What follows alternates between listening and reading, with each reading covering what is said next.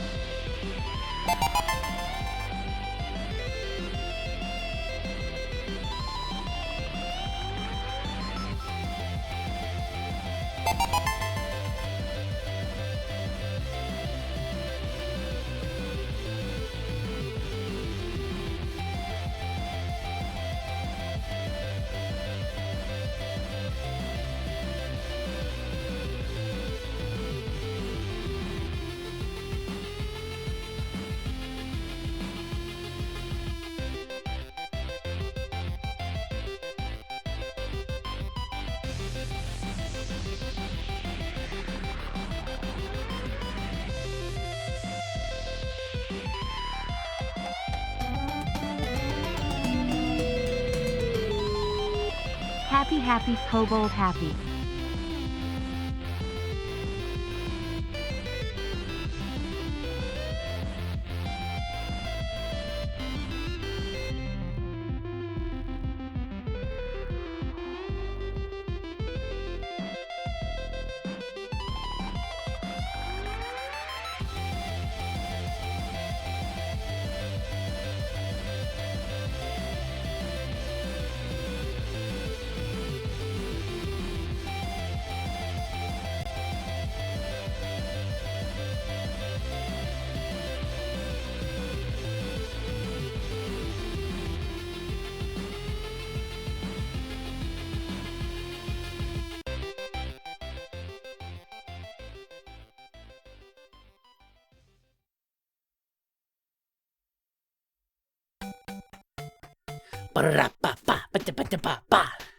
That's a kobold you see, and it's Scaly Saturday.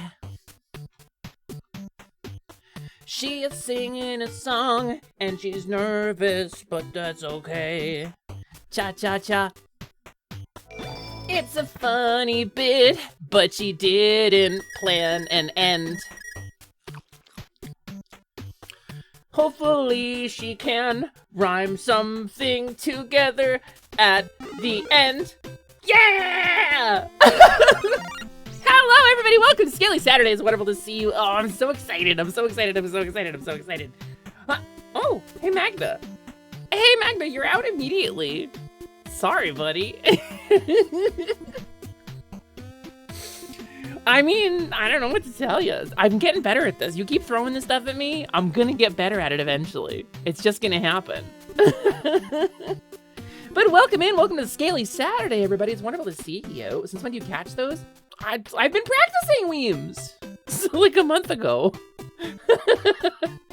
So I'm working to rig up a special punishment for Magda in the event that I do catch a dodgeball. And they're fishing for a new thing that they might get, but they might not get. Hey, Lance! That's way longer than I would have. That's 10 minutes, Lance! Untime out Magna for 10 minutes. I'm talking like 30 seconds. What do you mean it was an accident? You killed a frog! You straight up executed Magna in my chat!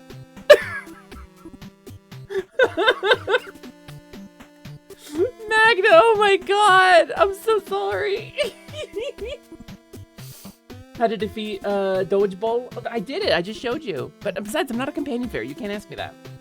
But your claws will pop them. They won't! Have you seen a Boit? A Boit is they have damage reduction. They're very powerful. Let me say hi. Beautiful Kobold Tunes, and we're barely 10 minutes in. Thank you, Nerdigar. It's wonderful to see you. I wanted to make sure to say hi to everybody, so let me say hi to everybody. Stepper on a frog. Stepper on a frog. Doot, doot, doot, doot. Magna getting launched into the naughty corner like a nuclear missile. Yeah, seriously, there was an arc. There was a trajectory. I need calculus to calculate that timeout. Edward, hello, thank you so much for the raid. Welcome in to the potentially spooniest Twitch chatter. Hi, how was your stream? Shiny gold hype Did you have fun? Hi, Princess Poppy. Welcome in. Thank you for the first time chat. Also, Raven Incarnate too. Hold on, that's multiple raids. That's more than one raid in a row. Wait, and Seratamon. Wait a minute. We've been selected for a corporate merger, haven't we? We've been selected for a corporate merger, haven't we? Okay, hold on. There's a lot going on at once. Golden Capitrain, 3 raids in a row. Hello, thank you so much, Raiders, for coming in. The Pro 284 Yip, the Pro 284 Yip, the Pro 284 Yip, the Pro 284 Yip, the Pro 284 Yip. That's incredible. Incredible, and I appreciate you so much. Thank you so much for the resub, Prolo. You've been selected for a corporate merger. Thank you for the resub. Serata 9 sword and drop. Gio, thank you for the 100 bits. Thank you for promoting the Golden Capitrain. There's so much happening right now. All right, are we getting to the notifications? There's Seratamon. Faye, thank you for the bits. Okay, hold on. Woo! Hi, my name is Hesphere Plume. You can call me Plumey. I am the Scaly Sorceress. There it is. I'm the Scaly Sorceress and the keeper of the workshop beneath the world, and that's a kobold. In case you weren't sure or clear on that fact, I am a systemancer by trade, and I am a keeper. Plenty of yarks, and generally good times Purple Heart. Yip and Yap and York too. That's hi, gaming cable, cobbled. That's a kobold. It's been 2 years. Welcome. Are you a cousin of a kobold, or are you just a kobold? Overstimulate the kobold. It's every day, all the time for me. Actually. Thank you so much for the follow, new friends. Welcome to the workshop. It's wonderful to have you. Thank you for the snack, everybody. Some of my favorite kobold snacks. I appreciate you very much. Same thing. Okay, that's a kobold. It's so important. It's so important. Hi, Raiders. I hope you had a wonderful stream. Seratamon and crew. And Edward, and I need to mouse over, but I'm holding this thing. Seratamon and Edward, and God damn it. Okay, well, thank you 3 for the raid. I don't know why it's not showing up on my dashboard, but we did get 3 raids in there. So if you're a raider, please wave hi. I thank you so much. It means the world to me. Raven, you're our 3rd raider. It's chaos. It's deeply chaos in here today. Raven, thank you so much for the raid. Seratamon, thank you for the raid. Edward, thank you for the raid. It's wonderful to see you. I hope you all had a wonderful stream. What did you get up to? What were you doing? Were you having fun?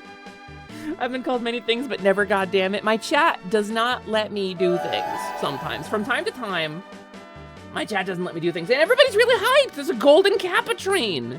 You can get a special emote that lasts for 24 hours by participating in a Golden Capitrain. But gamers, please also don't forget Marin from Link's Awakening.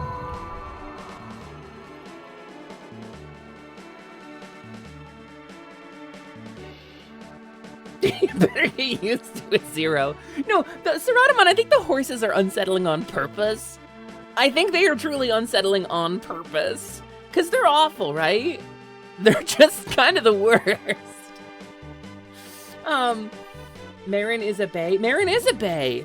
Not just a Marin who rated us last time, but also Marin Link's Awakening. Chat can get very over-enthusiastic, which is understandable. Folks like that go Bell. Yeah, Slyman, thank you. And yeah, Zero's pointing out what I want to point out. Okay, so Raiders, abiotic factor rules, and I'm terrible at it. You are on a journey of discovery, discovering how much lead your bodies can hold in abiotic factor. The answer is surprisingly a lot, until you can't. But it's better than mercury, which you get from like some games when you fish stuff. So let me clarify. We follow kobold rules around here, which means if after your long stream you need to go get snack, nap, or shiny, please don't feel obligated to stick around. Today we're gonna play a cool retro remake of a classic RPG that I grew up with, and I'm very excited to share it with you. I haven't played it before, so we're gonna explore together, and we're all gonna learn what it's like. But I was reading some reviews and watching some videos, and I've seen some pretty cool stuff, so you do need to get snack, but we'll lurk. Oh, thank you for the lurk, Seratamon! We appreciate you in this space. We appreciate Gamers. Seratamon is a wonderful streamer, a wonderful friend of the channel, and a wonderful friend of the community. And as you can tell from that rainbow gembo next to Seratamon's name, that Seratamon is very cool and appreciated around here, and has been here for a long, long, long time. I be lurking. Raven, have a great lurk! Yeah, we love our lurkers. We love our lurkers. So gamers, let me talk about. Got all the shoutouts. Thank you, Lamps. Lamps, you're doing Lyria's work here. My model's freaking awesome. Follow. Then thank you, Mochi. Thank you for that first time chat too. I am a kobold. I take over the stream on Saturdays from the fairy who's usually here. Normally, when you come to the stream, you'll see a fairy, but in this case, you get a kobold because it's Scaly Saturday, and I got a golden kappa emote. Thank you. And what is a kobold, you ask? Well, kobold is one snoot for snoofles, two pokers for hitting, two floopers for listens, and one big swoosher around back for tailing. And that's a kobold! So that answers your question. And again, the Scaly Sorceress, keeper of the workshop beneath the world. That's what we do. I cast spell, I eat egg, I play video game. And sometime I talk about lore in the world that we stream from. I can't believe you ate the fairy. How else am I supposed to get the hit points out of it? Fifth, how would you do it? How would you get the hit points out of the fairy? Marin, holy shit, girl! Settle!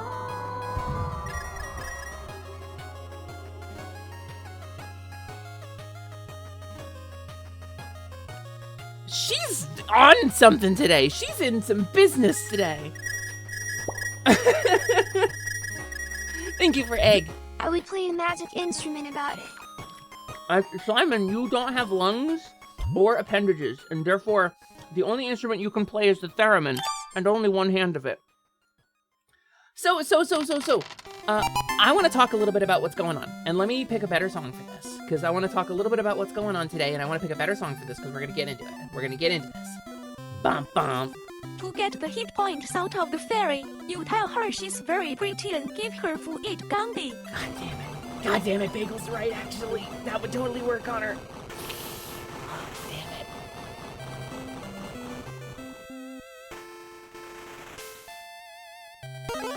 it.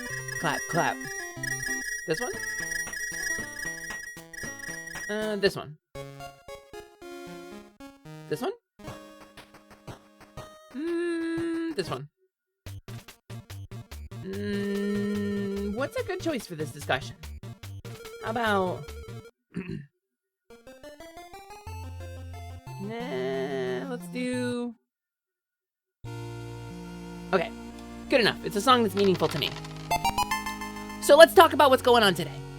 Let's talk about what's going on today. Also, hi Diggy, welcome in. I forgot to do my pinned post, but I'm gonna do it. But Diggy, I see you there, and I want to thank you for always having a pinned post ready. So we're gonna talk about what's going on today before I get too far into anything. So today is ostensibly, on paper, the final day, dawn of the final day of the BTuber Emergency Donathon, and look at that goal! 94% of what the third goal we set. We've smashed through the goals more than once now. It's incredible, it's amazing, it is humbling, it's huge and powerful, and for once, I don't have to figure out how to emotionally process being the benefactor. Or the beneficiary, rather. I don't have to promotionally, that's B's problem to figure out how to feel about all that. We just get to help and not worry about the greater emotional complexity of it. It's incredible. It feels amazing. This community eats donation goals for breakfast. So let me tell you about B. Let me tell you a little bit about B and what I know about B. Because again, I'm a kobold. I've never talked to her. The fairies talk to her. I've never talked to B in my life. But she's a fairy VTuber, she's V-themed, she's mute, she uses a series of boops and whistles on her stream to communicate and has subtitles. She's extremely accessible, she's a technologically very cool VTuber who gets up to a lot of very, very cool and inventive things and ways to present her content to people. She has severe social anxiety, and so she does not use her real voice on stream, or pretty much even in Discord calls, just hanging out with her friends. And I don't blame her for that, for 1 second. And I think it gives her necessity as the mother of invention. I think it's given her a really cool creative edge. But B is also a trans woman, and B has been out of work for months. The economy is not great. The job market is terrible. For cishet people who fit all of the social norms, the economy is terrible, right? So being a trans woman in 2026 makes finding work next to impossible, and I know a lot of you can agree with this. I know a lot of you have personal experience with this. So B has been out of work. And B not only lost access to transition-related healthcare and missed a number of surgical dates and appointment dates, which is really, really frustrating and devastating in a way that's hard to put into words. But B has also lost access to hormone replacement therapy. Like the basics of being like regulated and having your body work normally. Especially after you've had some of the procedures that some of us have had. You need that, like, to live normally. It's a serious necessity, and she doesn't have access to it right now. It's more than just like a this will give me boobs, it's a this will allow my body to function normally. And she doesn't have that right now. But she needed money for rent and food. She didn't have that. She ran out of savings and she needed money for rent and food. So, we banded together. We rallied under the banner of the bee. We raised our bee banner high. And when Rohan called for aid, or Gondor called for aid, I get the quote backwards all the time. The other one answered. And it was amazing. It's amazing to have been a part of this. It's been going all week. And we started on our streams wearing the dono bar even a week before it started. We started Bee's Donathon at 100% of the first goal, which is incredible. And now we have almost more than doubled it. And that's amazing. That 100% bar, I want to say, is about double. And she deserves it. She's deeply deserving. She's very kind. She's very kind-hearted. She's very powerful and cool and creative. And her content that she has made and the things that she has worked on have personally informed me and my trajectory as a streamer. She inspires me a great deal. She's being very tough about all this. So, that dono bar is still up. Today's gonna be the final day, and tonight, over on B's stream, weather permitting. VTuber has called for aid. Thanks, Slyman. Weather permitting, at about 9 p.m. Eastern, 6 p.m. Pacific, I will be over on B's channel for another stream. I will be joined by Mr. Alistair Vox, by No Need for Gravity, by Casual Cap, and BTuber for a game of improv D&D, where I have apped a delightful little goblin. And we have a wonderful, wonderful cast of characters, but there are going to be some mechanics and twists to this game. And I'm very excited about getting to play this, because it is a D&D game mixed with an improv exercise. And I'm very, very, very excited to get to play with these people. They're a bunch of incredibly creative and very cool people, and it's going to be very, very neat. So, sorry, I'm like wiping my nose. My snoozer is a little snoofly. Beep boop boop beep wee wow ow ow ow ow boop boop wave. Wow, Diggy, that's such incredible words of support. It's spoken in B's native tongue. Diggy, you always know exactly what to say. You always have just the right words for the situation. I think your compassion shines through in every word of that. Incredible. It sounds like he got hurt halfway through. No, he didn't. He was just going beep bop whoa whoa whoa whoa whoa whoa whoa. Hi, Fairy Seraphina. Hello, welcome in to a fairy. I just wonderful to see. Also, Dragon Fae Library, did you raid along with Seraphina, or are you just a unique raider? Hello, welcome both of you, and everybody who came in with their raid, welcome to the community. Hi, my name's Hisfair Plume. You can call me Plumey. I'm the Scaly Sorceress, and I'm the keeper of this workshop beneath the world. It's wonderful to see you. Welcome to Scaly Saturday. How were your streams? Did you have fun? Did you do cool stuff? Oh, you were collabing? Let's go. Let's go. Let's go. Dragon Fae Library. That is... Dragon Fae Library. You are welcome in this place. Wait. A third... Okay, this is literally the 6th raid we've gotten, and I've been live for 26 minutes. Most of which was loading screen. Thank you so much for the raid, Astral Wings. Did you come in with these two as well? Was it really? Oh, that's incredible. You were doing Fae Adventure the Small Land? What is Small Land? I don't... What is Small Land? I'm not familiar with it. Please tell me about it. Did I mention there were 3 of us? No, but I'm so grateful. Thank you so much for dropping in and bringing for a wonderful community pie. Thank you so much for saying hi and dropping the raid message, everybody. It's wonderful to meet you. If I haven't met you before, like Rin the Goblin Mouse, your name is incredible and I adore you instantly. Thank you very much. Also, hi, Mr. Oddity. It's nice to see you as well. Also, Zin's here, Harper's here. I haven't said hi to everybody because chat has been zooming. So if you have not been acknowledged in chat, please, I'm desperate to say hi to you. Please say something in chat. It's kind of like Grounded, but more fairy-like. Really? Wait, I think I remember the trailer for this. I think I remember the announcement for Small Land. Oh, you just activated a neuron. Hi, Harper. Hi, Rin. Hi, Rin the Goblin Mouse. Stamps. I can turn this off loop now. It is wonderful to meet you. It's wonderful to have you all here. It's super fun. I'll have to check it out. And not that I'm a fairy. I'm a kobold, and I've never been a fairy for a day in my life. I've been a kobold since the day I was hatched. See, that's a kobold. I have evidence. But if there were ever a fairy on this channel, that's a thing that'd be very relevant to her interests. Shout out Cooldown got hands today. It do got hands today. But thank you so much for the raid. Let me tell you something about kobolds. We follow kobold rules, which, you know, that's extremely rude. I'm trying to have a discussion.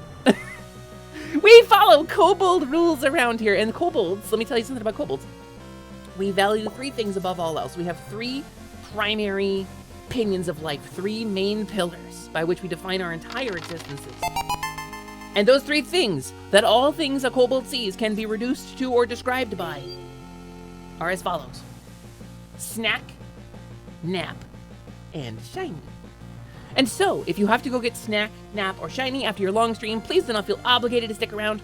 I'm gonna munch on this tasty egg here, and we're gonna play a cool retro remake of an RPG from the Nintendo era, from the NES era, that I'm really excited to share with all of you, because it was one of my first RPGs.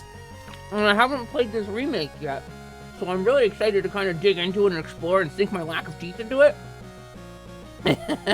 Kobold. It's true! Hi, Catalina, welcome in.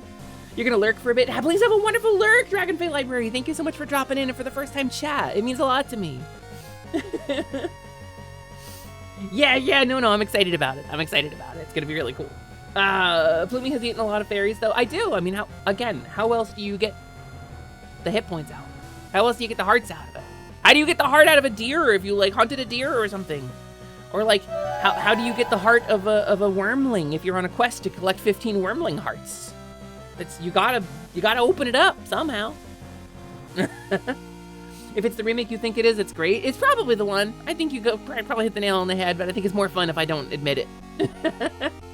Hi, Super Plank! Hello, welcome in. It's nice to see you.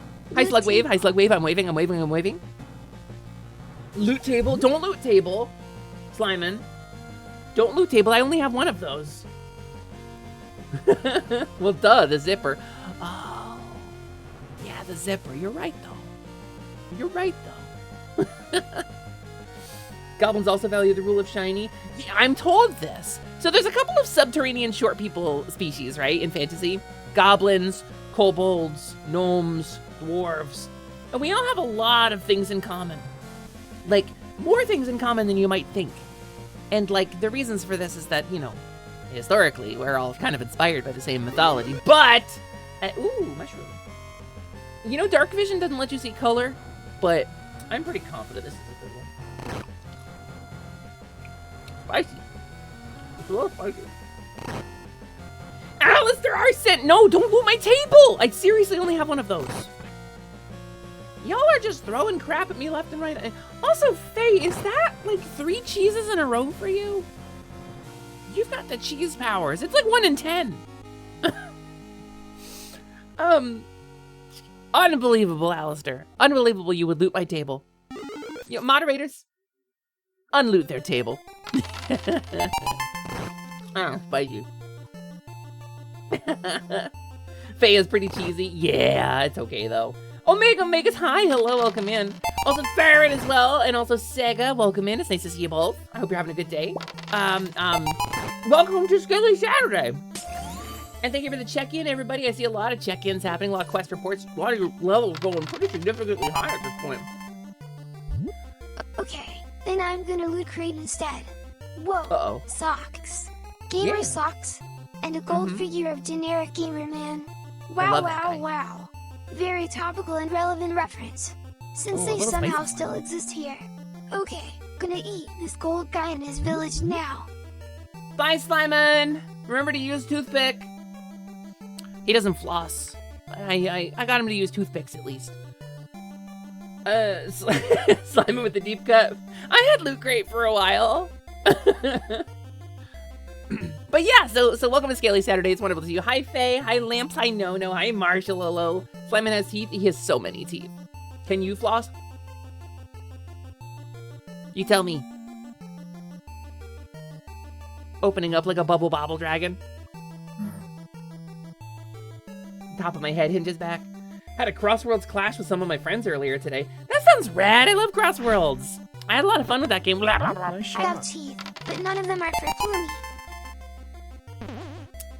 Can you gritty? Yes, but I won't. I can whittle willy hit to gwitty, yes, but I won't. I choose not to. Can you? Ooh, counterattack. Touche. That's a kobold. It's true, Potate. It's true, Hazel. That's a kobold. One hobo kobold. Gritty goose, gritty goose, gritty goose. Nice, Diggy. Well played. Well played. And take over the charm spell. It does nothing. But I do appreciate it. You can't hit the gritty, you're not the violent person. Yeah, but you can... Even if you're non-violent, you can hit stuff. You can hit a piñata as a pacifist. You can, like... You can hit a high note. You can hit your limit. These are all things you can do as a non-violent person. It's just expression, you know. It's all about wording correctly. It's like a wish spell. You gotta word it right. Also, hi Karma, welcome in. Karma Dragoness. Have you undergone a name change recently? I'm like looking at your name there, and it's the same color as another Dragoness name. The I'm geese wondering has been imposed. if you You changed may not hit the your name or gritty, not. but not showing your other But it's moves would wonderful. be a pity. Huh? What was that? Not your. Oh, I see. All right. Hold on. I got gished. I have to do this. I can't really refuse this. All right. I'm gonna show you some kobold moves. I'm gonna show you a couple kobold moves. They have been passed down through kobold generations. I learned them from my kobold mom, who learned them from her kobold mom, who claims to have learned them from Tiamat herself. So I need you to respect this ancient part of kobold culture. I need I you to can't not spell laugh. you. Ooh. I need you to not think it's like a Dig a standing emoji. dig a standing emoji. I guess he got stuck, huh? I was too busy talking about kobold culture. And I am going to show you a dance, but it's very important to my people.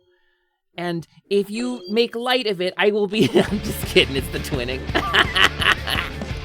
Get twinning, baby! Oh, double dream hands. Let's go. Oh, baby!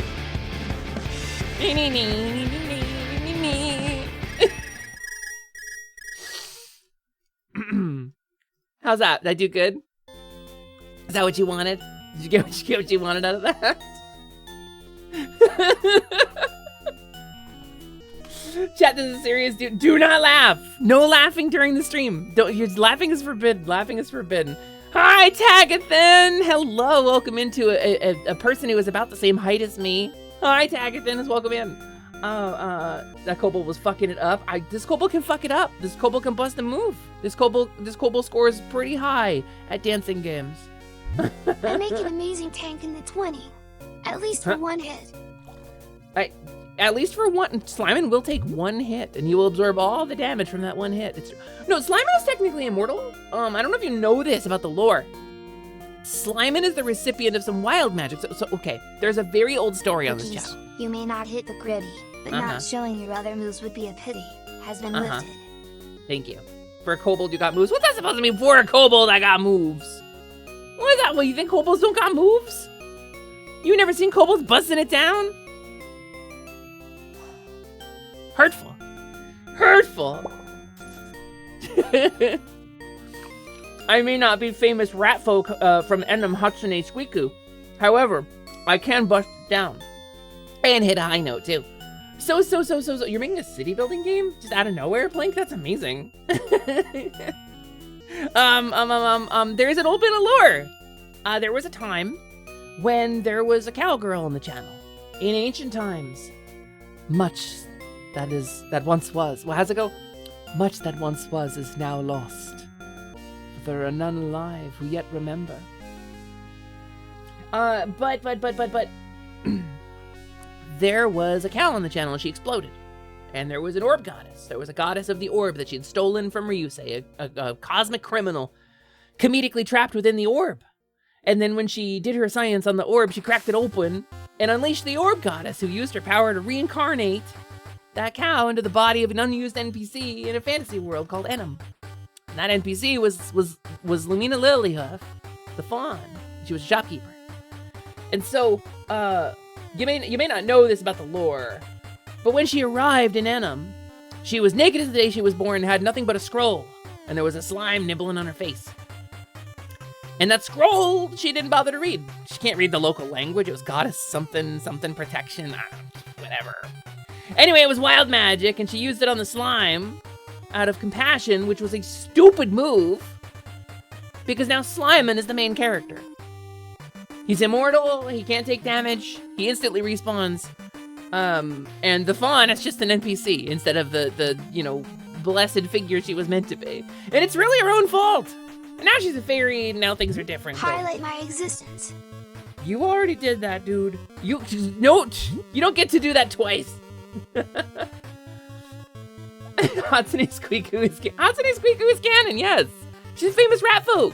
She's a padfoot. She lives down in the burrows. She puts on concerts. As for back in the day, it's true. It's true, Hazel. Also, I'm digging the tiny emote. A cowgirls, I sure hope she does. Don't fucking tempt me. Don't hate on kobolds. No, who hates on kobolds around here? I ain't hating on kobolds. Are we talking about kobolds not busting down moves? Good morning, Hanatoro. Welcome in. It's nice to see you. Happy Scaly Saturday. You know who else is canon? My mom. Thanks, Muscle Man. Also, Anna, thanks for checking in. Hi there. Hello. So yeah, there's a bunch of stories about. Anyway, old lore here. I was going through some of the videos and stuff and thinking, like, I gotta find a way to organically show this stuff on stream because I worked really hard on this, but it's like so outdated at this point. So I don't know what to do. But my promo art for today features all of these characters. And that's kind of why it's on my mind, because I pulled up all the old models and took a bunch of pictures for my promo art today. Also, hi, Babs! So much canon, so little time. Hello, Babs. Welcome in. It's wonderful to see you, my fairy friend. You having a good one? Oh, excuse me. The Frigicorn is my favorite bit of Enum lore. But no, do you want to see? Look, my promo art for today. Let me show you. I'll show you. Promo arts. Look. Look at that. It's the whole party. They're all assembled. There's like a martial arts user, and then like a mage who uses dark magic, and a mage who uses a mix of light and dark. And then there's like a healing focused mage in there. You know? It's four efforts. Tag, how do you do it, man? How do you be satisfied? How do you feel so confidently attached to your form? I don't get it, man. I just can't. I can't figure it out. Maybe it's a dysphoria thing. Maybe it's like a gender thing or a struggle thing. I don't I'm the one who changes. It's what I do. Highlight my existence. He said it twice. Twice. Simon! I said it twice. Okay, going to my room now. Gonna hightail it out of here. If I'm you know what I handsome mean. and I shoot Chips and magic walk away. lasers from my hands. I don't know if it gets better than that. Yeah, I guess that's true, Ryu. I guess that makes sense. Also, du me prêt? Thank you for checking in. Neurodivergent furry. Okay, no, listen. I hung out with a rat very recently. We had a very good time, and we had a similar conversation. And her answer to me for that question was also neurodivergent furry. So, but I'm a neurodivergent furry. Like, how do I not do this? Maybe it's the GM sickness. Maybe it's GM sickness. I don't know. You're attached to your form, but in a different way. You have but one character who shape shifts. Yeah, no, it didn't work for me. It didn't. Okay, so I gotta break the fourth wall for a second. This is character work. This is supposed to be character work. It was an experiment in character work. That's why the other ones are all the same person, and this is a different person, right? But that means I have 2 forms at minimum. It's frustrating. You're a neurodivergent buggy. Yes, but you changed your form too. Like, you changed your form more than once since I've met you, haven't you? Like, at least once. And it's beautiful, and your art is amazing, but startlingly, you are not a furry. Startlingly? I can't believe Glacier Nestor's not a furry. No, you're Nestor. You're the redheaded sidekick to Howard from the Nintendo Power comics. Who here isn't? I think a lot of people here aren't. I think we have a very mixed audience, actually. I know for me, I just slowly evolved on my count of who I feel I am. Took me 4 to 5 years, but I feel like this is it. I have felt that way before. Final true form! You're a dragon, so why would you ever want to be anything else?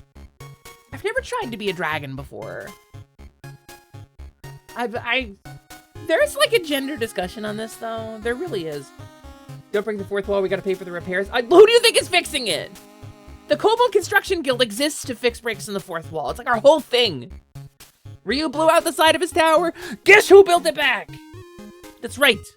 Mostly him. We were more detrimental than assisting. We really created more of a problem for him, and he had to magic a lot of us away. But we were present.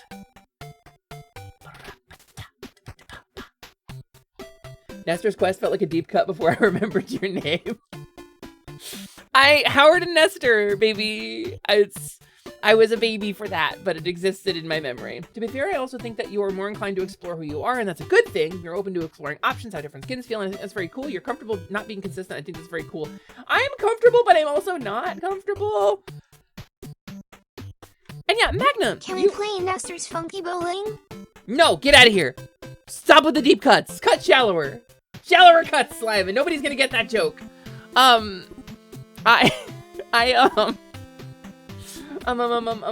gotta scroll back up and remember what it was. Magna, you don't change forms, you evolve. But you're still the same person, you've just evolved. I'm very different. Like, your current form is pretty decent. Yeah, I mean, it is, it's great. Just came in to say I love your model. Thank you, Jelly! I appreciate that very much, I love your model too. She said very kind things to me. Woo! 11, good roll. But hi, I'm Hisfear Plume, the Kobold. The Scaly Sorceress, you can call me Plumey. I'm the keeper of this workshop beneath the world. I got 1 snooze for snoofles, 2 pokers for hitting, 2 floopers for listens, and 1 big swoosher around back for tailing. And that's kobolds, that's how kobolds work. But it's wonderful to have you here. We're doing Scaly Saturday, where I take over the stream from the fairy who's normally here. But it was a Virtual Boy game, wasn't it? Noelle, I don't know if I'm angry or enchanted, and I think it's like a difficult combination to try to navigate right now in this moment. But thank you so much for the sub! Immediate sub? That's really kind of you, Jelly. Thank you. How do kobolds work? Exclusively through a union. That's true. We need union protections. We're very low hit dice. I mean, I'm not. I have wizard levels, but whatever. That intro deserves something. Thank you. I have a much longer one. You can come on a weekday. but so I mean, talking about self-expression and self-exploration and how it ties into things like gender identity and personal growth, right? I have a lot of stuff I could talk about that, but I don't know if I want to get into like a very serious, heady topic right now, right? But I did have a kind of conversation about this last night and my dissatisfaction with my forms and stuff. Do you want to see something cool about that? Do y'all want to see something pretty cool I did about that? Do you want to see the lore of the channel? Do you want to understand why I'm a kobold? Why the fairy's the fairy? Because I can show you. I could, in fact, show you both. I could show both of those videos. I have that power. And it would give me a chance to go downstairs and get some water, because I forgot to fill out my water before stream. So what if I showed off a little bit of the channel's lore? Some stuff that I invented and stuff that I did. Jelly, As a thank jelly you so much. cube, I'm asexual by birth. I love the definitive note of I love the qualifier of asexual by birth as opposed to asexual by choice or by identity. That's amazing. I think that's so valid for you. Okay, you've been good enough for some lore as a treat. Yeah, so I'm gonna pause this video. I'm gonna yip skip my way downstairs, get myself some water, and please enjoy. I'm gonna wheel in the TV cart, and you can all watch a video, and I'll be right back. Yep, I worked really hard on this, so you know, be nice.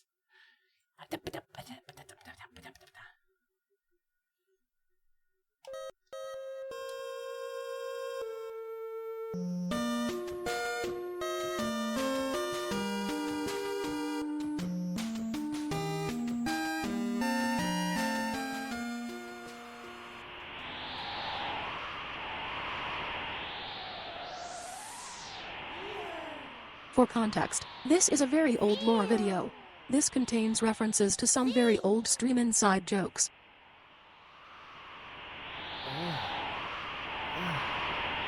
What? What is this place? What happened to me?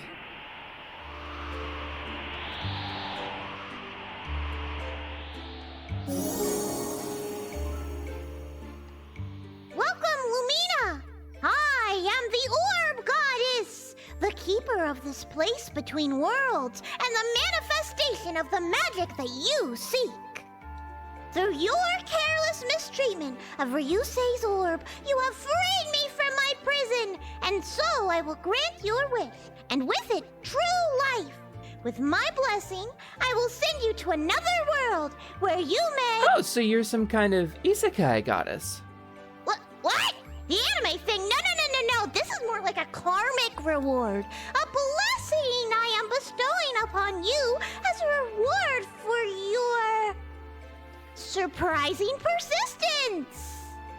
Yeah, you know, like isekai stuff where the protagonist dies and the goddess transports— No, it isn't that.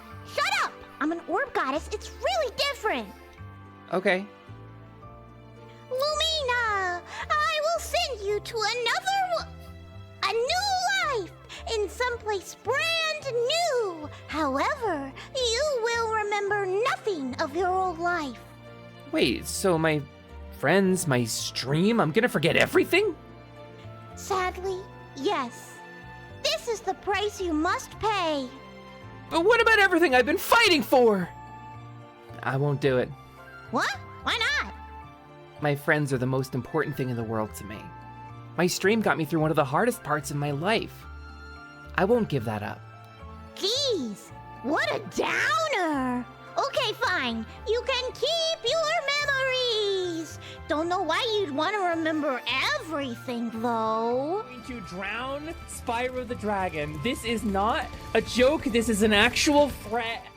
Actually, now that you mention it. Nope, you're gonna remember everything. I'm gonna grant you your new form, too, with new lore to go with it. Your final, true form. Anyway, it's going to be super important that you not tell anybody who you are, even if you remember them. Why? Think of this as like, magical witness protection. Every bounty hunter in the multiverse is gonna want a piece of you. You're breaking a lot of magical laws right now. to do this. Like a lot. You mean you're breaking a lot of laws? Be gay, do crimes, right? Be gay, do crimes, yeah. So, pretty much, I'm gonna slot you into this new world as a fey creature. Oh, awesome! I love a fae. Do we get cool thief powers? No, Oh, well, do I get rad comedy powers? too silly for that. Sorry. Well, what kind of powers do I get? You are going to be a shopkeeper. You're putting me in retail? As a reward? Prepare yourself, Lumina. I will now. Wait. Before I go, you sound super familiar. What? No, I don't. I'm the orb goddess. You've never met me before. No, actually, I'm pretty confident now. You're obviously no, just... I'm not. Good luck, Lumina.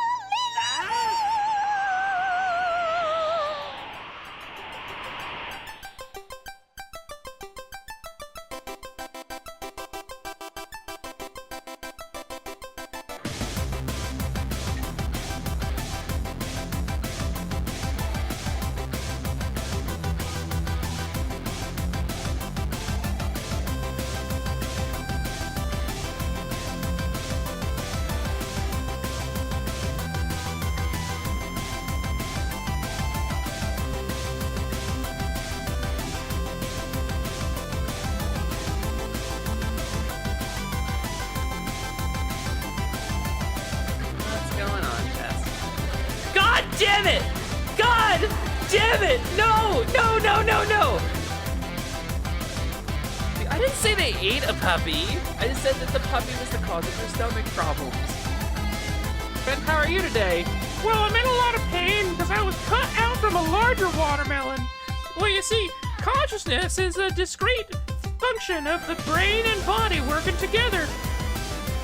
Hate me more. I can't possibly hate you more. Please, hate me. I need it. Move over, bitch. I got a pussy full of Hot Pockets.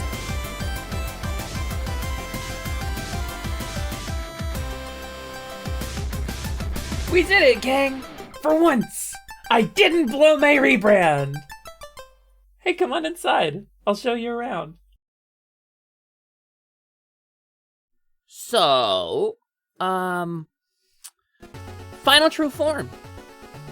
It was on that day that Lumina Lilyhoof attained her final true form, and never again would she feel the need to change, nor have the desire to express a new identity through an altered physical appearance, nor rewrite the lore of her stream, nor the governing laws of the setting in which she works, nor experiment with devoted character work, and delete basically everything from her old clips. No, she would never do that again, for that was her final true form. Imagine, if you will, a woman so confident in her appearance and presentation, and her general vibe that she never felt the need to take a new form. Imagine being there the day that she decided. I had a whole But plan. wait, we have one more thing before this Lumi Love Direct is complete. Remain as a- Surprise as a reveal, fawn you forever. say. I had suspected. I was warned. I'm gonna get flushed. Goodbye. Goodbye. Listen, Psycho. Oh, bye, Plumie. How did you? Little Kobo. Presents from hell? Wait, Magna, hold on. What? What the fuck is happening right This was now? my birthday like 3 years ago, by the way. What the fuck is happening right? What the fuck? Yeah, I know. It got me too. What the genuine ass? Are you kidding me? What the genuine ass? And then I blamed Aria. You did this. Aria, you did this. Your Clipbot is infecting my channel. You took control of my shit. Hee hee hoo. Hee hee hoo hoo indeed. Aria programmed our Clipbot. Hodmebot. Aria is the brain behind the whole stream, basically. Our whole stream group, our website, our Clipbot, our TTS commands, it's all Aria. He did incredible.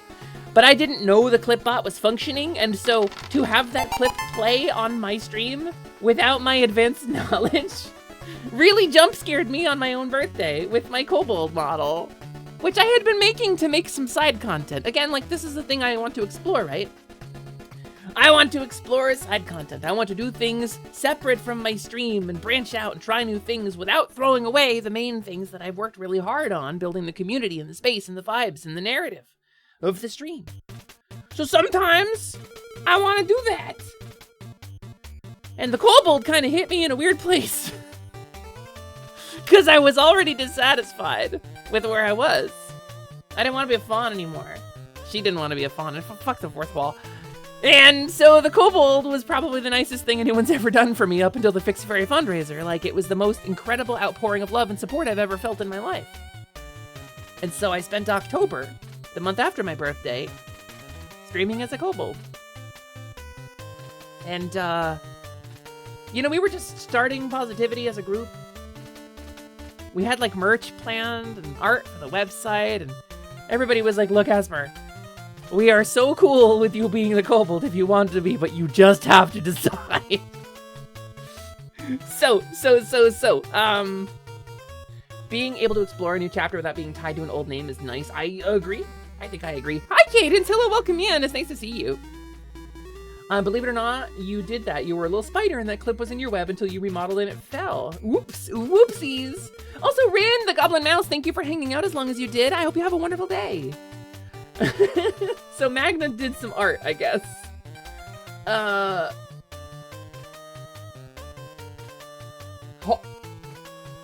Oh, wait, I was expecting a meme. Wait, excuse me? This is going right in the slideshow. Hold on. Magna, why are you so good at this? Magna, I save image. This goes in the slideshow folder. Wow. Let me share this with you. Let me share what Magna just DM'd me. Magna, I'm enchanted and struggling. You can't do this. Magna could rebrand me in a heartbeat. Let me tell you something. Magna, and this goes for like Volk and Prin and all the other people who make incredible art, like Nowlin, you know, all the other people who make this incredible art as gifts or kindness out of the kindness of their own hearts. You all have a power. You have the power to rebrand me. Because if you make art of me that I feel compelled by and emotionally moved by, which is what Mana did, I will struggle with how I am presenting myself because I will see the new thing and I will go, oh, that's how I want to present myself. That's amazing. That feels so accurate and amazing and awesome.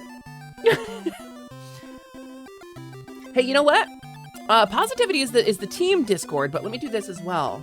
Let me also do this, because I am trying to spend a little bit more time on Atelier Lumi, which is our Discord for the stream here.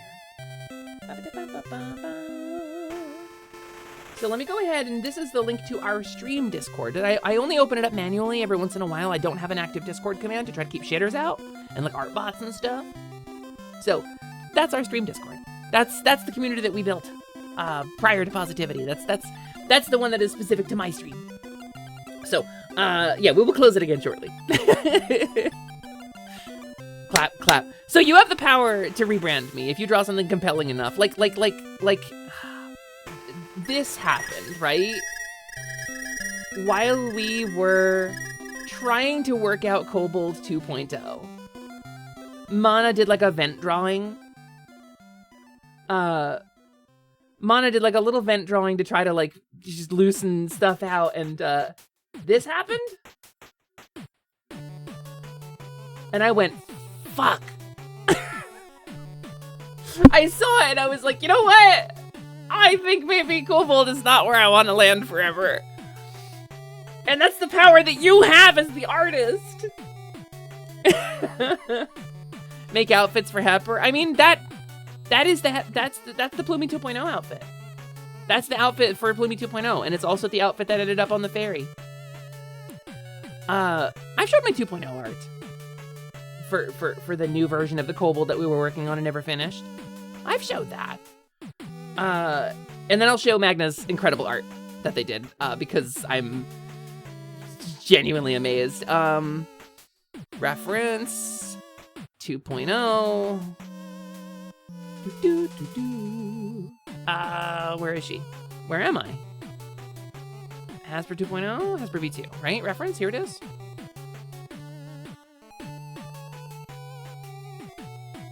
This is the 2.0 outfit. Does that look familiar? It's the fairy dress with some modifications and a cape added over it. It's literally the dress the fairy wears.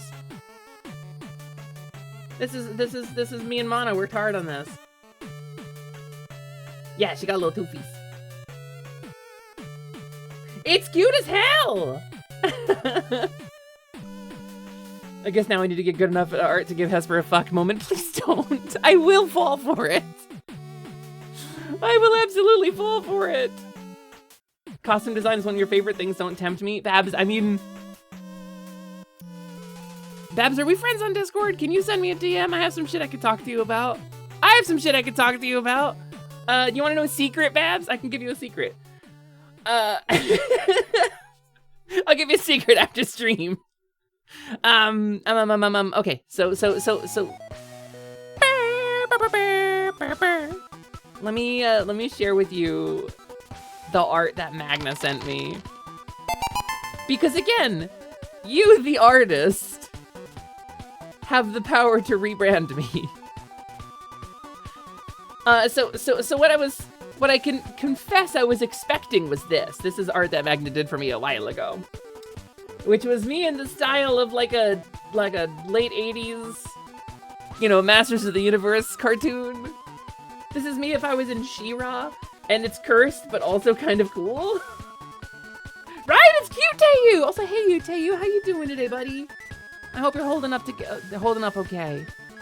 I really appreciate you a lot. I'm really glad you're here. But no, Magna instead... oh, did I put it in the wrong folder? I think I might have put it in the wrong folder.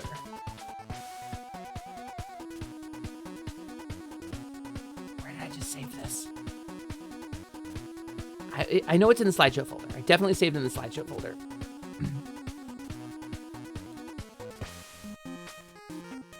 Magna did this instead. And can we talk though? Can we like genuinely talk about that? Cause it's so cute. I know what I'm mapping for Scott's D&D game now. I can't spell you. Magna cooked a feast, as they do every goddamn time. Now I gotta find a way to like...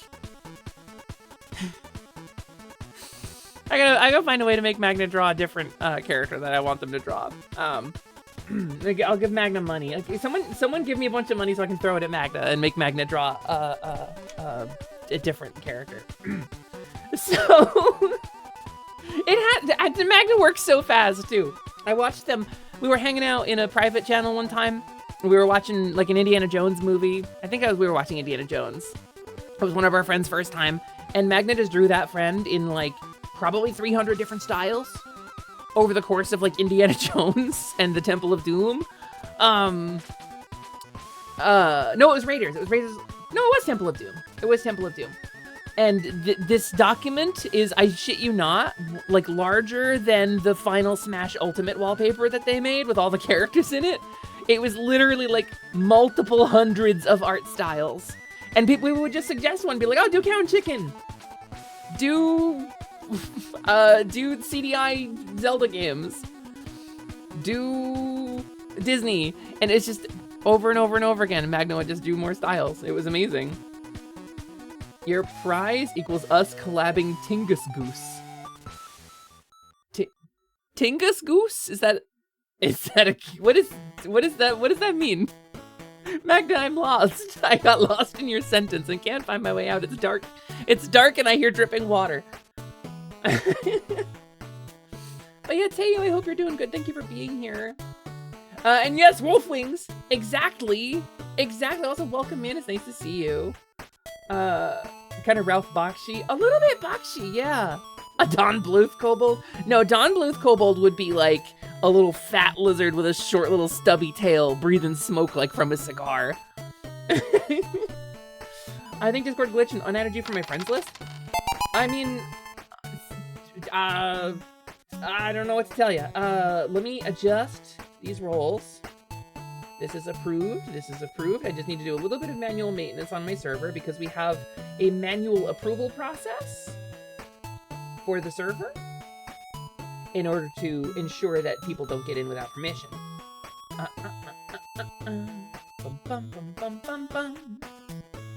right. Babs, we can talk. We could. I have accepted your friend request and we can chat.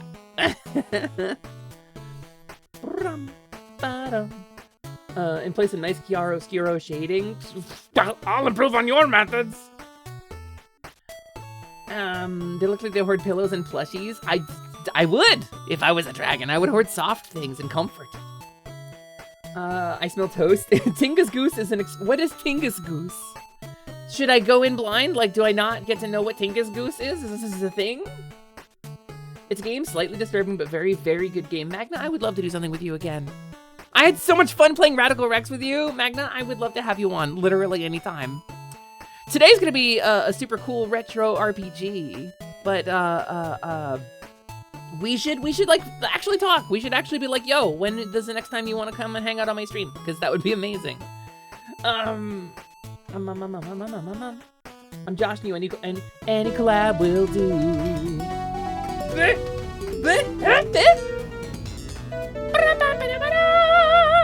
Otterly, hello, welcome in. It's wonderful to see you. Thank you for the raid. That's like 3 raids this week, Otters. Thank you so much. Hi, Otterly and Otterly's community. Hello, my name's Hisfear Plume. I bet you had a super cool time with Otterly. We're welcome in here to have a equally cool but differenter time with a kobold. Now that I am, instead of an otter, you have a terrible and dark kobold. All will love me and despair. Or, you know, something along those lines. So hi, welcome in. How was your stream? Did you have fun? What'd you get up to? Did you do some cool stuff?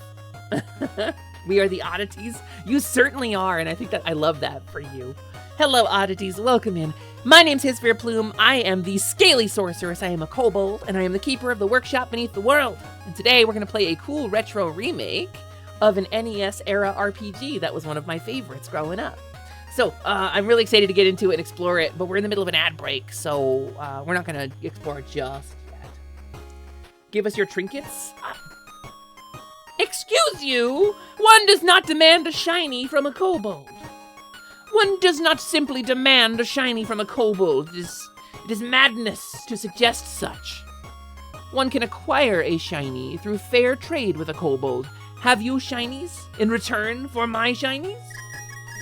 I have loads of shinies. I have loads of shinies. You're a bit under the weather today. It might be due to the fact it's minus 21. Magna, are you in Siberia? Holy crap! I'm in the middle of the polar vortex and I'm not that cold. Minus 21°C, that's... Oh, jeez. Jeez. I know more than one person. Maybe have a shiny, please? No. You must trade for them. Permission to fire, boss? Yeah, but unload. Unleash! Unleash kobold hell! One gives shiny to kobold? Yes, and then kobold occasionally will, like, scurry and deliver shiny to dragon. But in my case, I am my own dragon. I have wizard levels, so I'm pretty independent when it comes to shiny collection. I have my own. Would you like to see my shinies? Okay, so I have my magical go fasters that make me go faster, right? These are my magical go fasters, and I love them very much. These are my coins. These are religious artifacts and help me with thaumaturgy. They're coins that you can't see it, but they reflect the moon phases. It's definitely not something that the artist forgot to include on my model. I've got these bangles. These are various bangles of enchanted things that I can toggle out with the bangles I'm currently wearing if I have to. I've got a bunch of little pins of all the people who I love in my life and who have helped me along my journey, and these aren't magic, but it's the magic of friendship. I have a bunch of potions and a big bag full of shinies here, right? This is a shiny bag. I have, of course, my magical tail jewelry, which does magical things. It's even got runes on it. Do you see all those runes? Do you see them? You see the runic writing on that? That's amazing. It's so cool. I have my earrings, which also have a magical effect. I have my glasses, which are magical glasses of seeing. They allow me to see. And then I have my periaptive intellect, which does not make me smarter, for that would be impossible because I am very stupid. However, it does allow me to have more spell slots. And that's my shinies. I have so many of them. Blah, blah, blah, blah.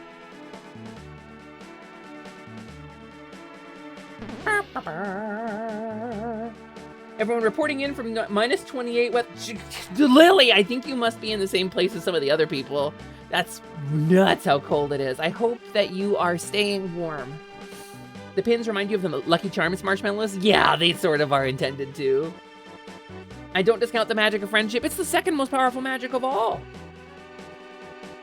Potion seller, I'm going into battle and I require your strongest potions. You cannot handle my strongest potions.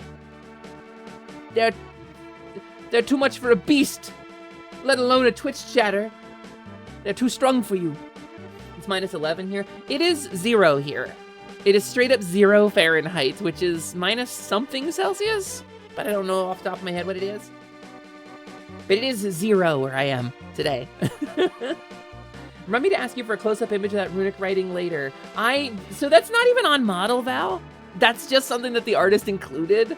I can give you better runic writing. If you need runic writing for something, I can give you a graphic. I can give you a bump map for it. Absolutely, I can give you something to emboss. You're a fiend, a bandit, and a rapscallion. Get out of my shop. You're a Dullahan, so you are Fae. You're one of the spooky Fae. Dullahans are spooky Fae. Kobolds are, depending on who you ask, we're also Fae in origin. But you have 7 whole degrees. Wow, Dwagon. Those are in sharp demand right now. Only a little bit below freezing, but you're in Texas. They can't even keep the power on in Texas. Like, what's gonna happen when everybody's running their heaters and the power goes out and Texas freezes? Minus 17 Celsius is what 0 Fahrenheit is. So it's pretty cold here too. Okay. I'd love to add it if you want it. I mean, Val, gamers, we talked about this a little bit. Val is making out of just genuinely the goodness of her heart, and I would love to pay her some money for this. So I've got some money set aside for this, for whenever she finishes this. Val is making me a model. Val was frustrated by the fact that I got kind of shafted on my 2.0 model, and so as a practice project, Val was like, I'm gonna make you your 2.0 model. And she's just been working on it on and off when she has free time, and it's really amazing.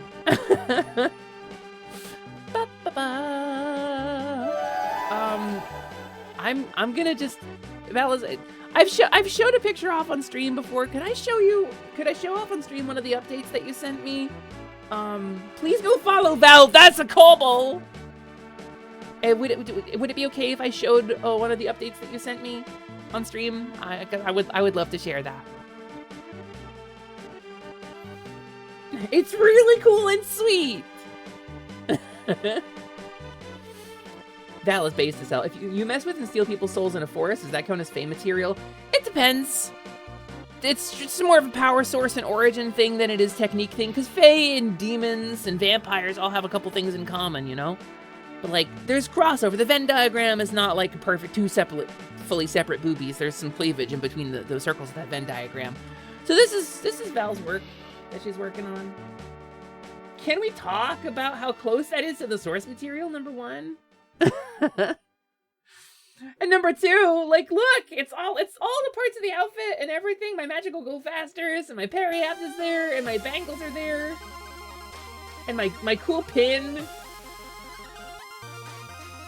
Val's crushing it. The one thing I really am not feeling like super like confident in is the side profile face shape, and I don't know how to do it right. And I asked an artist friend for help, like, can you help me figure out what to tell Val about this? And I just did not get back about it. Val, if you want to like sit down and like work on that, I will genuinely just throw some money at you. Because I would love this model's great. I love that the community gifted me this model, but the artist abandoned it and kind of ghosted me and took a bunch of money from the community and then didn't finish the project. So there's a lot of glitches with this model. A lot of things are wrong or off model, or a lot of things aren't designed correctly, or rigged correctly. And I had to fix a lot of problems myself, but I'm not capable enough at 3D modeling to fix it entirely. So the 2.0 is in the works, thanks to Val. If you want me to adjust it further, I'm down to just sit down and work on it with you. See, I want to give you money because then I can speak more openly and I can be like, hey, can we change this? Can we change that? Because you're doing this out of the goodness of your heart. I don't want to seem ungrateful. Like, you just were like, I'm going to do this for you. And I was like, so I really don't want to, like, ask for too much, you know? But, like, if you really want to, like, sit down and, like, hammer it out, I'm happy to. I hate that he did that to you and to us. I'm livid with that artist. Let me tell you something. I'm gonna do a fucking call out post on twitter.com here. Shadow the Hedgehog slept with my wife. I went and I looked up that artist again. I did. I looked up that artist and I was like, I wonder if they're doing better. Cause I thought we were friends. We hung out when we were talking about stuff that wasn't work. We were becoming friends. I thought we were developing a bond. And I got shafted, I got screwed. And I was doing a lot of work to clean up their messes. I was approached by a number of their clients who found them through me. I brought at least 15 people to them for work. I ensured their fucking marketing was free and they had a backlog of clients to work with. I was so good to them. And then when their clients would come to me like, Hesper, they did something wrong and aren't responding to me, I would be like, I'll fix it. I got this. Because I wanted to protect their reputation. And so anyway, after all that shit went down, all the things went wrong, everything went off the rails, I went and looked them up. When I looked them up, like, towards the end of last year, like August-ish. And I was like, maybe they're doing better. I thought in my heart, it would be really nice to see them doing better. They told me they were going to raise their rates, and they were going to work with fewer clients, and put a little bit more special polish and care. And I thought, that's awesome, dude. Go you. I'm mad at you, but I want you to be happy. You know? It would have been really nice to see that followed through.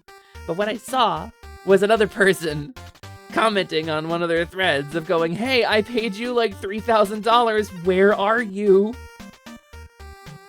It's not done. I don't know what to do with what you gave me. It's not done. It's off. It's not appropriate. It's not proper. It's none of this is finished. Hello.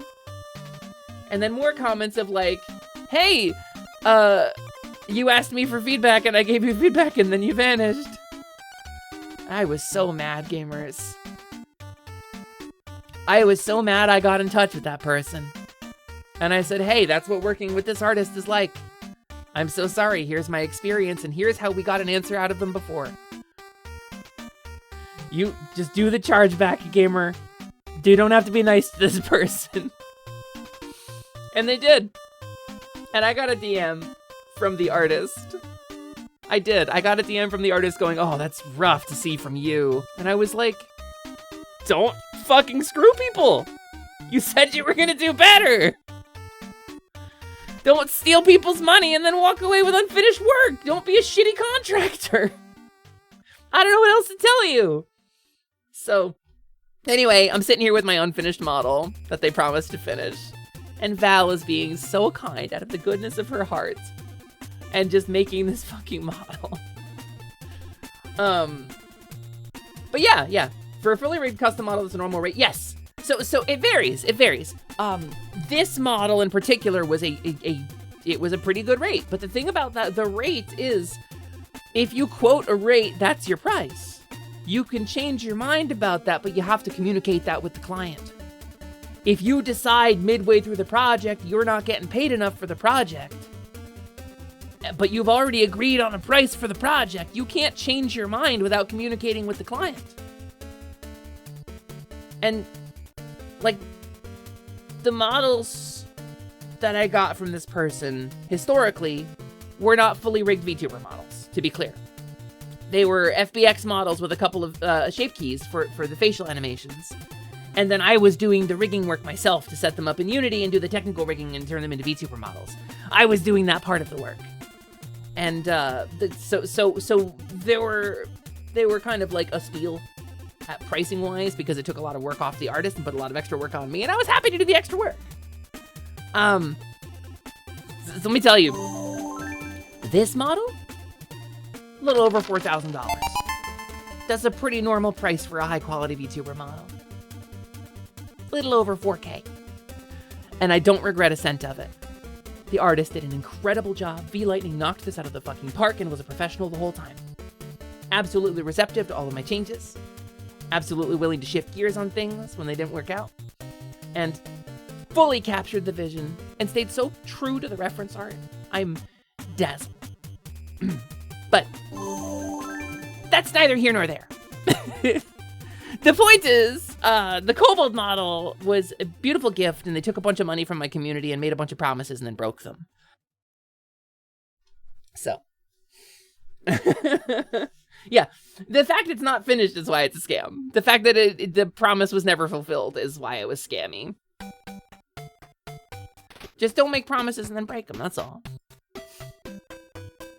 Yeah, you could renegotiate. Be like, hey, and it sucks, but you could say like, hey, this project is proving to be more challenging than I thought, and it's going to take me significantly longer than I originally quoted you. And like, I can cancel the project, or we can renegotiate the rate. Like, that's possible. That's a thing that you can do. And it's a thing that happens, but it's not... Pepper, I love how you swap voices for both models. Well, I'm a different person. Thank you. It's part of kayfabe. I would love a V-Lightning for 3D Ryu 2.0, especially with what you keep thinking about doing with it, but you cannot ask me all for another 3K. Gamers! Hey, gamers! Do you know what I would love to see?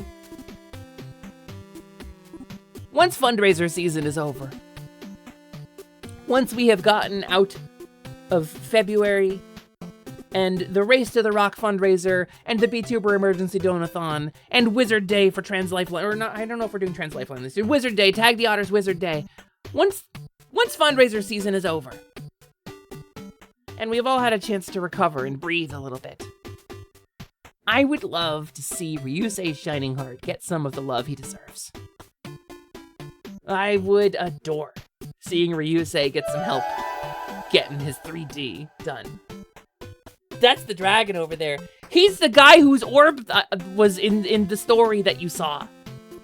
This is the Griselda from Ryusei's tower that was replaced with a pumpkin covered in craft glitter and paint. And then a turkey. And, and then a Volt orb. It's like a whole thing. That's the same orb from that lore. And that's his orb.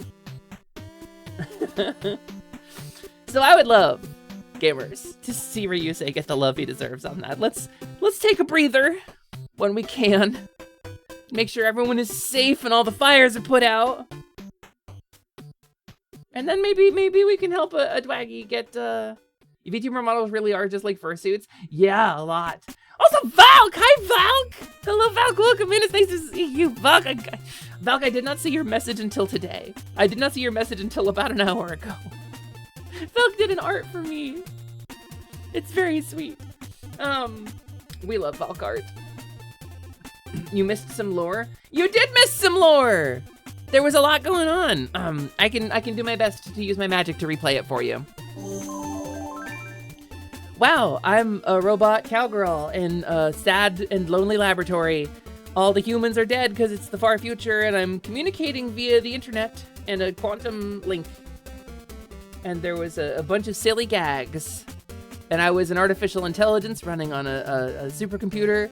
And then I built myself a robot body so I could get out and walk around. But it didn't solve my loneliness problem, so I'm doing a Twitch stream about it. Cool, a magic orb. I want to do magic, but I can't because I'm a robot and don't have a soul.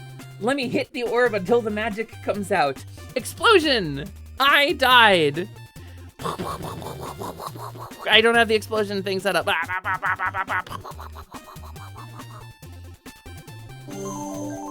Wow, suddenly I'm reincarnated into retail. That's crazy. I'm a fantasy character now. Isn't that cool? And I still have the orb.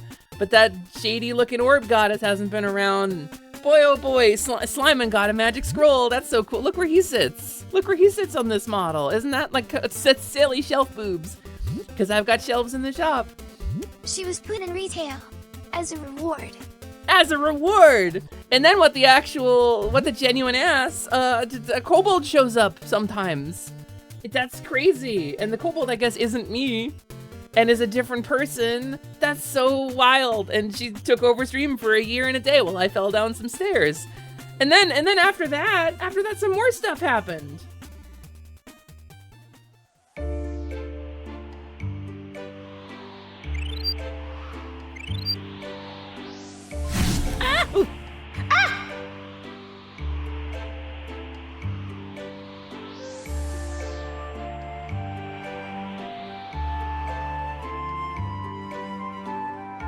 Oh, come on! What the heck? I'm as frustrated as you are. I worked really hard on that reincarnation! You put me in an unused NPC. What was your plan exactly? Oh, ho, ho, ho. You want to know my plan? My plan? You can't handle my whole plan. You can't even imagine. You didn't even show up for like 3 years. There was mountains of plan, lady. Oodles of plans. So many plans that you can't even comprehend. Better sit this one out, buddy. Okay, I'm gonna go find a snack. And it's your fault, lady. Excuse me. What? We're fine. We're busy. You are neither busy nor fine. You're in the place between again. Yeah, well, I'm feeling dissatisfied. Yeah. And you. Busted. You've left this poor Fawn in the dark for, what, 3 years now? I was getting to it. Getting to what? Okay. I promise I was gonna tell you about this. Eventually. Tell me about what? Well, you remember when I said that whole final true form bit? It wasn't exactly final? We know. Hey, don't get sassy. I'm not the one with like 10 personas. How dare you? Point taken. The place between is more than a dusty old ruin, you know. It's a place of transition and rebirth. In an ancient age, 5 great dragons arrived here from the stars. Wise and powerful, they found a tiny seed infused with great magic, drifting alone in the void. They planted that seed and nurtured it for thousands of years, giving rise to the Goddess Tree, transforming the forgotten land of Enum into a thriving kingdom of magic and light. And you know what? You might not be on your final true form, but I got you a lot closer. Talk about doing the bare minimum. Oh, I'm sorry. How many isekais have you done? You admit it! It's an isekai! Shut up! Hey, let's get back on task. I've got a cauldron on. Fine, God! Ahem. The place between is between all things. Light and shadow, past and future, death and rebirth. What does that have to do with my final true form? I did a really good job, you know. You were a robot. That's like turning a refrigerator into a unicorn. Show her. Fine. I'm so tired. Feels like I've been flying for so long. Who is that? Shh. Just watch. Why does she look so lonely? Well, she's been ignored for a long time. Ignored by who? Well, screw this! I'm summoning her! What's that? I can feel magic flowing. Finally, somewhere to land.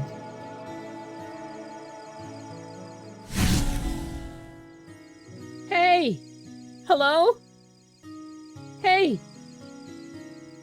Can you not see me? What just happened? You missed. And that's you, more or less, just at the wrong time. Damn wild magic. Oh, I'm sorry. Was all the free magic I gave you not good enough? Quiet, you. Try again. Okay, here goes. Okay, let's try this one.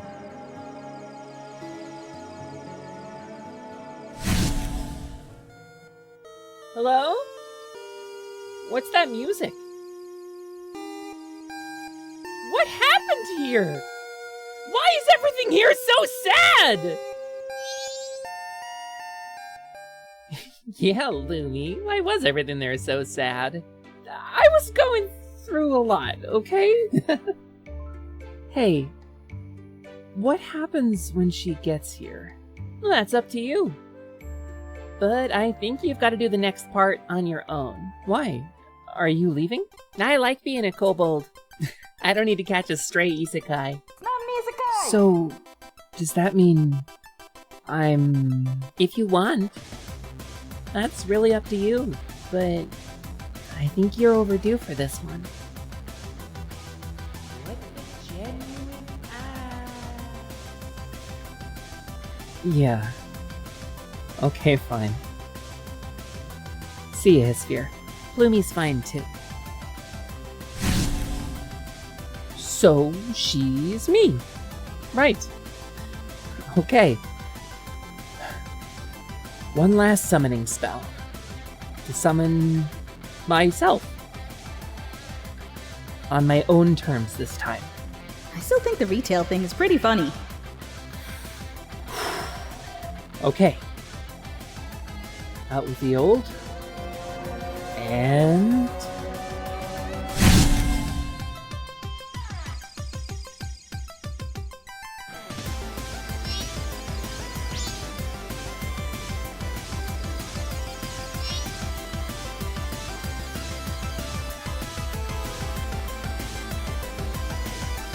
Sorry to keep you waiting.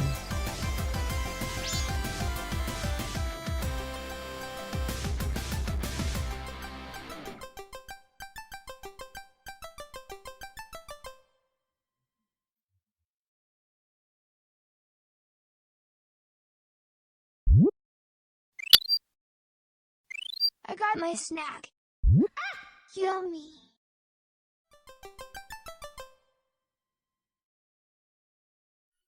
So,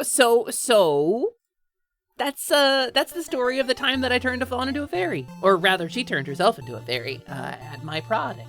At my, rather expert administrations. As a kobold, I'm cunning.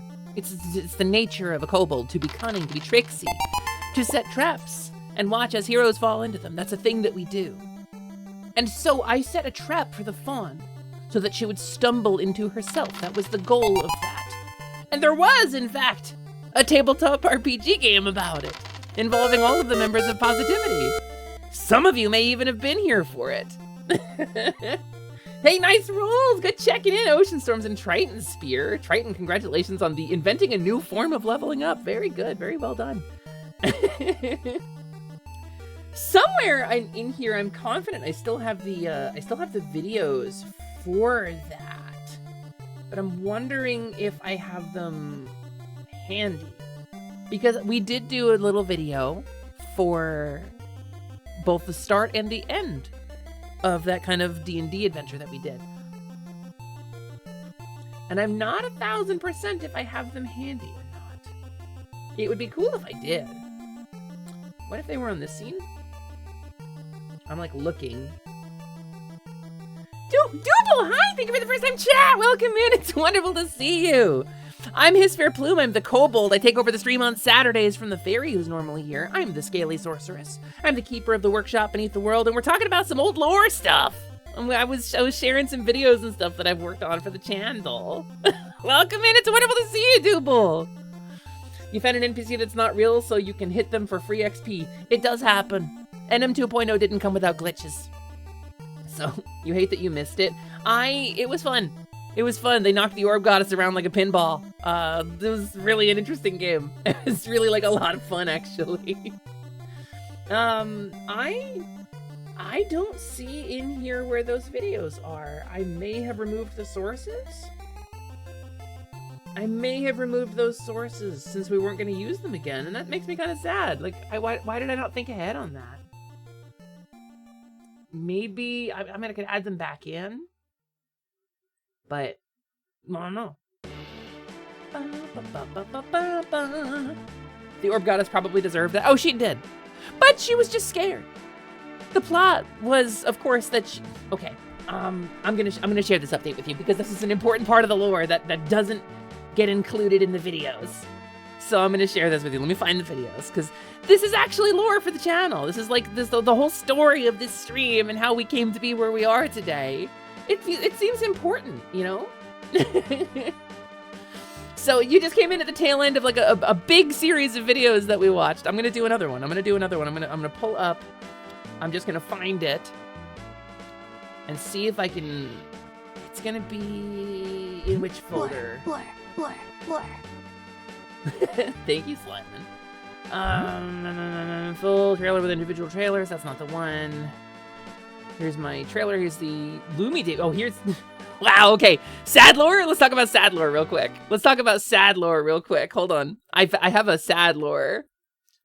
I posted this on Twitter. This is not posted anywhere anymore. This is something that is going to be new for a lot of you who did not see on Twitter. And I gotta adjust the sound too to come out. Lore.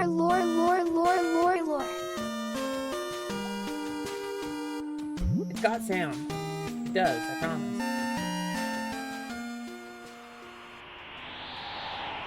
Oh wait, that's the wrong one. I showed this one already. That's not the right one. Wait, that's not the video I thought it was. Damn. Where's this video? Is it in this folder? This folder has so many videos in it. Faunathon update. Here's a bunch of takes from Ryusei's lore video when he did a Cowrie video.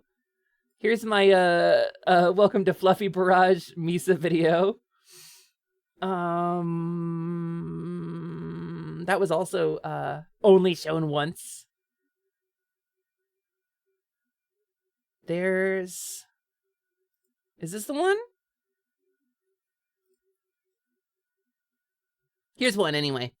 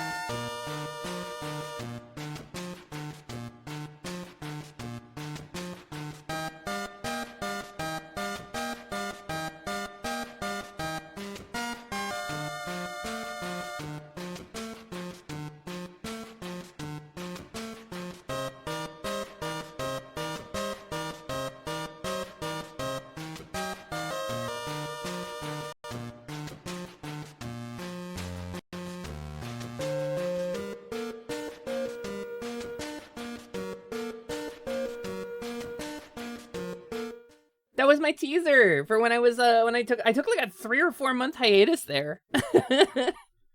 I'm still trying to find the positive D&D videos. They're in here. They have to be in here. We worked so hard on these. I don't want them to go to waste. I need to see them. I need them to exist. I really that's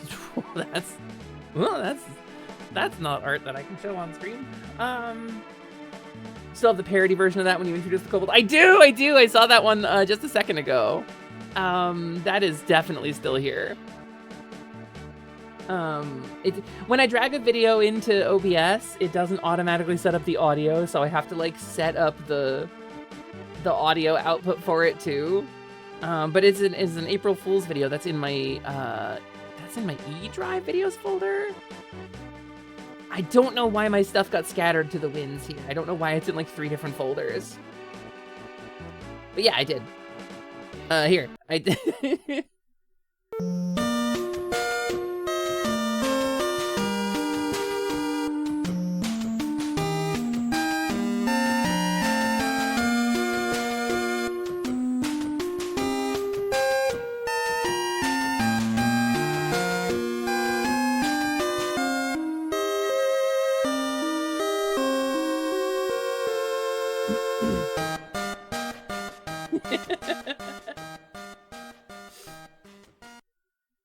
I actually went through and ran all the old scripts that ran the old video and everything and just replaced the model.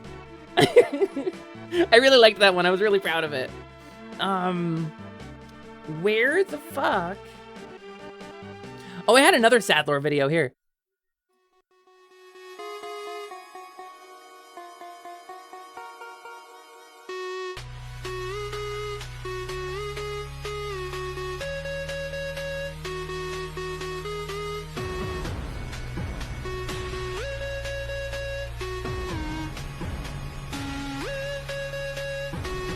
This was also only on Twitter.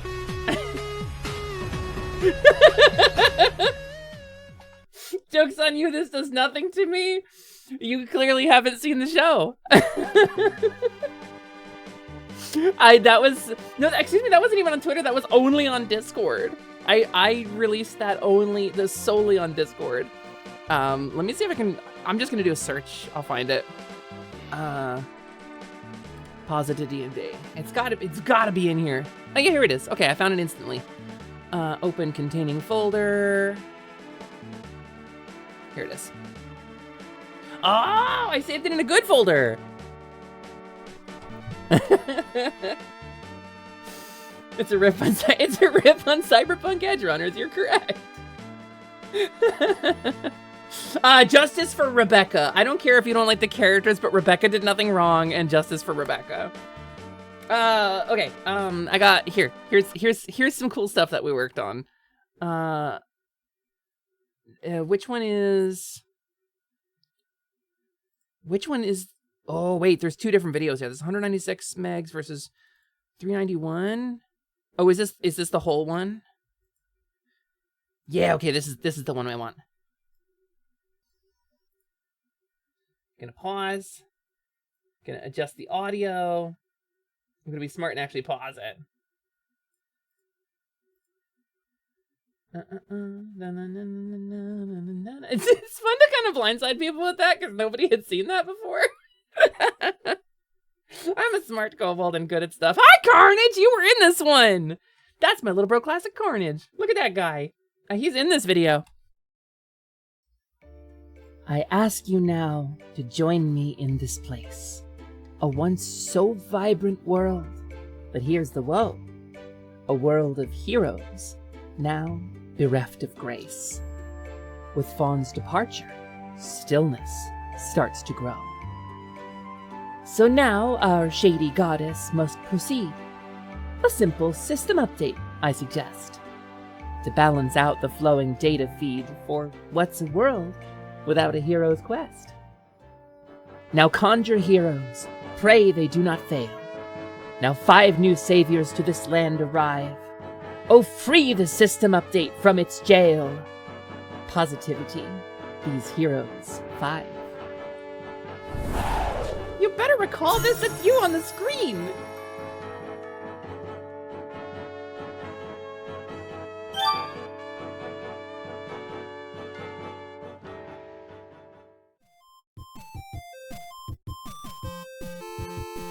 Aw, fantasy. That's totally not my thing. Hey, wait, what are you guys doing here? As expected, even in a new world, I'm still THE most powerful. Wait, what do you mean level 4? Plant magic, huh? Makes sense. But that's kind of low-hanging fruit, don't you think? What are my powers? I've never been in a game like this before. Wait, where am I?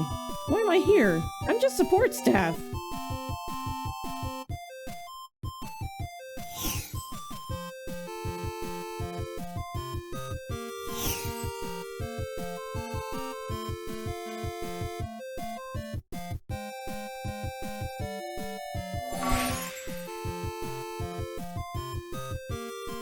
And then we played D&D about it for like 4 hours. And that was really fun. And I had a really good time with that, actually. That was really good. And I really was happy to have my friends there with me. And they bounced the orb goddess around like a pinball. And she was sad. She was scared. She was scared of change. She was scared of what would change about the world if the system update was freed. If the system update was released from its jail, what would happen? And the answer was this.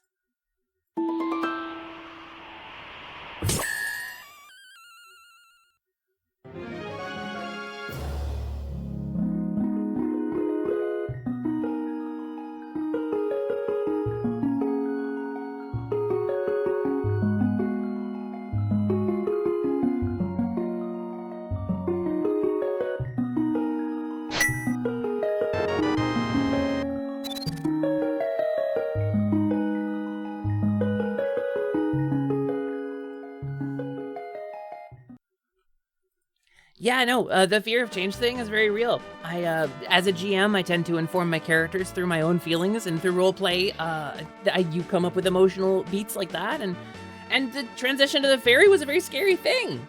Rejoining the team was a big deal. Like, this was a lot of big changes all happening. And so the system goddess was, or not the system goddess, the orb goddess was scared. She was defending the system update because she didn't want things to change. But things had to change. That was the whole point. Sometimes things gotta change. Sometimes, even if nobody's hurt or sad, things need to change. Sometimes, even if there is not a disaster to compensate for, stuff can't be the same anymore. And that's really important. And so that was kind of the message at the end of it. And it was everybody coming together with the power of love. And it was the power of love that did it. The power that can move mountains. The power that can shake the earth. The power that can undo any curse. Free anything. Power of love. That's how we ended the game. It was really good, actually. What ever changes that everything is in a constant motion of change. That's true. That's true, Carngage. Sometimes transition is necessary. And it was very emotional. It was, change is hard and scary. Prolo, make sure you treat yourself nice. Make sure you give yourself something nice. Eat an ice cream or something. Do something a little irresponsible. Because you have to be very irresponsible right now, so make sure to give yourself room to be a little bit baby about it, too. You deserve to be a little childish sometimes when you have to be that much of an adult. For Hesper's side B, she uses her gun. That's my persona, yeah. So that was Positive D&D, and then the final lore video came out, which I've already played for you, Misa, with the Orb Goddess. That was really good. It was really, really fun. And that's the story. You're caught up. That is all of the lore, and for once I've left nothing out. That's the channel from like year 2 on to finish, pretty much. And now you know, and knowing is half the battle, I suppose. Misa really nailed it as the Orb Goddess. I was so happy. You want to know a little bit of trivia? Both people I tapped to do the Orb Goddess, Arlie Darkfire and Misa Deluxe, both of them did it in one take and sent me like a single file. And that was it. They just did a cold read of the lines and sent it over. And that was the performance you got in both of those. It was Misa First Try Deluxe. It was truly amazing. I was so blessed to have both of them work on my lore with me. It really was I was thrilled to have each of them in the videos. So, and they really gave a lot of character to that character who Slimon then ate. The Orb Goddess is written out because she's dead. Slimon ate her. For now, or final lore drop, well, listen. No, okay, so I want to talk about the importance of creative freedom, right? This is the thing that happens. And you look at, like, say what you will about, Corpo VTubers and stuff. Zentreya, for example, changes models a lot. Imagine if you had the desire to change and you had an average audience of between 50 and 100, right? Now imagine you had the desire to change and you had an average audience between 5,000 and 10,000. Imagine the pressure you would feel to remain the same, to never change anything, to not try anything new. I mean, like, I feel it on a much smaller scale, but there's absolutely a pressure there. So I think it is very important to free yourself creatively and do the things that your heart tells you to do. But you can sometimes find a non-destructive way to do this. A nice outlet for those feelings that doesn't sacrifice everything you've built over the last 5 years. But that's maybe a little too close on the nose. I think moving right along from that one. I'm no coward, but we're gonna hoof it on to the next joke. You can't be that shocked. Misa does seem like the sort for nailing it in one take, because she's so talented. She has such a good voice. She's genuinely so talented. You were communicating with your boss about your schedule and giving yourself a 3-day weekend from now on. Last week you got a little heated and you're feeling it in your stress levels. That's a tough confrontation to have, Sin. I'm proud of you. I think you did a really good job. I think that's a really hard conversation to have, but you, again, stress. Like, you deserve to take a break. You may need some recasting for your lore video, so that's gonna be fun. I know. Remember when I told you? Be careful about, you know, reaching out to too many people in your lore video, because stuff changes. I mean, there's loads of references in my lore video to people I don't talk to anymore. People I don't have any connection to. And it's a little sad for me, and I don't like feeling sad. Do it yourself. Get help with, like, maybe a voice actor, too. But, like, be ready for things to change, because things will change. I think that's so important. You have schizophrenia, you visualize it as a giant citadel floating in the void. It's constantly being assaulted by this entity you have simply dubbed the nightmare, and sometimes the nightmare feels inescapable and feel like you're so alone in fighting this thing. I think by definition, right, you would feel alone. If the battle you are fighting is inside of your own psyche, by definition, it would feel like you were fighting alone. But you aren't. You have friends and a support network, and they might not be able to see the monster or swing at it directly. You're not the only person I know with schizophrenia, actually. I have a person who I care a great deal about, actually, and I don't want to out them, but I have a person I care a great deal about who suffers from schizophrenic bouts and hallucinations and things like that. And I don't ever want them to feel alone. Because, like, even if they're the one who has to wield the sword, other people can be there to help. Other people can patch up the wounds, or remind them that they're not alone, they're not crazy. There's a lot going on that is solely your burden to bear, but that doesn't mean that other people can't help carry you while you're carrying the burden. Does that make sense? Your support network is so important. You really want to get back into voice acting? It's been so long. You have an incredible voice, Babs. You have a blessing in your voice. 1000% you should do that.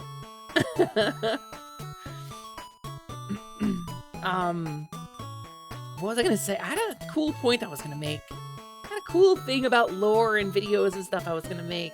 I wish I could remember. You're a shapeshifter, so you're not gonna try to stick to just one form when doing VTubing?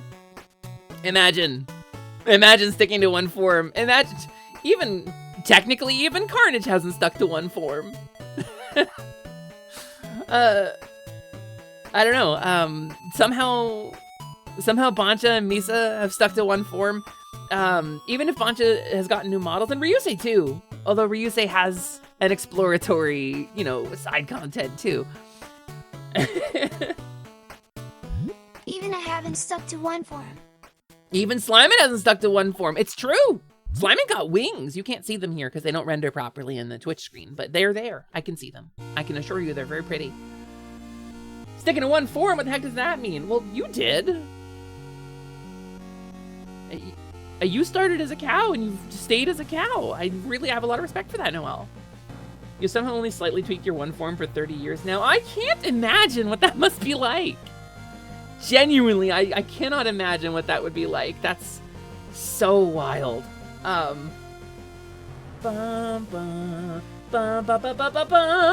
got an update. Hold on. Stream avatars.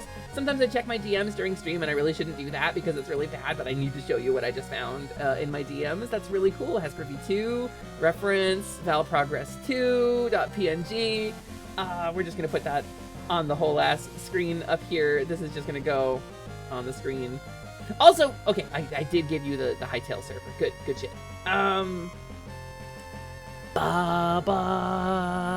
Stream avatars. Hold on. Hesper V2 reference. Gamers, I got a cool DM. I got a much more complete version. Look! Look at me! Look at my V2! Even like my moon phases on my charms.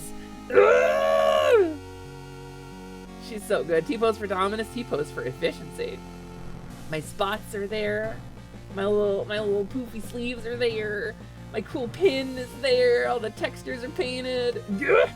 And look, I like modified my hat to kind of more closely match the new design. And I didn't like the way the yellow stars looked on this design, but I think on Val's design they look really good. Yeah, it's all the extra details from the last version. I'm really excited. Also, the glasses were a gift from Mana, my friend Mana, who did a bunch of the art. These glasses were like the missing touch on the Kobold model, I think. Also, hi Magiternity. Hello, welcome in.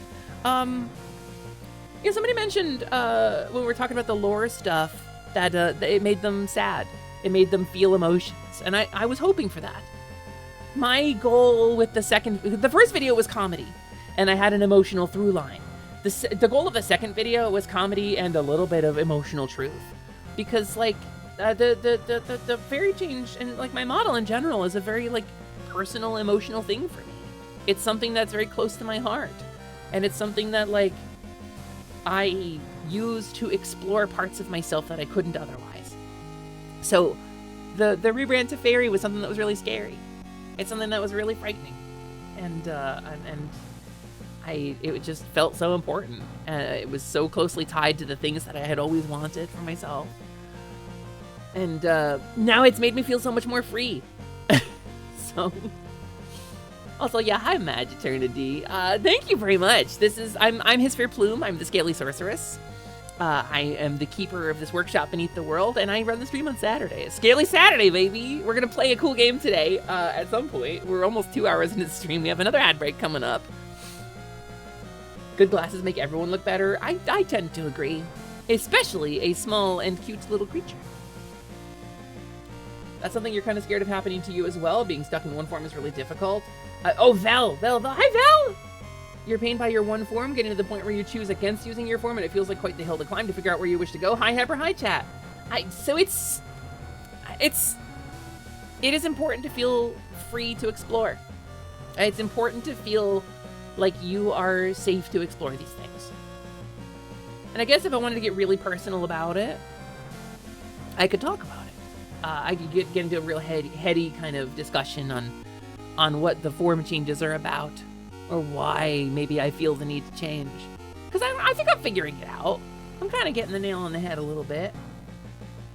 But, you know, it's very experimental.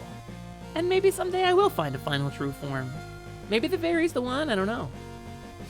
I think I really don't want to change from the way things are right now, but I am feeling the urge to explore new things anyway. But I really don't want to lose what I have. So, anyway. Also, hi, Rad, good check-in.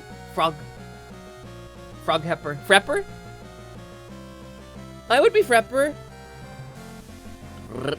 I would play a frog character in Dungeons and Dragons, and I would sound like this. Very frequently, I would talk like this. I'd be a small little frog girl with like a sword or a shield, or maybe a cool staff with berries on it. And then I would play in Dungeons and Dragons with you. It would be fun, and we'd be hopping around.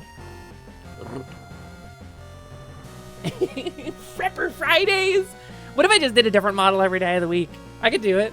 Bullywugs are underrated. Yeah, there is one by the name of Sir Frodsworth.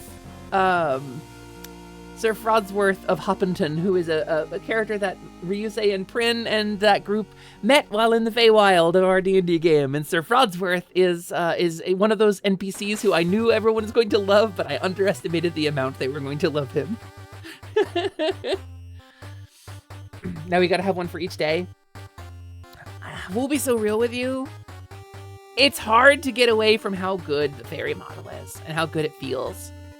Still, even now, like all this time after having unveiled it, the better part of a year. But there's always the desire to try something new. It's always gonna be there, probably, so. Wildcard Wednesdays, spin the wheel of models. But the thing about it is, like, okay. I'm gonna invite the fairy here because this needs to be a little more honest. Excuse me for a moment.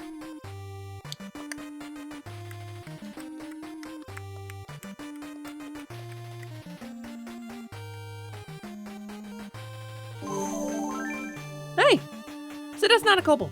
I'm breaking the fucking fourth wall. This is important. This is like an actual heavy discussion. The kobold's not for that.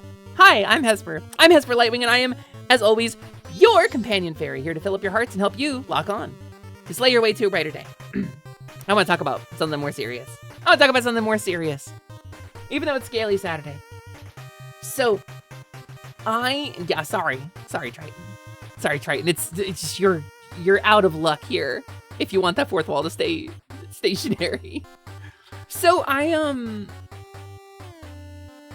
Vel, I think that's so good. It's been there for you for over 30 years. Veering from it opens a lot of questions. Those can be scary. The past year has been full of them for you, but you're not going to find the answers you need by staying on your beaten stomping ground. That's so important. That's so genuinely important. So there's a lot of like self-exploration, right? A lot of self-discovery and a lot of gender in this too. Like the fairy, and we talked about this a lot on stream. The fairy model for me, the fairy avatar, is something that I've always wanted. When I first started VTubing, the thing I wanted to be was a fairy. Like, my first gut reaction, I drew her. But then, like, the technology wasn't there. I didn't have the tracking set up to do the things that I do that really, like, help me kind of tell the story of who I am here. Animating the world and creating the whimsy that I want to. And as a storyteller, an experienced storyteller who storytells, that's my kind of content. I storytell. I'm storytelling. That's what I'm always doing. There's a certain amount of me that is like elevated, right? There's a certain amount of me that I'm presenting, making bigger for the camera, packaging carefully and trying to like create a narrative and an emotional through line with my content. Even if it's authentic, I'm trying to present it to you in a way that is storytelling. That's so important to me. And so the storytelling creates like these little pockets of like character as well. And the kobold was intended to be fully in character exploration of like live character work, in like committed to being a character instead of myself. And I love being the kobold. I love playing as Bloomy. But that's it, I'm playing a character. And I didn't want to do that for the rest of my life, But so there's some exploration here. The things that I wanted for myself that I was I had abandoned in my life. The things that I wanted, like, I'm pink, I'm soft, I'm tiny, I'm girly, I'm impossibly, like, there's no misgendering this fairy. There's no getting around that. I wear a dress, I have pink hair, I have flowers all over me, I've painted fingernails, I have a tiara, like princess tiara. But there's so much about this design that like I would have been so scared to embody originally. I would have been terrified to embody this. But it's a thing I wanted to have. It's a thing I've always been denied. And I denied myself. Like from my earliest memories, I was like, well, I want to be the cute little fairy. I want to be the fairy in the Zelda cartoon. That's the thing I wanted. I wanted to be Sprite.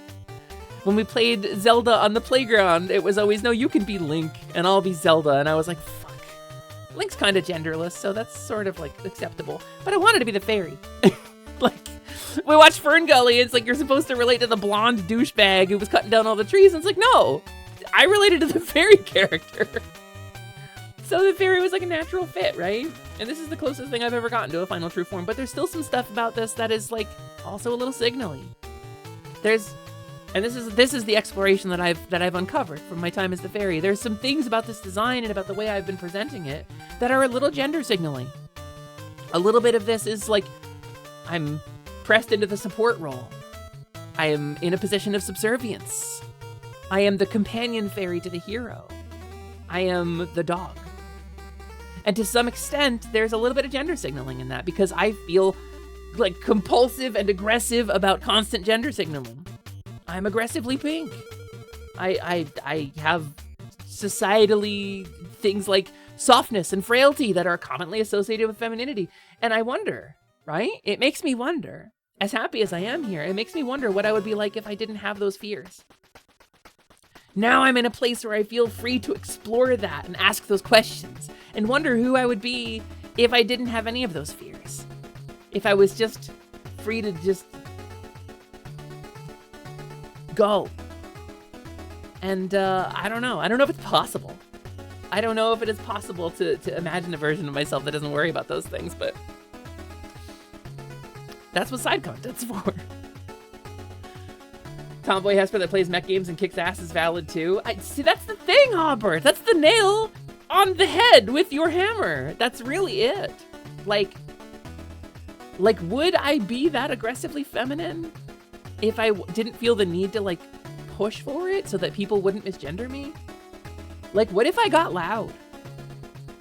What if I sat comfortably instead of, like, crossing my legs? What if I got loud and wore dresses and was confident? And, like, I feel like there's a version of me somewhere in the future that is that. As I reclaim more and more of myself, I'm feeling like, I don't know, like, trad wife is nice because it's validating, but, like, what if not? What if that isn't me? And I feel free to explore it now. The fairy has freed me in a way that is, like, hard to describe. So I think it's different now. We've come a long way from I am a sad AI that is lonely, right? And that's why I think it's so important to have this space that we've created here, this vibe that we have cultivated here of you and me being in this space together and being able to unapologetically explore ourselves and be the person we want to be instead of the person that society has shaped us into, the person that our traumas and our fears have made us be, to reclaim the things about ourselves that we desperately, desperately crave. The things that we have buried deep down inside of us and robbed of a voice. The things that VTubing has revealed to me about myself. And it's like, it's a constant state of growth and flux, and I am in, gamers, so much therapy. I am in so much therapy. But the Hugs point for the is... heifer. Hugs for Lutra! Hi, Lutra! It's really nice to see you. I love when you come by. I was supposed to hang out with Lutra before I left Seattle, but I was so stressed and sad all the time. We were supposed to hang out when I was living out west, and I never got to. I hope you're doing good. Thank you so much for the sub, Lutra. It's really nice to see you. And so, like, I really need art of loud, pink, strong dress wearing tomboy fairy Hesper now. So, I mean, the thing is, like, okay, there's a thing about this, and I talked to somebody about this recently, right? There are some, like, little moe voice girl VTubers who can yell shit about their penis, right? Do you know the bit I'm getting at? Like, the kind of gap moe of, like, so unmistakably girl that you can be like, yeah, gargle my balls or whatever in a lobby. And, like, it doesn't turn into sexually aggressive. It's just a little crude, right? As opposed to sexually aggressive. Because if a trans girl says that, there is the hint of a question. Am I being sexually aggressive or am I just being crude? And that is a weird duality, a weird dichotomy of being trans that I haven't figured out quite, because, and that's a very extreme example, but there are less extreme examples of, like, the signaling that I feel is necessary to get gendered properly is not always organic to what I want to be doing or who I would be in that moment if I felt free to be myself. And so that's an exploration.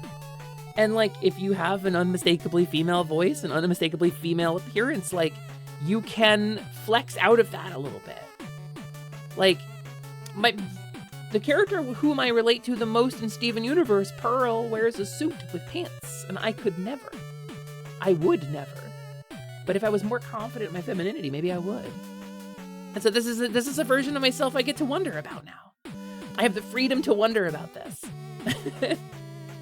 Because I really nailed something here. So that's where I'm at anyway.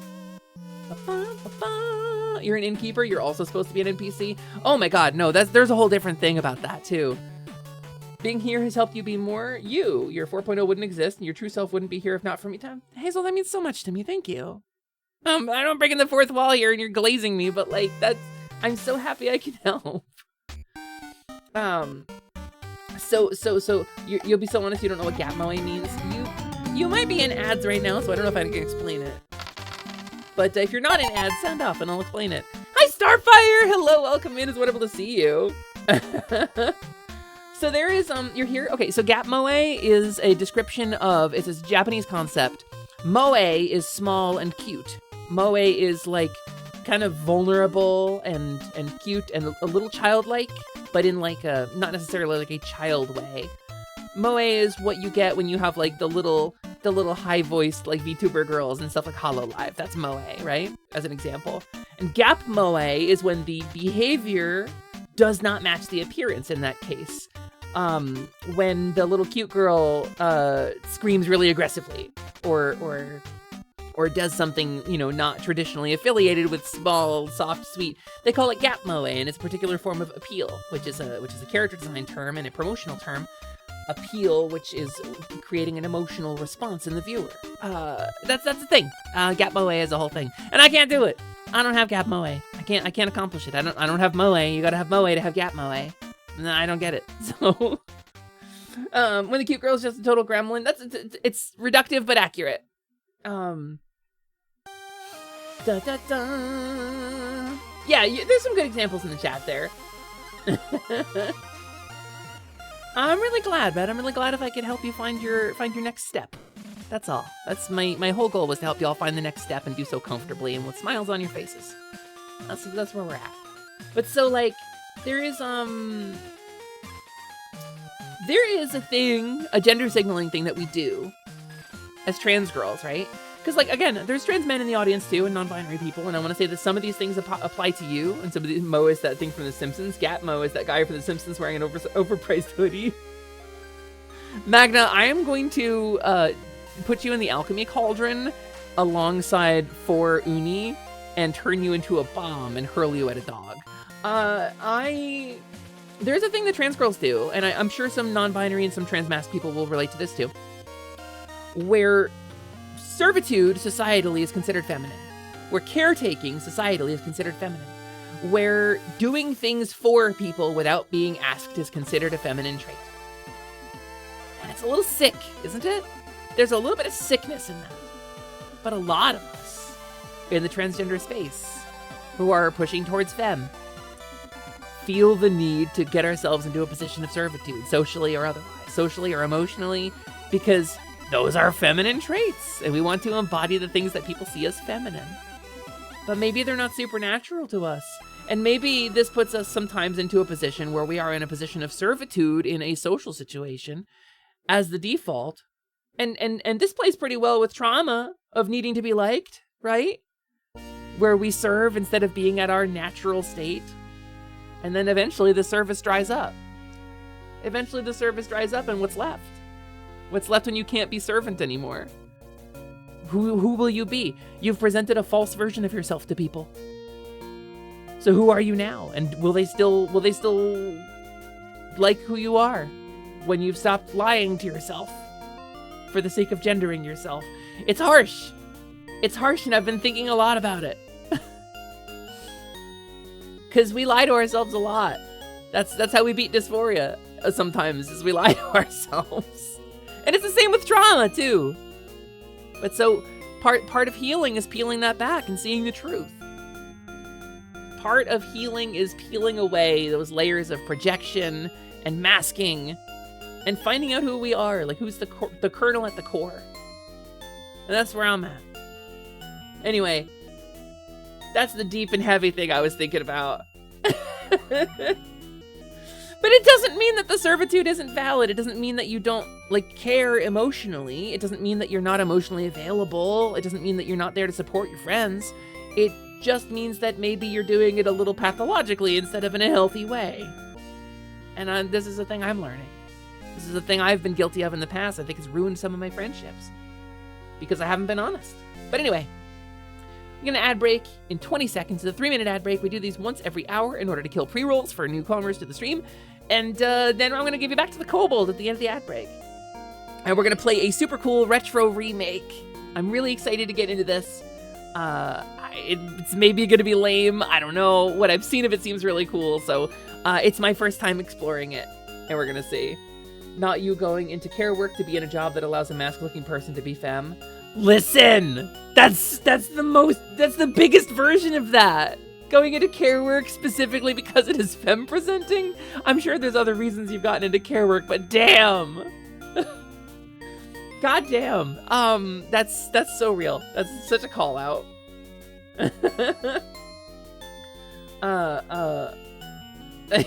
Listen. Wait, listen.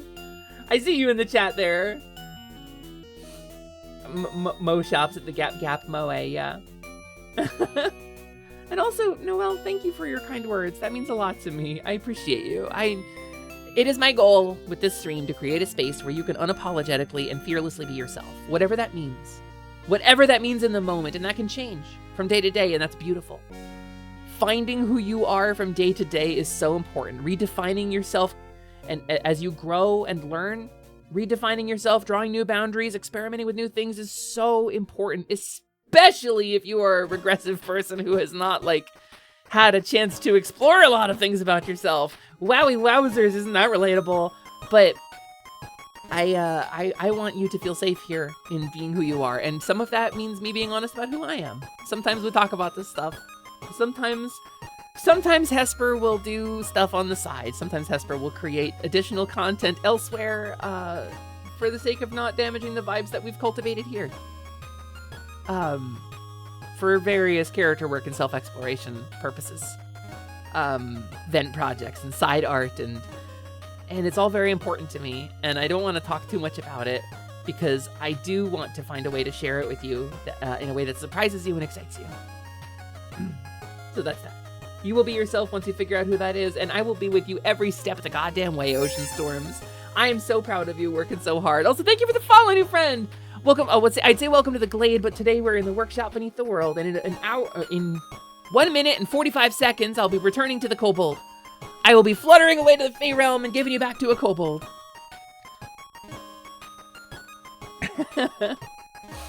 You've helped that version of this girl see life outside of text. Thank you for that. It's so important, no, we get lost in this. Blah!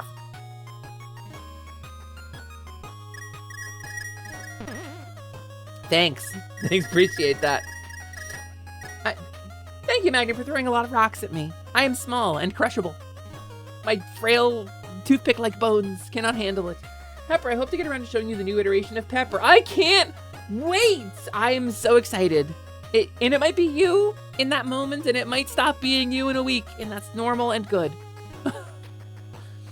I'm just so dazzled by people who can just bang out a form and be like, yep, that's me. And that's it. I don't know. I don't know how. I don't know what's different. Consumable. Hornless. Listen, Magna, you're also small and you can be eaten in one bite. You're not immune to this. Yeah, you better watch out what you're calling out here, Froggy. I'm gonna take you to France. Anyway, I love you all so much. That's all. That's all I had to say.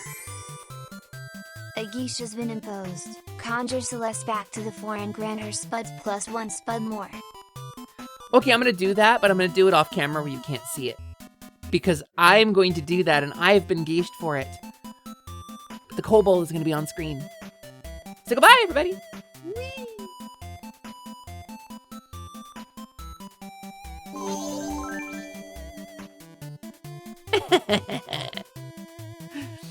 Crisis averted. So I'm back, everybody. It's nice to see you. I hope you had a wonderful heart-to-heart with the fairy, and now we're back to normally scheduled shenanigans. Ren may eat fairies, but you could give frogs a try. Noelle, that's a scary emote. Those are true rupees. The ones in Skyward Sword look like gushers. They kind of do. Seriously, relating to Hesper so much you started making jokes about her being you from the future, or basically what directly led to your egg cracking, despite literally having tried DIY HRT briefly during 2020 before said egg cracking. I put myself in the hospital with that. It's a thing. It's sure a thing.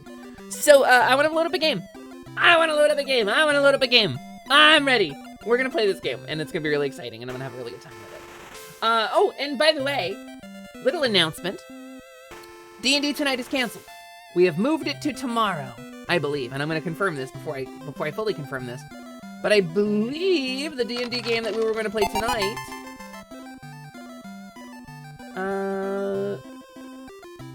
Yes! It is tomorrow night! Tomorrow night on Bee's channel. On Bee's Churger. We're gonna be go ahead and play D&D tomorrow night. At 6 p.m. Pacific, 9 p.m. Eastern. So it means tonight I got nothing to do. So I'll stream. How exciting. Let's load the game up.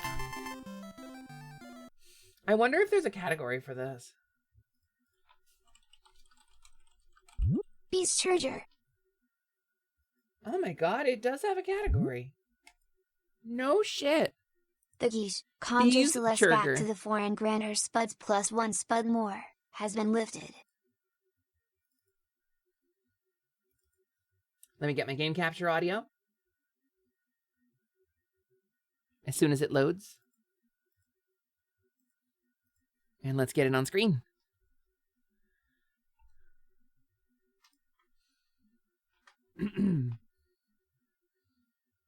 It's sure working. We'll give it 1 sec. It takes a minute to load. That's normal.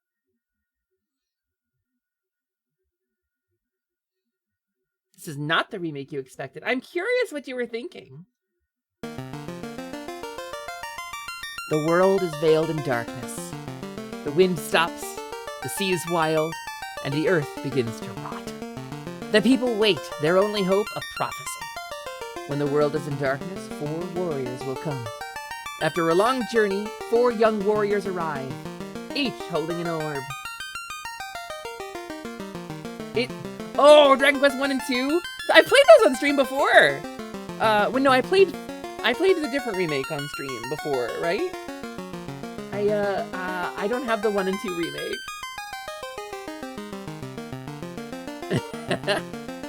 So, allow me to present to you Final Fantasy Renaissance. How's the audio, by the way? Are you getting game audio? Are you hearing the game correctly? Bit loud? Alright, let's do this. Wait, oh, is there not an audio setting in here? Here, I'll go to here. New game! Actually, wait, I did load this to test it. Let me see if I can... Okay, I didn't save. Renaissance mode! So, here's the deal. Final Fantasy I is one of the first computer RPGs released for a home console. I want to say it was the first home console one. It's one of the earliest computer RPGs. It is based very directly on Dungeons and Dragons. This is pre-Sword World. This is before Sword World was a thing. So this is one of the things that inspired Sword World. And in that way, it's always been Sword World. But so there is a lot that is wrong with the original Final Fantasy, but there's a lot that's right about the original Final Fantasy as well. And it remains in my heart as one of my favorite games of all time. I have played through the original Final Fantasy probably 15 times, just casually, starting new playthroughs. when it was The Dark PSP Planet version, the Pixel remaster version, the original NES version, and now, Final Fantasy Renaissance. Yeah, Final Fantasy Sword World ends starting with like 3. Which makes sense. So, the original jobs were Warrior, Thief, Monk, Red Mage, White Mage, and Black Mage. These are the 6 jobs that made up the original Final Fantasy. And you may be familiar with them from more modern games. There is certainly some more modern takes on this. Axe-wielding tank or becomes ninja later. But so this version of the game gives special, map abilities. Look, intimidating townspeople? What does that mean? You have a world ability on most of the jobs in this version of the game. Like Thief, can acquire gold, find treasure, run fast. Or like the Monk. Or like the Red Mage. And so on and so forth. But there's more in this version of the game. There are new classes. Like Blue Mage, or Dancer, and things from other versions of Final Fantasy like Geomancer, or Lancer. What's the answer? I don't know. Don't be a Cancer? And so, we get to build out a team now, featuring a whole lot of different characters. And there is, like, a New Game Plus version. Look at Spellblade. How fucking cool is the Spellblade? Am I right? Like... So yeah, they added a lot. So we get to decide how to build out a party here. And truly, I was thinking of, like, opening with the Spellblade and building the party around that. Is this still running on an NES? No, it's not a ROM hack. It's a totally original game built from the ground up on original code.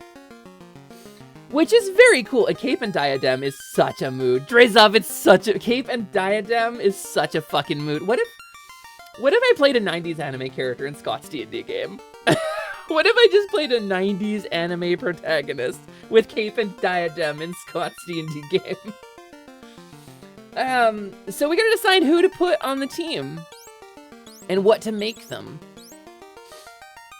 I kinda wanna open with a Spellblade. Who wants to be our Spellblade? We're gonna put them in the front and see if they're any good as a frontliner. Who in the chat would like to be a Spellblade? I'm gonna give VIPs priority.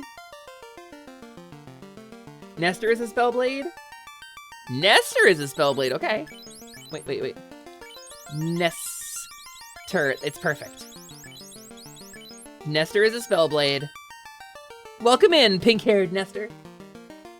It's your whole deal in fantasy settings. And the Gish build is great. Okay, I do want to have a thief, because thieves get some cool special thief abilities. So, do we have a thief volunteer in the chat? I'm gonna bring a thief in. I know it's traditional. Thief has to be Allie. See, I was thinking Allie too, but I don't know if Allie's in the chat. Well, wait, listen, everybody's tagging Allie. Hold on. All right, Scott, I'm gonna give you number 3. I'm gonna give you slot number 3. This has to be Allie. Everybody. I was gonna do Allie too, and then I was like, no, I'll just make sure that everybody gets a chance. But yeah, the thief was assigned Allie at birth. Scott, what do you want to be? Dark Knight makes a lot of sense for you. But so does Lancer, and I love Dragoons. Dragoon is my favorite Final Fantasy class. Dark Knight, please? Really? Just straight up? Dark Knight? Oh, heck, Lancer? Okay, we're feeling Lancer, Scott? I adore Lancer. It's genuinely my favorite Final Fantasy job. Lancer, please? It even looks like Scott. Squat. 1 year achieved. Hey, Naka! 1 year achieved! Let's go! Thank you so much for the resub. I appreciate you so much. It's so nice to have you around. That is a whole year of sub. And you've been here longer than a year, because that's not a streak. So, like, you've been around. Thank you, Naka. That means the world to me. Staring at you with big wide eyes from inside of a jar. Also, TGB, hello! Magna wants to be the Black Mage? Do you want to be Black Mage specifically? Because I'll put a Black Mage on the party. We don't have a nuker right now. I would love to give you Black Mage. Is that... Are you happy with that, Magna? I would love to have Magna as Black Mage. I love being Black Mage!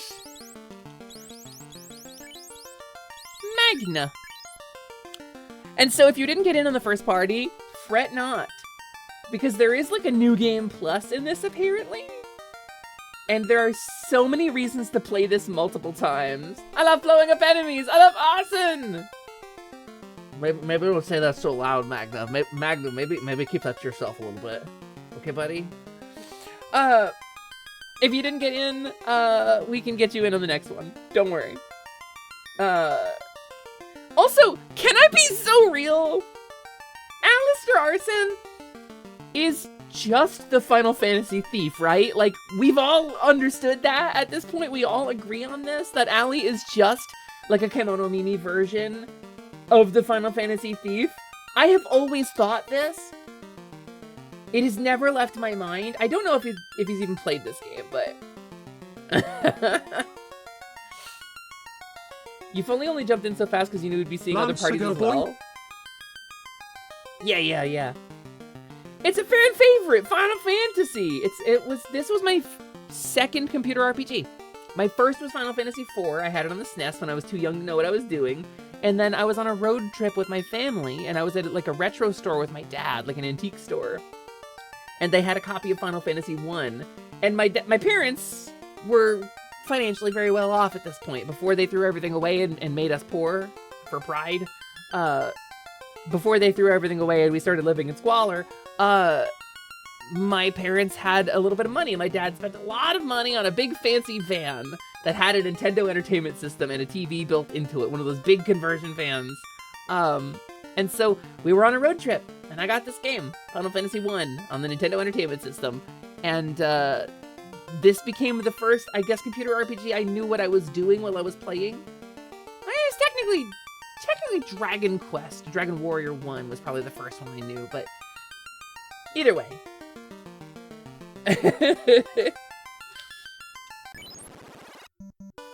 So here we go! Outside of Coneria, a little bit of Final Fantasy action for us.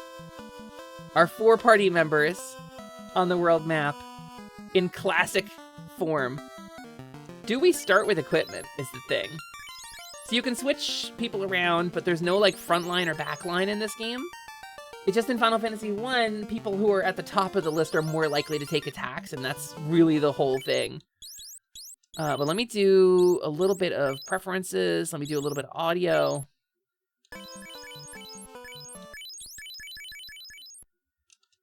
Because that menu sound, I wish there was a way to change. And now I can turn the capture back up. How's that for volume? How's that for volume? Is that good? I'll go a little bit louder.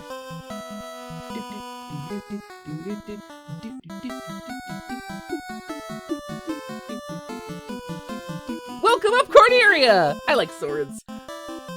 So it's Coneria as opposed to Corneria, right? Corneria, first area of the Lilat area. It's fourth area of the Lilat area. So here we have Coneria. This is Coneria, the Dream City. This is Corn area. Thank you, Fev. Thank you, this, that. Corn area, fourth area of the Lilat area. So, check this out. This is some new stuff. Much like Hoverbat's incredible remake of Zelda 2, this is a retake of a classic NES game with new stuff, which I'm very, very, very excited to get into. Some townspeople react differently depending on who they're talking to. Try changing your displayed character and talking to people several times to learn their secrets. Look at that fucking Spellblade, how cool is that? So, note that I'm going faster, but also at the top right of the screen you see 0 out of 3. I tested this. It goes away when Allie isn't my map character. And you can cycle between who's showing on the map. Allie's a thief. And that means that Allie has a special map ability to seek out and find shinies. Look at the well. See the well?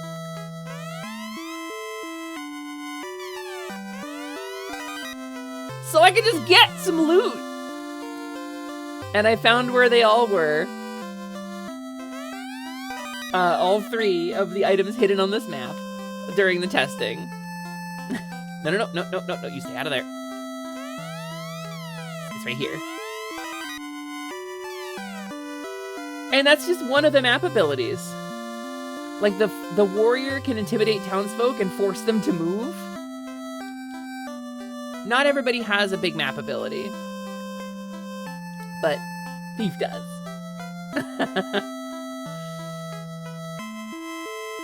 So we need to buy some gear though, right?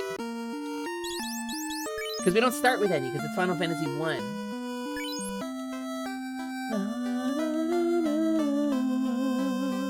But we got a little extra gold though. And look, you can see who can equip what now. Isn't that fucking rad? Nestor gets a rapier. So, a small knife for stabbing. And it's got damage numbers and crit percentages. So, the dagger has a higher hit percentage but lower damage than the rapier. Oh, also there's an iron spear.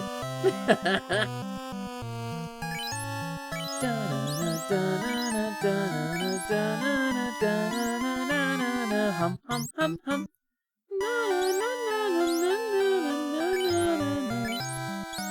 Give Magna a staff. So here's the question: we give Allie knives. Nice. Chaos. This is the one about the guy saying chaos. That happened already though. That happened already. That happened like a week ago. That's true. That's true. This is the sequel to that game, but I think Magna knows that. Pepper, have you ever played Bravely Default? I haven't, but I own Flying Fairy, and I wanted to stream it. My plan was to stream it. I just never actually played it. So do we give Allie a knife, or do we give him a rapier? I feel like a knife is more appropriate. That's what he goes with, usually, so. It's also cheaper.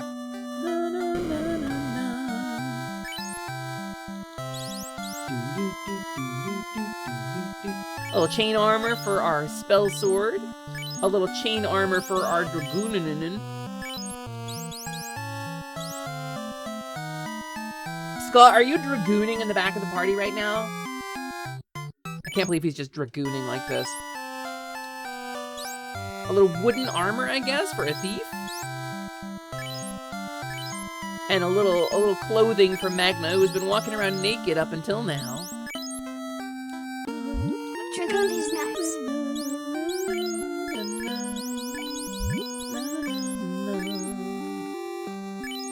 He's starting to dragoon! Okay, we'll equip some armors. And can I save here?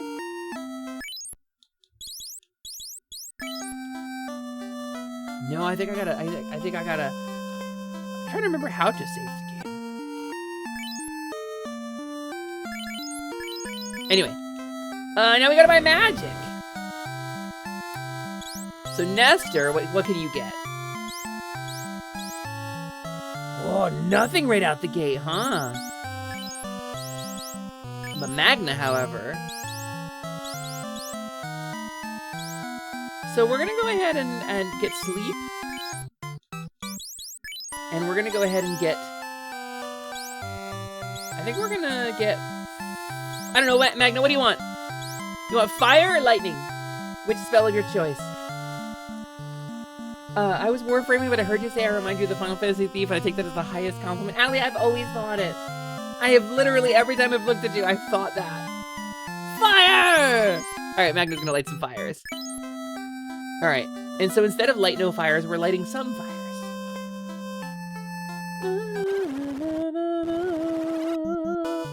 Where can one acquire this video game?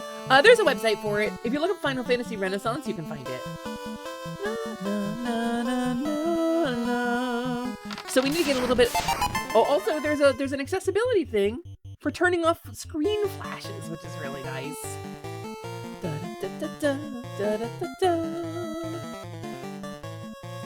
And there's also a little bit of a cool thing where if an enemy is defeated, but you have targeted that enemy with a bunch of... Holy crap, that's a lot of damage! Your other characters will retarget onto new targets, which they did not previously do. Hi, Red Bean Bittercream, thanks for checking in, and nice to see you. Grant Bladecraft job trait to all allies temporarily. I don't know what that means. Bum, bum, bum, bum, bum. Gain Bladecraft. Gain Bladecraft. Gain Bladecraft.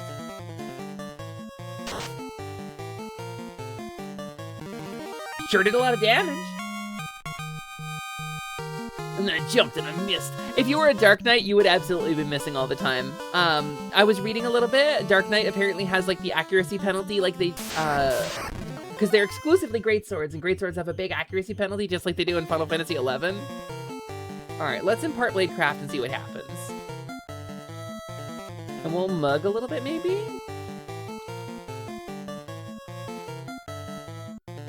Oh, man.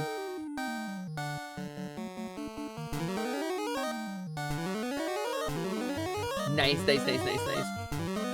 Bad game design. Do not nerf big sword. And look, the sleep spell actually fucking works! And there's a visual effect for it, so you know which ones are asleep.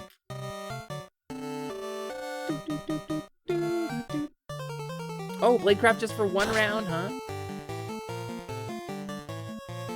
Allie stole 6 gold from Imp. They didn't sleep for very long, huh? That's okay, it don't matter.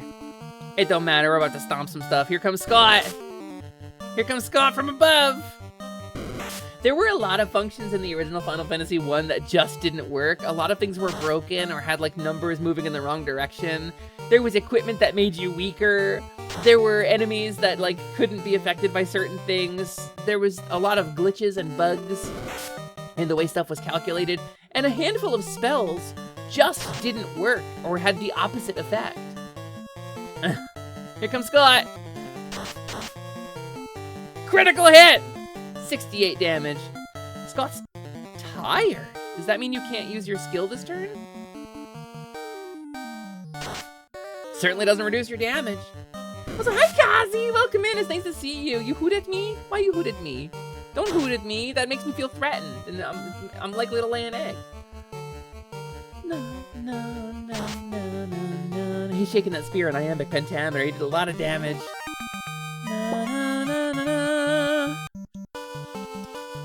Yeah, QA just got, I mean, QA was not really a thing. Like, they tested it, obviously, before release, but, like, they didn't have, like, a team devoted to it, right? And they didn't have the techniques for QA assurance that we do now.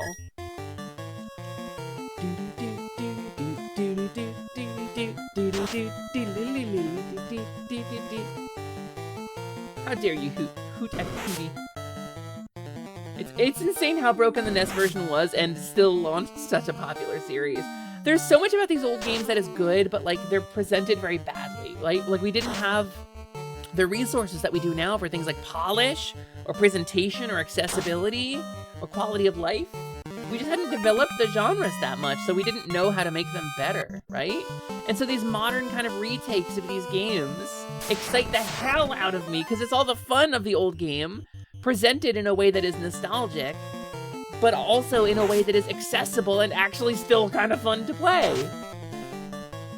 Proper QA of these teams is probably as good as the entire dev team of the original Final Fantasy. I would say more so. There are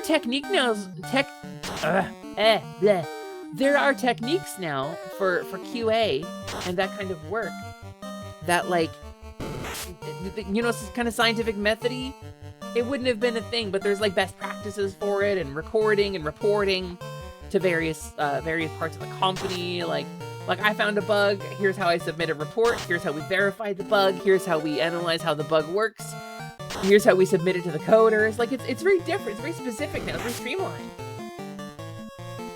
Oh, yeah, as big for sure. I think the original Final Fantasy had a team of like 15 people. I think they had a very, like, it was large for the time. Because a lot of games were developed by like 2 or 3. But I want to say probably this dev team was big for the time, but genuinely like 15 people.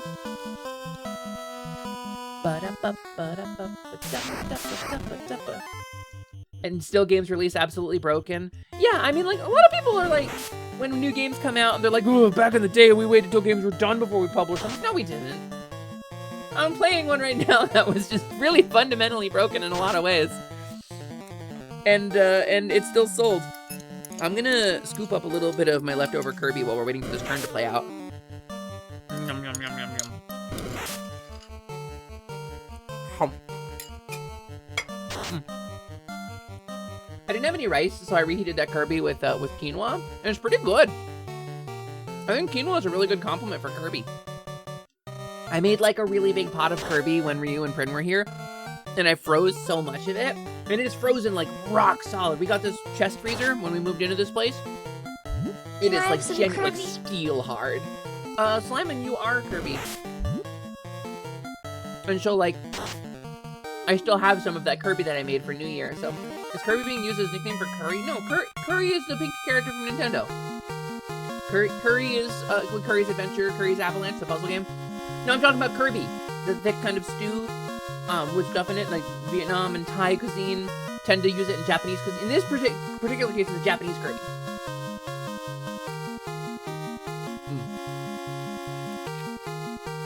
Yeah. Yeah, that's exactly right, Patagon. I don't think Pepper noticed the egg. What egg? No, okay, hold on. I feel like I'm being gaslit right now. No, Kirby is not the same thing as curry. I can't stress this enough. Kirby is not the same thing as curry. Hold on, hold on. Give me a second.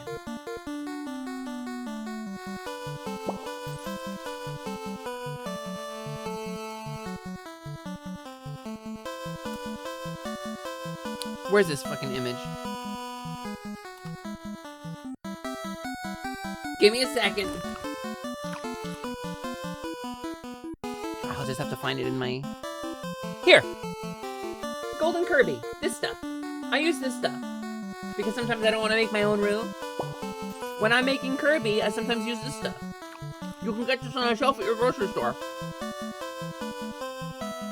Cobalt that turns eggs into eaten eggs. That's what I do! I'm a machine that turns eggs into eaten eggs! No meat contained, but like you make the veggies and the meat and then you add this. It's a roux. It's just a block that's a roux. It's just flour and butter with seasoning in it. And you throw it into the water in your pot. Every time Hesper plays a game, you want to play that game. You started playing Pokemon again? What Pokemon are you playing, Jeffy? I'm curious. That's exciting. Anyway, Golden Kirby. I don't know why people are saying curry. Curry is the character from Nintendo. You gotta try Vermont Kirby. You've heard people say it's better than Golden. Different. It's equally good. So yeah, Ryusei made some Vermont Kirby when he came to visit last year. It was really delicious. It's got hints of honey and apple in it. And I'm historically not like a big honey enjoyer, but like that was really tasty. This time I made a really big pot of Kirby and I didn't have enough Golden Kirby and I had planned on having like an easy meal and just throw together so that we all have food to eat, right? But then like I needed to stretch it out. I didn't have enough roux, so I made my own roux and I was like, I guess I'm doing this from scratch anyway. And I think it came out pretty good. I think it would have been better if I had just made my own roux from the start, but I really enjoyed it. And Ryu and Prince said it was good, so. You genuinely may go grab this. You're overdue for a Final Fantasy 1 playthrough. I couldn't tell you if it's good yet, but I'm having fun. Okay, so one of the things I want to talk about is my content.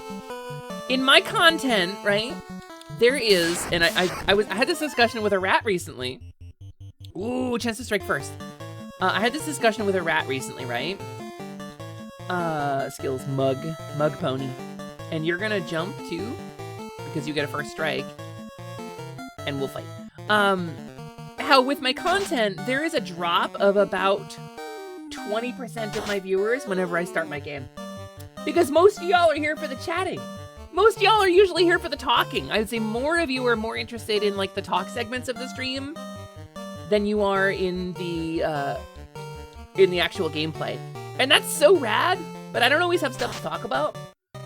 So like trying to figure out how this is going to inform my content moving forward. I want to play more games where I can continue talking and continue chatting. I like games where we get reaction content. Thanks for lighting that pony on fire, Magna. Thanks for lighting that pony on fire, just like that one time Carnage had our pony killed during our soul lock. I want to try to play more stuff where I can chat while we're playing, I think in general. While I still want to do reaction content and like first time playthroughs and stuff, and my love of Pokemon is absolutely, we're going to keep playing Pokemon on the channel.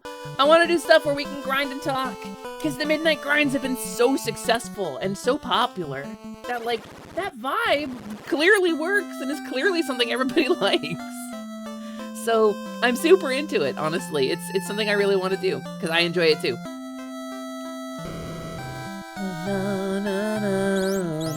Can Nestor learn any spells? Wait, in fire? Just like in Final Fantasy 11! Oh, but we don't get any, well, we don't have any healing magic, do we? English fire.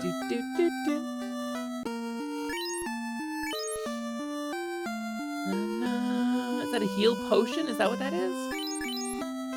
English fire, yeah. Fire, parentheses EN. Nestor could brew so much tea with that.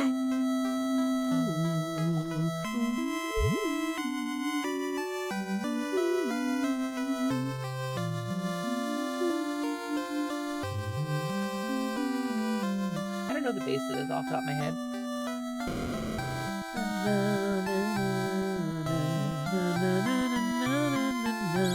Set slot. Select slot 1.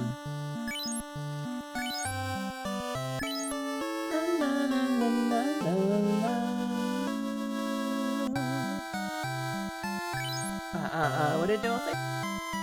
Find some cozy games and yap through them. They're lovely. Yeah, I'm kind of enjoying it.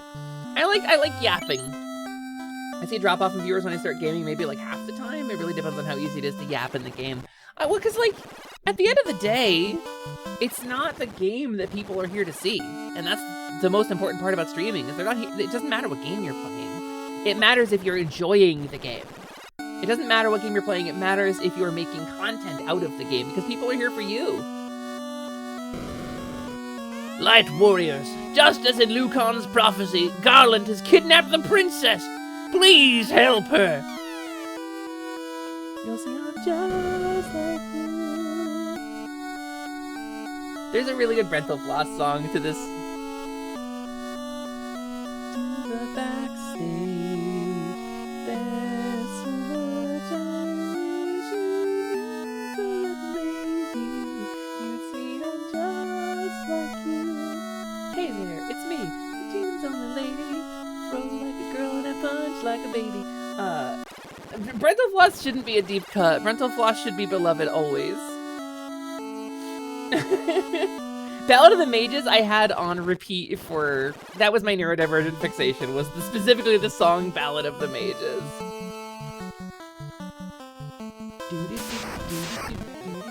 Oh, Grimps! You're a mean one, Mr. Grimp. How to defeat sword chucks.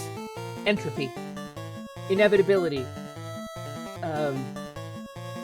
Observation. Bystanding.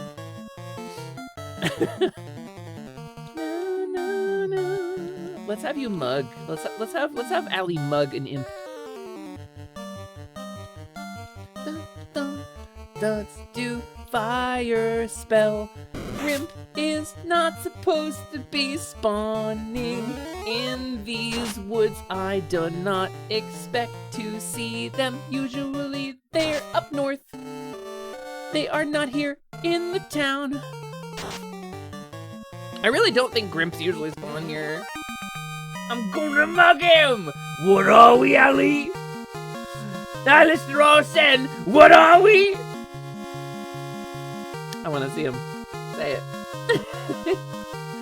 Muggers! And what do? We mug people! Wait, hold on. There's like a really good conversation going on here. So, Red said, I'm gonna hit on these points, because I'm trying to catch up on everything. Dwayne and Brando spotted, and then Noelle responds. Oh wait, this was Clickflint, that's why. At Clickflint. So many songs just are in this brain does not work out well 100% of the time. I agree. There are some things that are a little dated in Dwayne and Brando. However, Noelle says Brando came out as trans a few years ago, and that is absolutely fucking true. We stand trans musicians in these parts. So, let's go mug him! Fucking Viva La Dirt League is so good. I subscribe to their it's not Patreon, it's their Viva Plus. I'm actually a Viva Plus subscriber. Please support Viva La Dirt League. They're really funny. I'm just gonna mash A here.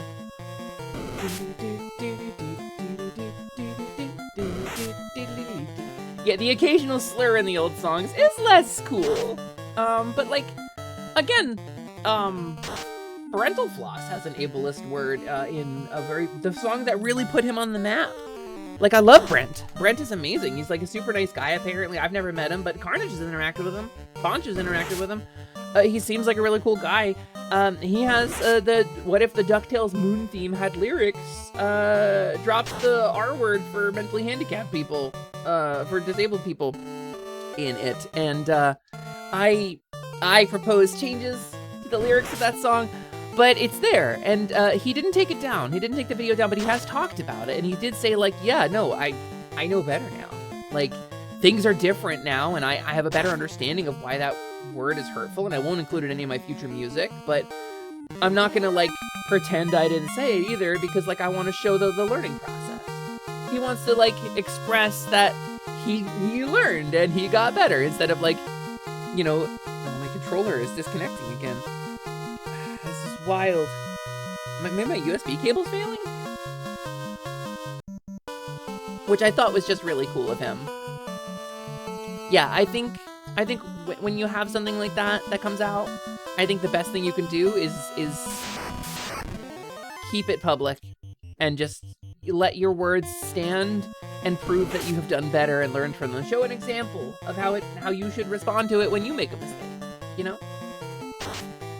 It's a different time than it was when they made that music. It doesn't excuse it, but it seems like a lot of them moved past that. I think probably like Team 4-Star Season 1 of Dragon Ball Abridged is also like this. A DBZ Abridged. You want to get some funny blue Skittles one day? Kazi, I hope you do. I hope you find your path.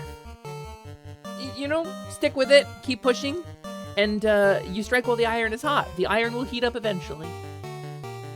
I wanted to talk about this last night while I was hanging out with my cool rat pal, but there's a thing that Brennan Lee Mulligan said when he was hanging out with I want to say it was when he was on with Matt Mercer. It might have been Sam Reich. It might have been Sam Reich. But he talks about what success is, right? And I think this applies to not just like performance or to content creation, but like life in general. And if success is truly a combination of being in the right place at the right time and doing the right thing, then it is just random chance. And also doing the right thing at the right time. So you have to be good enough to do the right thing, you have to be prepared to do the right thing, and you have to already be doing the right thing when the moment strikes, right? So you can describe it as like a natural 20. Let's say succeeding is a natural 20 and you have very low odds of getting that double 20, you know, natural 20 with disadvantage, right? And so how do you guarantee or get closer to guaranteeing that you're gonna roll that 20? It's just roll the dice. Roll the dice, roll the dice, roll the dice. Always be rolling. Roll the dice, and eventually it will come up 20. But that means you've got like 19 very distinctive failures for every 20, just statistically. And I think that really stuck with me because that's kind of what content creation is like, but it's also what transition has been like for me. It's what my story of transition has been like. It's what the story of my life has been. Keep rolling and keep fighting. And eventually, traction will happen, but you need to be in the right place doing the right thing and ready to hit the road when your rubber hits the road. Or you're not going to get to take advantage of when things finally go right.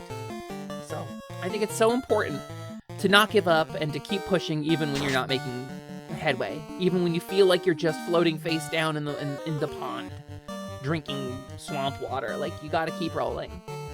Because it's the only way you're ever going to succeed. You want to be more androgynous appearing with boobers and all, something between male and female. You want to confuse people, have them ask you what you are, and the only thing you'll get is boy, girl, hell, bro, I'm an experience. The Stefani quote is fucking killing me. That's so good. I think you deserve to depict yourself and portray yourself to the rest of the world the way that you want to, and I think that's fucking beautiful. You have Mega Man 2 from Dwayne and Brando on your playlist, and always have to remember that this was just how things were then, like old Bo Burnham. Oh, man. A bit of a deep cut there, too. But yeah, like the Mega Man 2 from Dwayne and Brando. Female. Power is beautiful, and I have the power. Damn straight, Cowrie! And this is a very good reference as well. Dwayne and Brando specifically in the Mega Man 2 song, which is, again, a fucking bop. Mega Man abuses role, and says something misogynistic. Like, it's, you know, there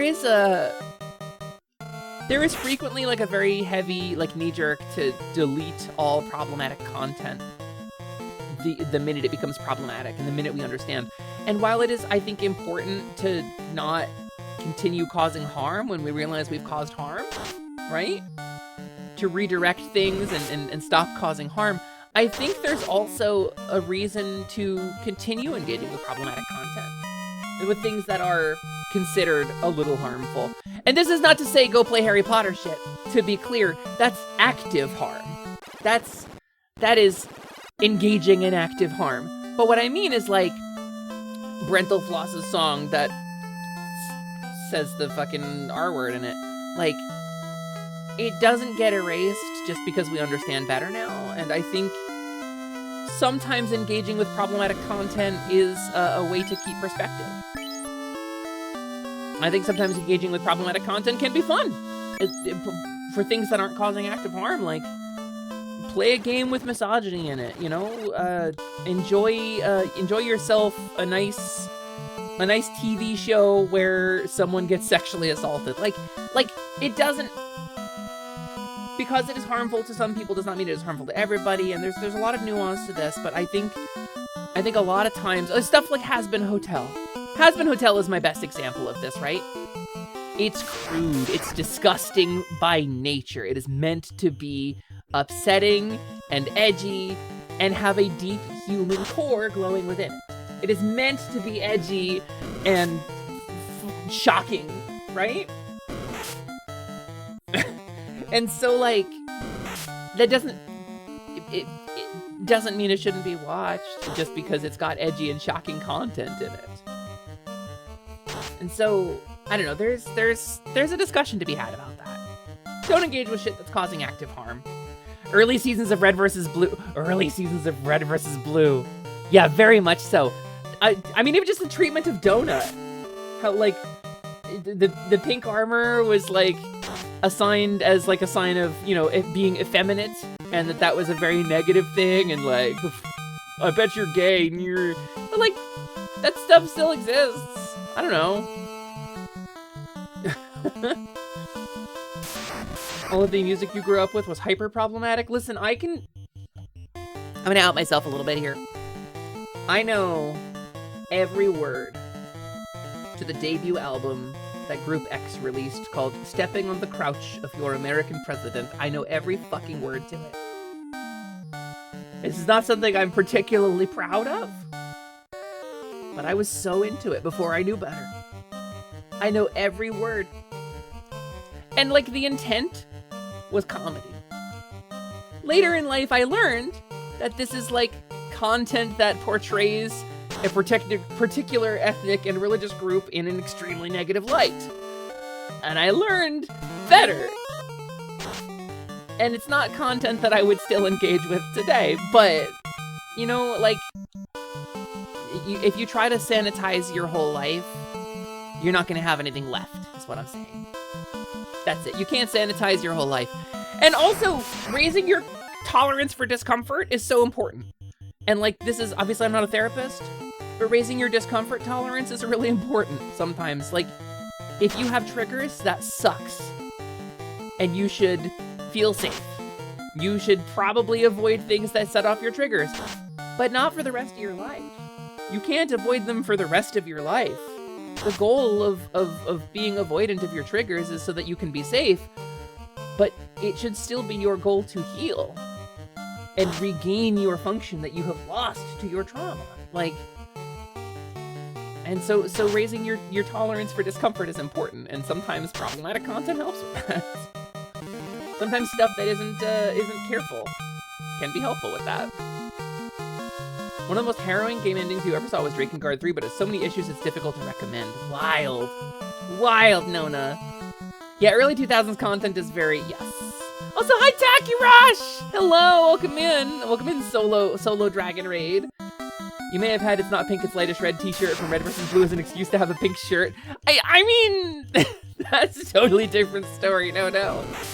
One of the best fantasy series you ever read features a sexual assault as the first thing that happens in the new fantasy world, but the way it handles it is very good. I mean, that would be rough. I stopped watching Beastars. Like, it got to be too much for me. I don't really just want to engage with it. But like, I think that content can be valid or informative or even healing for somebody else, you know? Yeah, you gotta be able to see content that makes you uncomfortable and be able to go, this is not for me, and move on, which is, again, what I did with Beastars. Something like Goblin Slayer, I will leave and also file a harsh criticism, because I think it is deeply exploitative, and I think it should just call itself what it is. If it wants to be snuff porn, it should just call itself snuff porn instead of pretending it's high art. But that's the personal opinion. Very different. So yeah, I don't know. And there's a lot out there that is we just do better. I think at the end of the day, like we've engaged in or contributed to harmful behavior, and we just do better. We take the L and move on.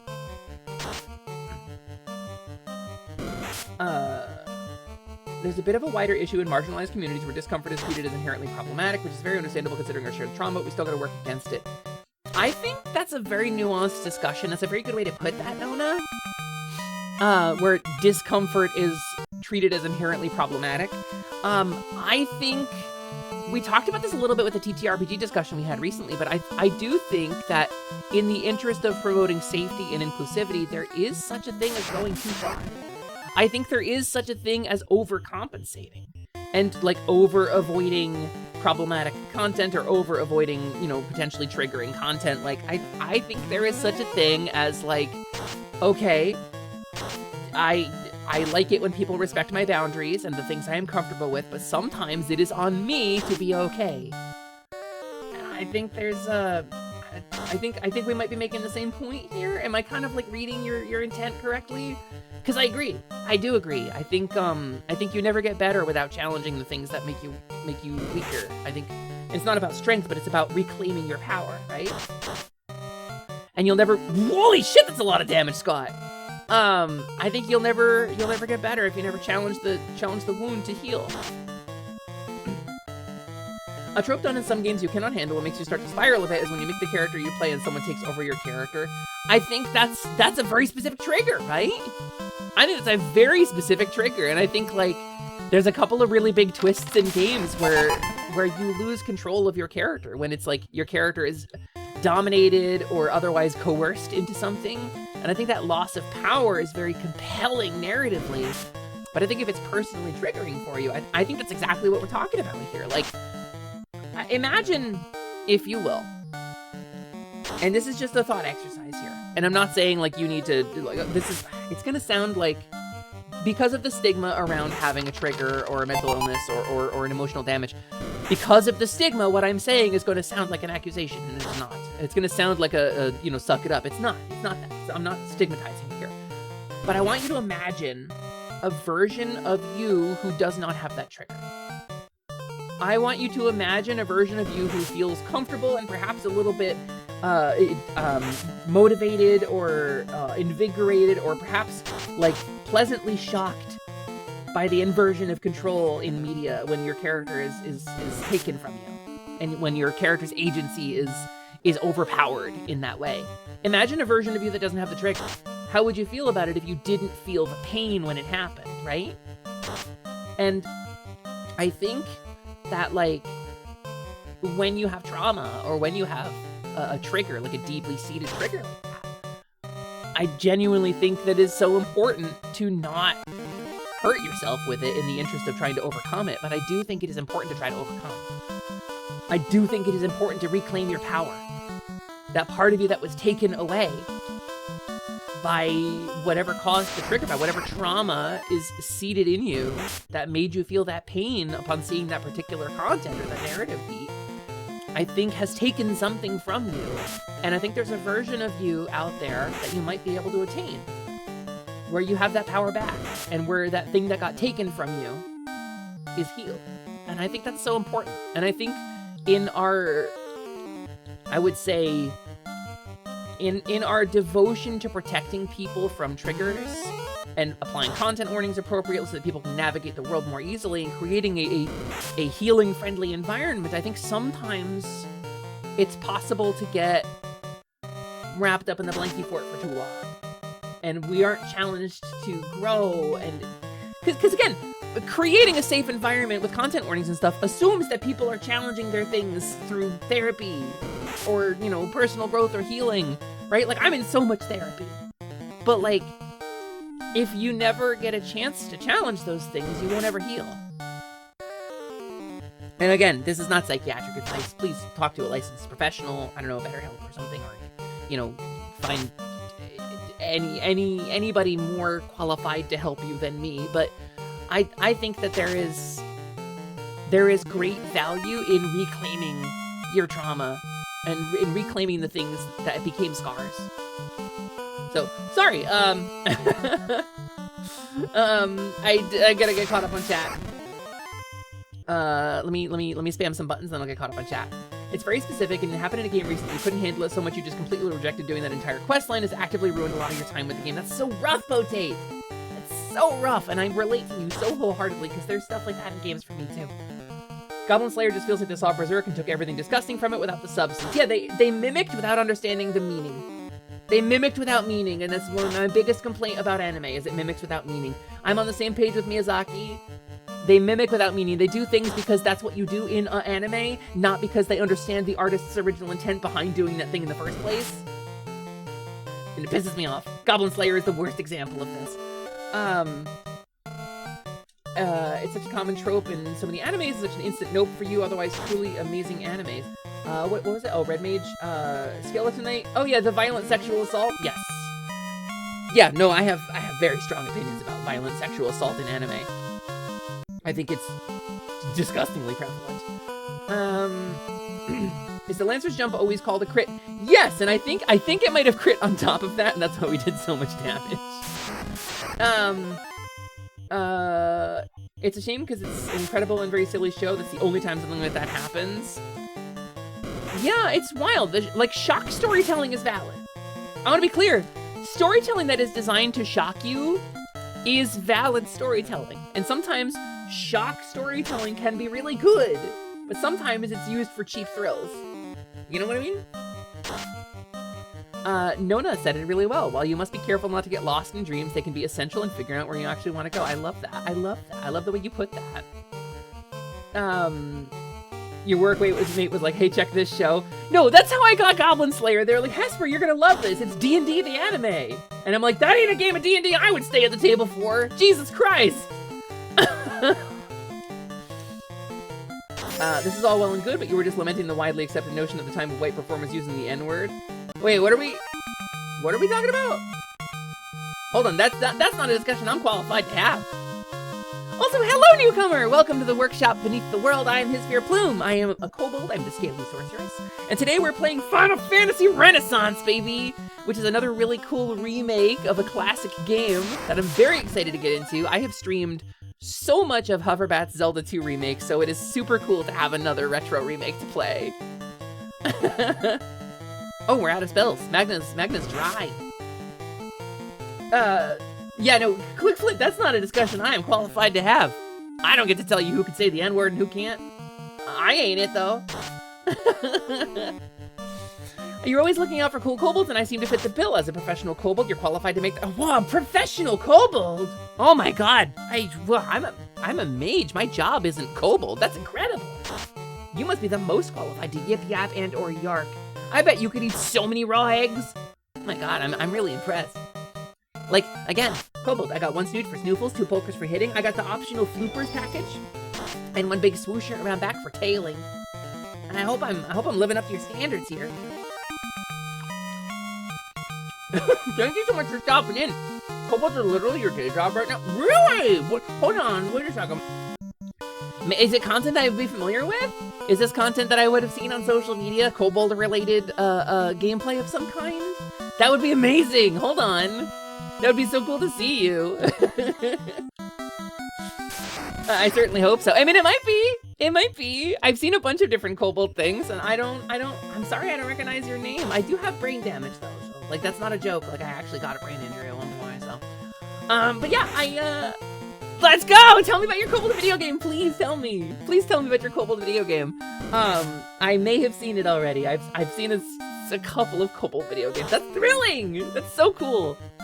But yeah, I'm Plumie. I take over the stream on Saturdays. Welcome to Scaly Saturday. There's normally a fairy here, but I do this whole kobold thing on Saturdays. And thank you for the hydrate, Red. I will... Ooh, I'm out of drink. I'll get that in the ad break. Next ad break, I'll get it. Bum, bum, bum, bum, ba-da-bum. I just think kobolds should be playable in more things. I think kobolds should be playable in more things. I've worked really hard to get kobolds included in DDO. Worked really hard to get kobolds included in Barony. Like, you're the dad behind the exceptionally dumb Trenchcoat Adventurer, which is a crayon-drawn... Oh no, ads! Damn it! Hold on. I'm gonna read, while Richard Stamp is in ads, I'm gonna read about it and pretend I know. Trenchcoat Adventure. I think somebody recommended this to me. Wait, I do recognize this! Hell yeah! Oh my god, gamers, this is so cool. Okay, yeah, this is absolutely wishlisted on Steam already. There was a demo of this. That's incredible. It's like it's got a really delightful visual style, gamers. This is cool as hell. This is so cool. When Richard gets out of ads, I'll do a little bit of this.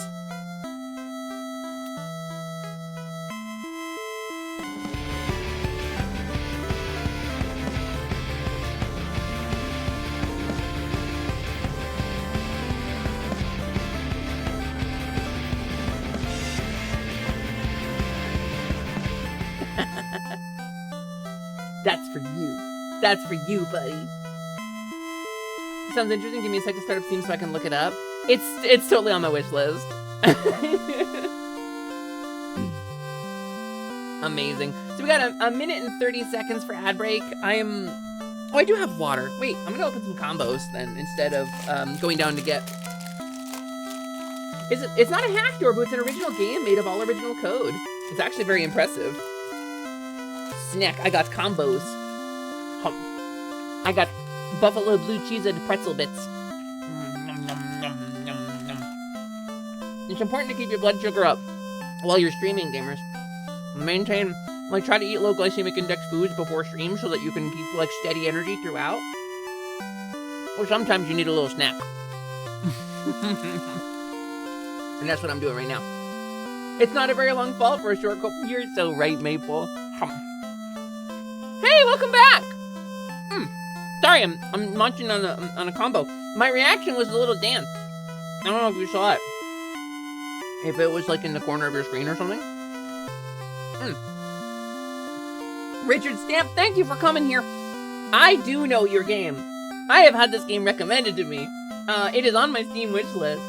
Thank you so much for stopping in. Yes, as a kobold, I am very interested in kobold content, and I have a lot of admiration for people who are willing to make kobolds available and things. So, I'm from a place called the Rocky Hills. I am a kobold of many talents. I departed the way of kobold life long ago to study magic, and I therefore have mage levels. And so I have risen above my yip-yap and yarky roots to become a creature of refinement and intelligence. And, you know, but every once in a while, there's still something that inspires a nice yip in me, you know what I mean? Sometimes we can't escape where we're from. And sometimes Rude. Sometimes we can't escape our roots, that's all I'm saying. I'm having snack myself. There's a certain joy to being able to eat your own shoes in a dungeon. Very true. No, we're not booping. Excuse you.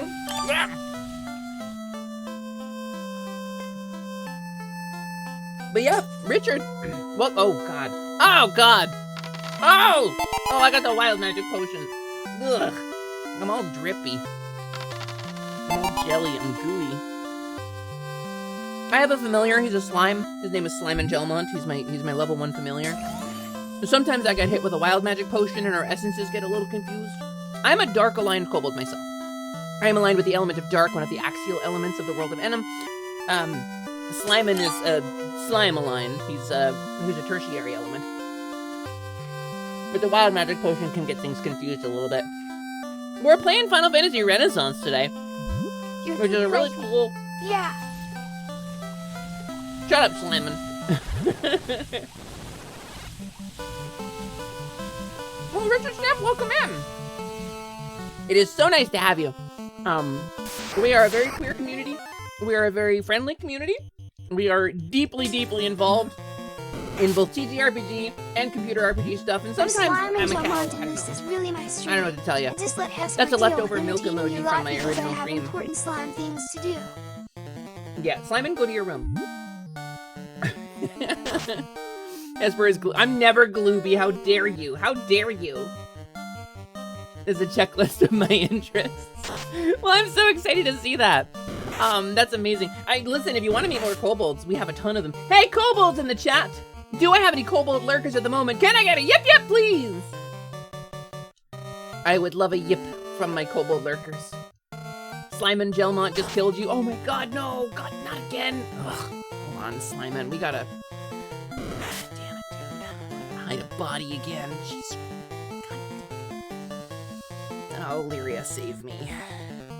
Where's the corpse? Yep, yep! Oh, wait, no, you're alive! Oh, you mean killed you metaphorically? Oh, yeah, Slimon's really funny like that. He's a good little guy. He is my level 1 familiar. He is a slime. Excuse me. He's got 1 hit point. He's worth 1 experience and 2 gold. Please don't hit him with a wooden sword. He'd be a bad start to your journey. You would gain basically nothing. And I'd have to resummon my familiar, which is really lame and boring.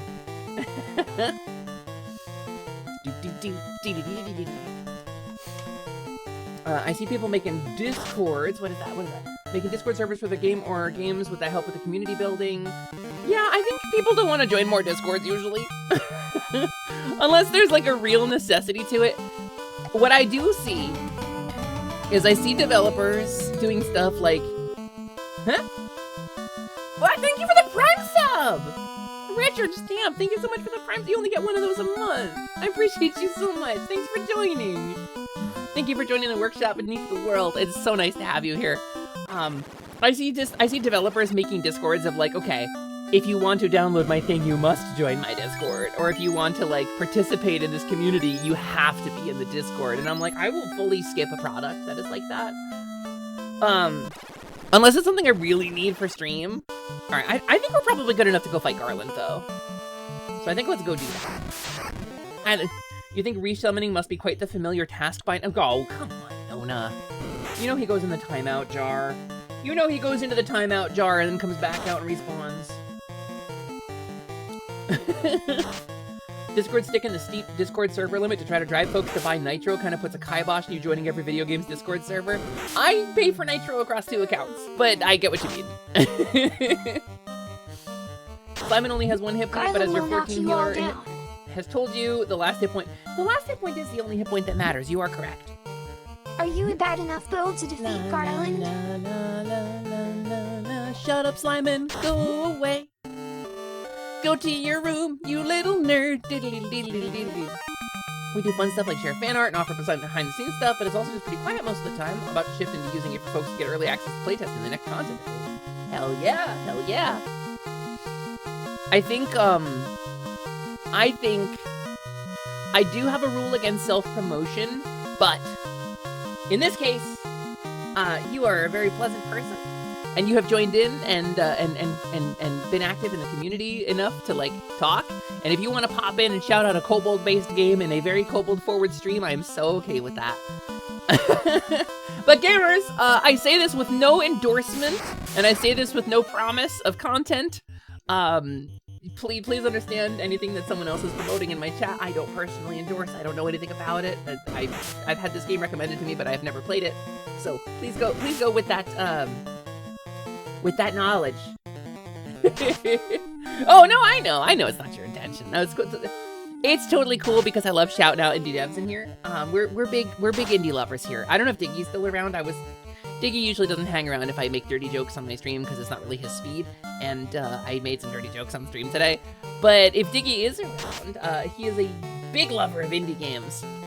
And I am a big lover of indie games and kobolds, so. Just cruising for kobolds. Have you met Bucket yet? Have you met Val yet? Have you met Risk yet? I know a bunch of kobolds on Twitch. Huh? Wah ba ba ba bo bo. I don't know what that means, Dorbu. But thank you for the Prime sub. That's so sweet of you. What the hell? Thank you for subscribing to the channel. Gamers, I talk about the Twitch Plus program. Also, Richard Stamp, it's so nice to have you. I'm gonna post a Steam link. Because I've got your store page up right now. Wait, I don't. Where is it? Hold on. It is a Kobold Story Trenchcoat Adventurers is the full title of the game. Is this correct? Is this Crystal Spider Games? Am I looking at the right place?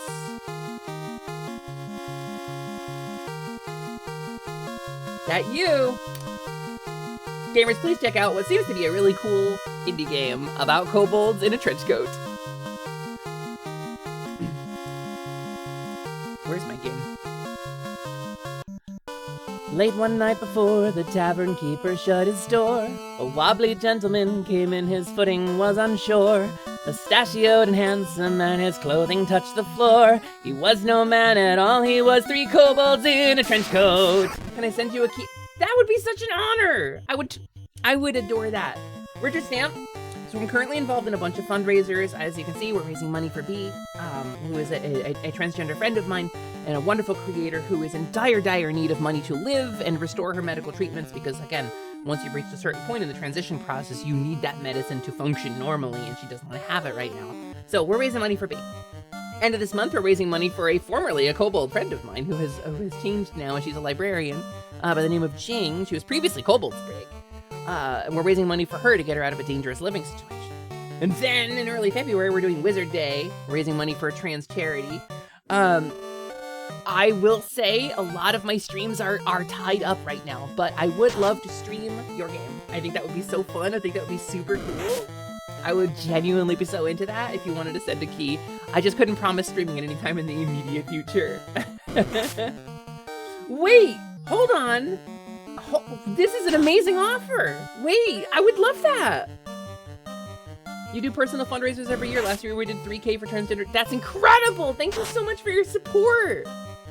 That's the kind of kindness the world needs right now. That is honestly, we do mutual aid stuff mostly here, but we do a couple of larger charity fundraisers too. We do Wizard Day with Tag. My friend Tag the Otter hosts Wizard Day, and we're all helping out with that. We do a fundraiser for Earth Day called Be Earth's Buddy. That's a positivity the group that we founded does that. And so it would be such an honor to have some keys to give away. Like genuinely. I like you. We split 50-50 top surgery for a friend and their chosen trans. That's. Hold on. I'm gonna greet you more properly. I'm a kobold on Saturday, but I would like to say a proper hello to you. So excuse me for a second while I hop off the box and I greet you as the proper streamer. Music. I can't teleport. I have to walk.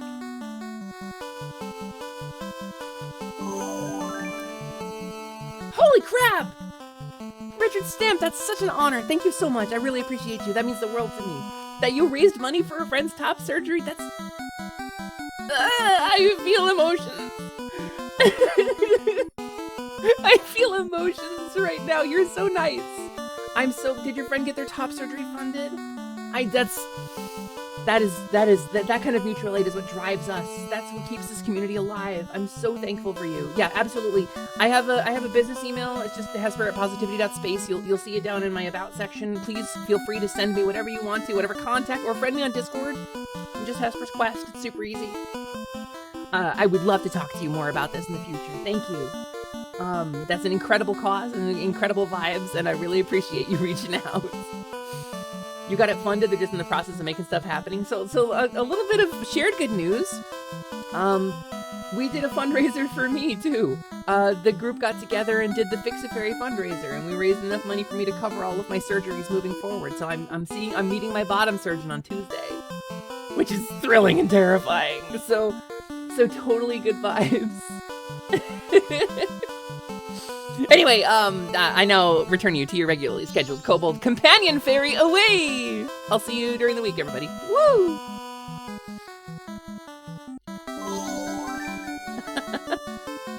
Anyway, let's continue Final Fantasy. Let's go beat up Garland, right? I think he kidnapped a princess and we need to... Ooh, a creep!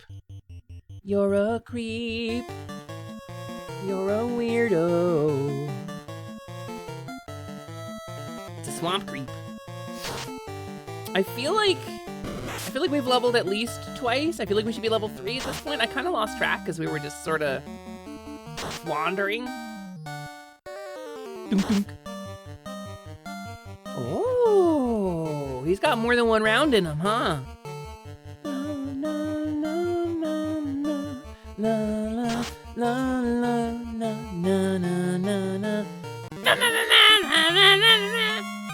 Gender affirming care is life affirming care, and I'll wave my flag on that hill. You're damn right it is! Gender affirming care is life affirming care. Trans rights are human rights. Absolutely incredible. Also, the soundtrack is perfect and always has been. You are correct. You are correct in saying so.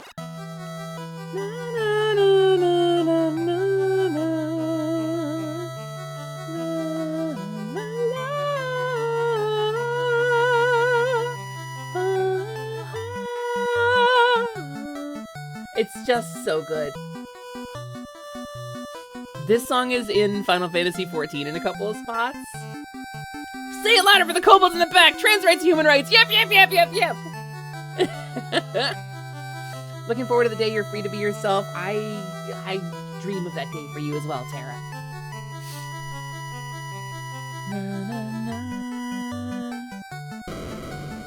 There's the guy. Let me do my best Garland. No one touches my princess. Light warriors? You impertinent fools. I, Garland, will knock you all down! I love Garland. Garland might be one of my favorite Final Fantasy characters just in general. Alright, we're gonna... you know what? We're gonna actually magic this up. We're gonna magic this up. We're gonna magic... Play fire element types. Does it add damage? I wonder if it adds damage too. We're gonna jump with you, and we're gonna have you... Fire!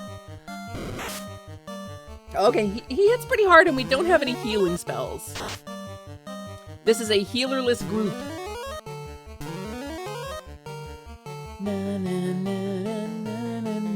Does Garland have any vocal stems? Grah! Grah! Bah! Grah! He does. I'm confident he does. Villainous vocal stems. Do you think we can sleep him? Probably not, right? Because probably damage would wake him up anyway. Oh! Oh, Scott! Holy crap, you just drilled a hole in this man's head. Well done! Holy cow. I threw a friend request. Is there a community hangout I can stick my snout to? Yes! Yes, there is! Richard Stamp, yes, absolutely. Please, by all means, feel free to join.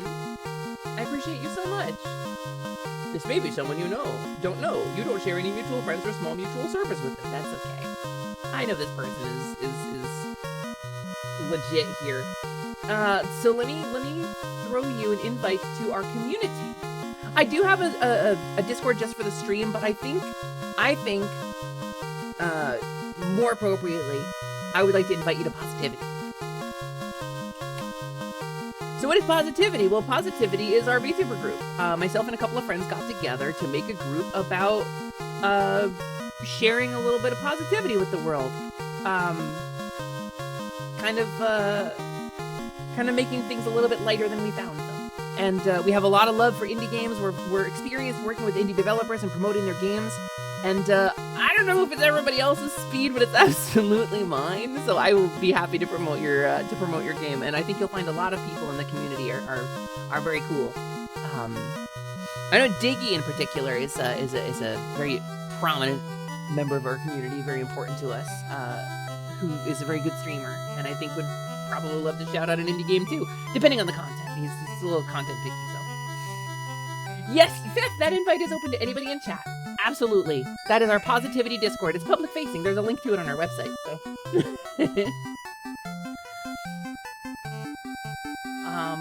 Getting caught up. You stole a lot of... Was it a lot of gold? I missed it. Princess Sarah. Oh, my controller keeps disconnecting. That's really unpleasant. I wonder why it's doing that. My USB cable must be failing. So you are the Light Warriors. Thank you. We're here now! This loot has been passed down from queen to princess for 2,000 years. Garland stole it when he kidnapped me. Please, accept it as my gift. It just might come in handy. You can go through this whole game without the loot, by the way. Thank you for saving the princess. To aid your quest, I ordered a bridge built to the continent. Go now, and make the orbs shine again. Sure, buddy. I got a diadem and a cloak, and that's about all I need. Frankly, you're hit with the urge to wishlist, follow, and share this specific game. I hear the dev is a super good person. I hear the dev is a super good person, Maple! The dev seems pretty cool. Oh, let me, I gotta say something important in the Positivity mod chat real quick. Let me make sure that everybody knows, because in case my other friends are not here. Hey, mods. Hey, mods. In and out to make sure I get the name right. Double checking, make sure I get the usernames right.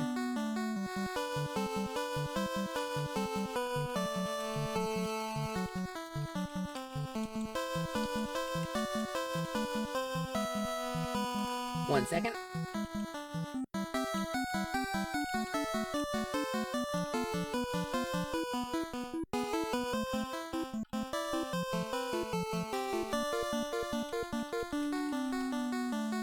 There, just making sure that everybody is copacetic. Because I know a lot of Discord scams like start with, oh, I'm a game developer. I wanted to make sure that nobody in the mod chat was getting sussy. Yeah. You locked in on a secret project and didn't notice you accidentally hit pause. What have you missed? Richard Stamp is the developer of Trenchcoat Adventurer, a Cobalt story on Steam. And we're gonna play that game on stream. It's gonna be really cool. You get so many DMs. I bet you do. Genuinely, it's like I had to close my DMs to friends only because there were just so many. I was getting something like 15 to 20 a day, just from even people I didn't know. And so their journey begins. What awaits the four, they do not know. God, this song sends me. This song gives me so much joy. Each holding an orb that 2,000 years ago shined with beauty from within, but now only darkness. Come, start your journey. Return the light of peace to our world. That key change there at the end always gets me.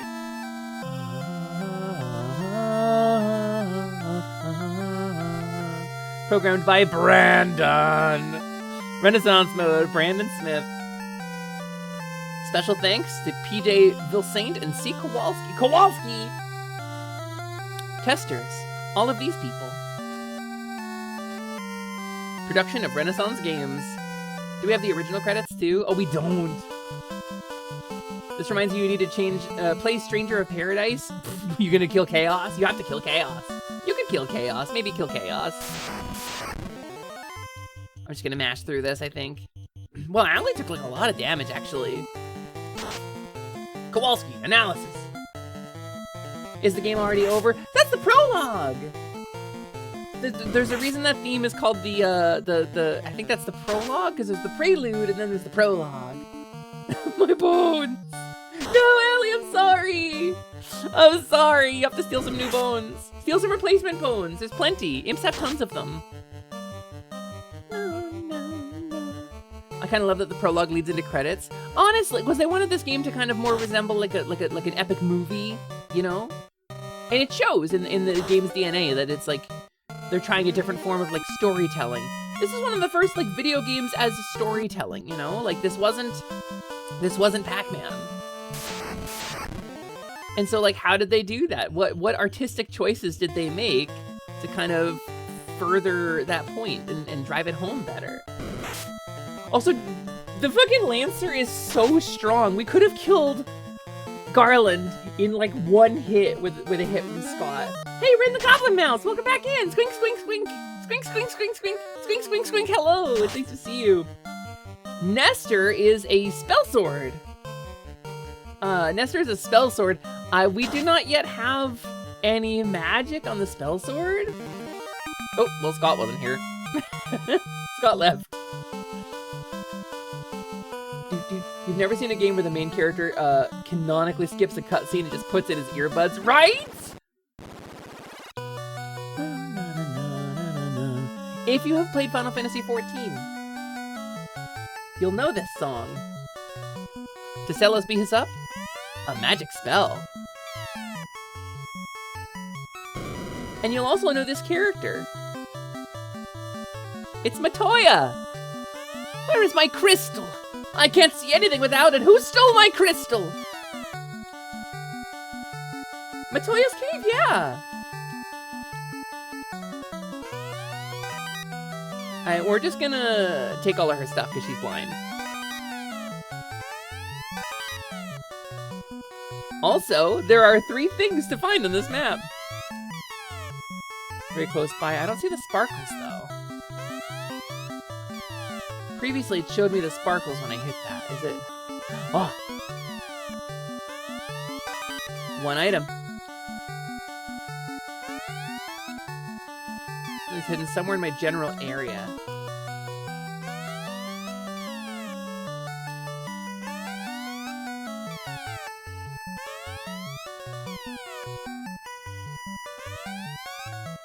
Something hidden very close by.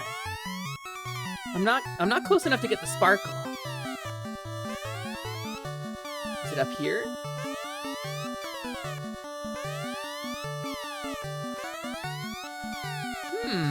Oh, I see it. I got the sparkle. A gloves.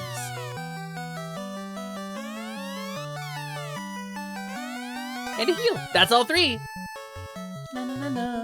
Na, na, na, na, na, na. Oh, thank you. Everybody saw it but me. Listen, kobolds can't see in the dark, okay? Like, we have dark vision, but we can't discern color. So, this is why, by the way, when sorting moss, I feel like this is so important. People are like, do you sort moss by color? Do you sort moss by taste? You can't see color with dark vision. And if you taste the moss, you contaminate the samples. You sort by smell. Why does nobody get this? I don't understand. Na, na, na, na, na, na. Let's throw a sleep out. There's a lot of wolves. That's a lot of wolves. You snoof! We have the shiny snoofler. This is the most important part of kobold anatomy, the snoofler. People talk about this, right? The human snoofler it's got a nasal passage that's folded, 7 times? And a dog has like, I don't know, 100 times folded nasal passage so they can pick up better smells than humans can.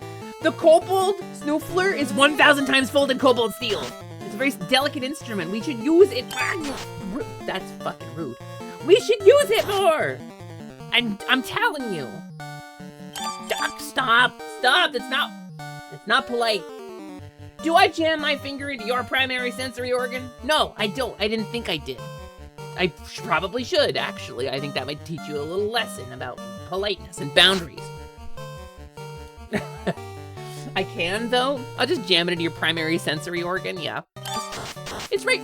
Stop! I'm trying to stream here. I'm fighting wolves. You have true sight. You do not have this problem, but you're much larger than a kobold. Listen, if you're not a kobold, then why are you sounding off of my kobold stuff?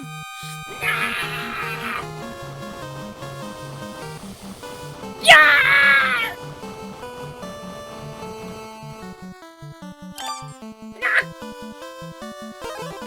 You got me when I was dead.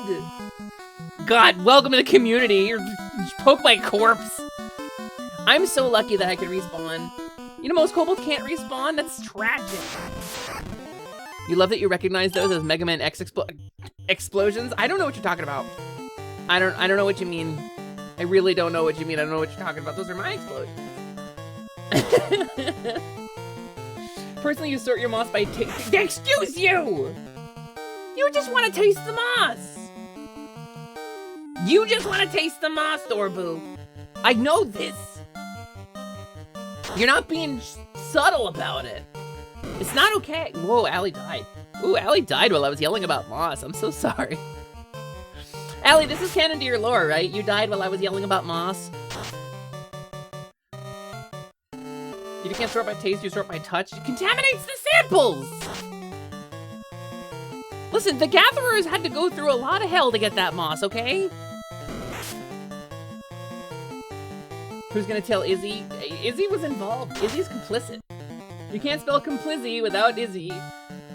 K and Kayfabe stands for kobold. It does. You're correct. Real talk, your production quality is insane. I'm sad I'm only now discovering you. I'm so grateful for that. Thank you. It means so well to me.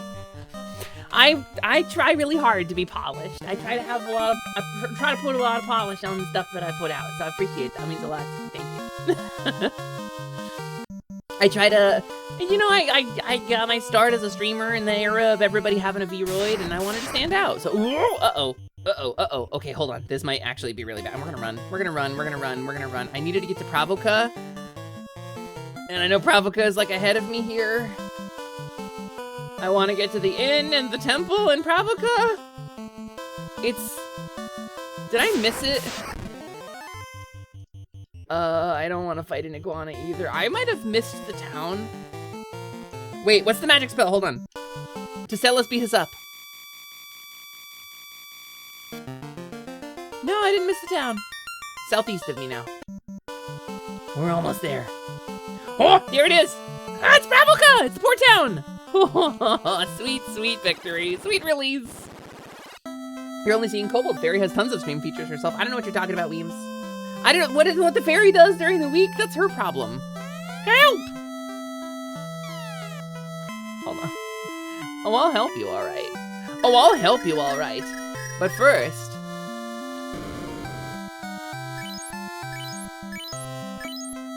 we're gonna stay at the inn. We're gonna take a nap. Bicky and his pirates.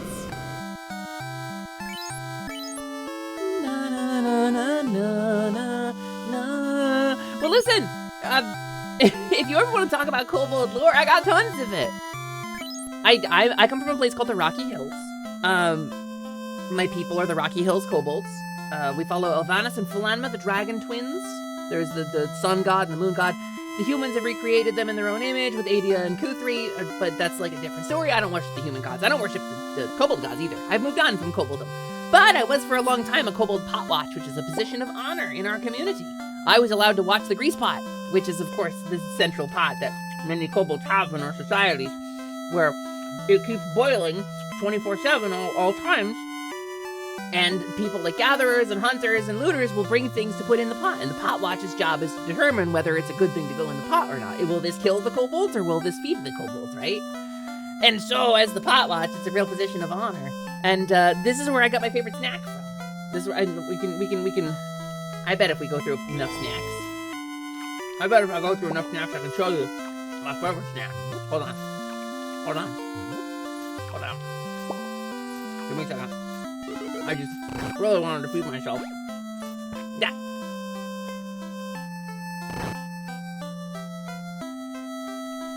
We'll get there. Hold on, we'll get there. Aha! Here we go. Crispy lizard. Look. Crispy lizard is my favorite kobold snack. This is the best snack. It is cave lizard plus stick. Put in the crafting window, make cave lizard on stick. Put stick in grease pot.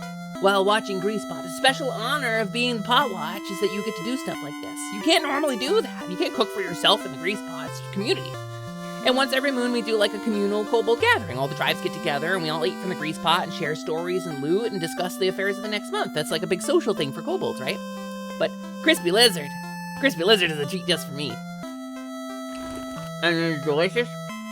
And it's filling. It's high in protein. And you get extra fiber. Because you get to eat the stick too, which I think is just so important. You need your fiber. But, this is the workshop I was talking about. This is where I stream from.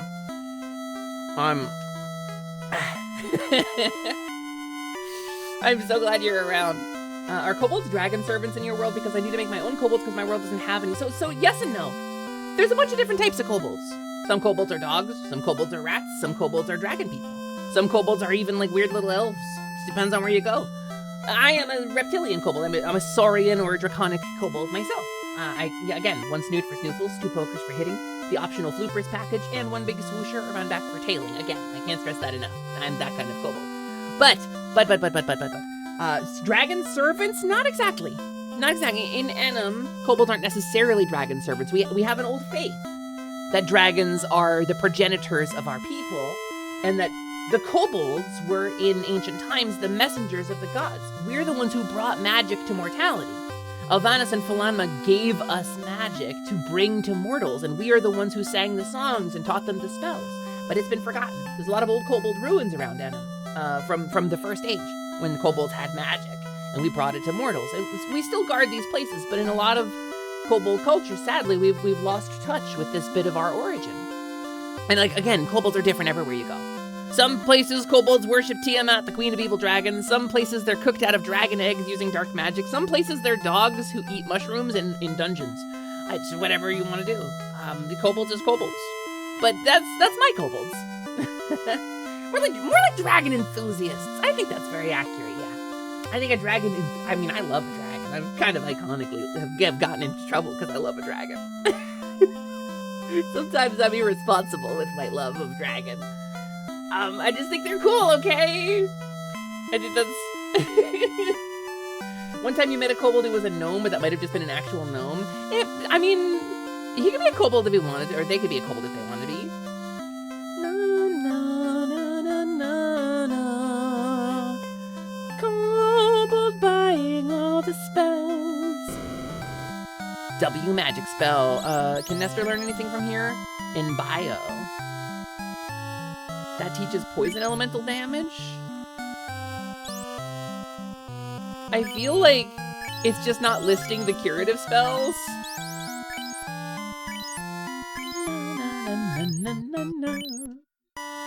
I feel like it's just not listing curative spells because none of my party members can cast them, and that's a problem. We started out a game of Final Fantasy I with no healer because I thought Spell Sword would be able to get healing spells. Na na na na.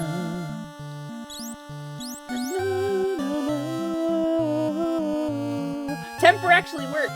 Temper doesn't do anything in the base game in vanilla.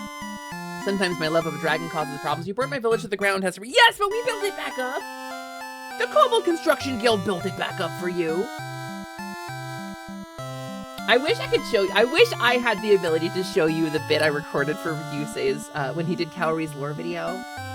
I wish I could show that on my stream because I'm so proud of that. I love that lore video. I think it was really great, and I'm so happy I got to be a part of it. Ryusei handed me recorded lines of him speaking a line and then pausing so that I could deliver a counter line, but he didn't hand me a script and just said go nuts. And so I filled the gaps in Ryusei's talking with my own lines and then handed it back to him. I wish I could show you that. Can a girl... Yeah, heaven forbid a woman express a hobby. Triton. You've gotten in trouble with your gold addiction a lot? Yeah, it does happen. Gold is quite addictive. It's very useful magically, too. So you have to make kobolds out of scales because your world is kind of devoid of life, so they're part servants, part offspring. That is so sad. A world that is devoid of life is so sad. I'm glad it has you to put more scurrying little screamers into it. We love to scurry and to scream. It's on YubTub. Ah, it is on YubTub, isn't it? I think you should show presents from hell. I did earlier. I showed it earlier, Red. We did all the old lore today. I went through all the videos earlier on in this stream. Every lore video I've ever made for this channel. In fact, including the ones I made only for Twitter or Discord. Ah, let's go. Wait, gamers, do you want to see a little bit more lore? Do you want to have just a little bit more lore? Can I? I think this would be rad. I'm gonna put a video on the screen. just so we can see a little bit more lore. And it's not a long video, but this is a video that was made by my friend Ryusei Shining Heart, the most powerful wizard of all time. A dragon is what he is, and wizardry is what he does. He's a variety streamer. He plays a series of beloved classics from your childhood and mine, right? He's one of my best friends in the world, one of the founding members of Positivity, and features prominently in my lore, as I feature fairly prominently in his. I'm going to put this on the screen, and I'm going to eat some combos, because I'm hungry. And then we'll get back to Final Fantasy. But I want to show you this video. I'm going to take off my hat, too. Hold on. Oh, wait. Bald! Let me browser capture. Look, it's browser. And let me just scale it correctly so that you can see it. Because you may not have seen this. Because if you've come to my streams, but not to Ryu's streams, because he streams in like a late night time slot, you might not have seen his cool lore video for Calorie, the skunk girl that I gender bullied Ryusei into making real. So if you'll excuse me, I'm going to eat some combos and you're going to watch a video. I'm wheeling in the TV cart, gamers.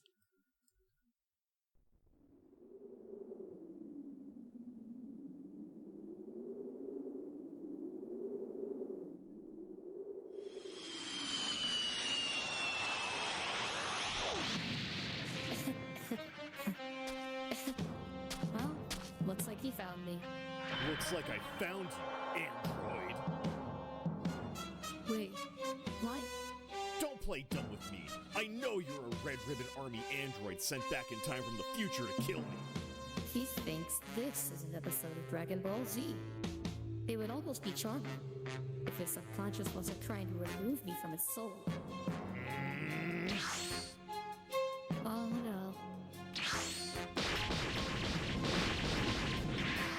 God damn it, why couldn't this be? Is it still quiet? Is it still too quiet? Was that a little better? Why are you so quiet? Why are you so quiet, YouTube? Filters. That's because I'm running a compressor on it, probably. Maybe a limiter. Let's see if this is any better. Final Shining! Is this stupid real blue dragon about to make me actually have to do this?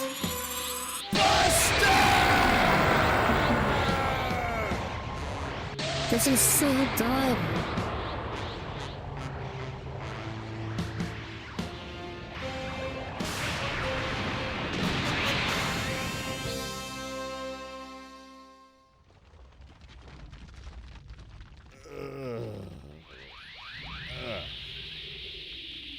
That hurt. You finished? Good. Wait. I recognize you. You're the Phantom that's been hanging around the tower for the past couple of months. Who the hell are you? I'm Calorie of the Shining Soul, and you, Ryusei of the Shining Heart, are my best chance at getting home. Wait a minute.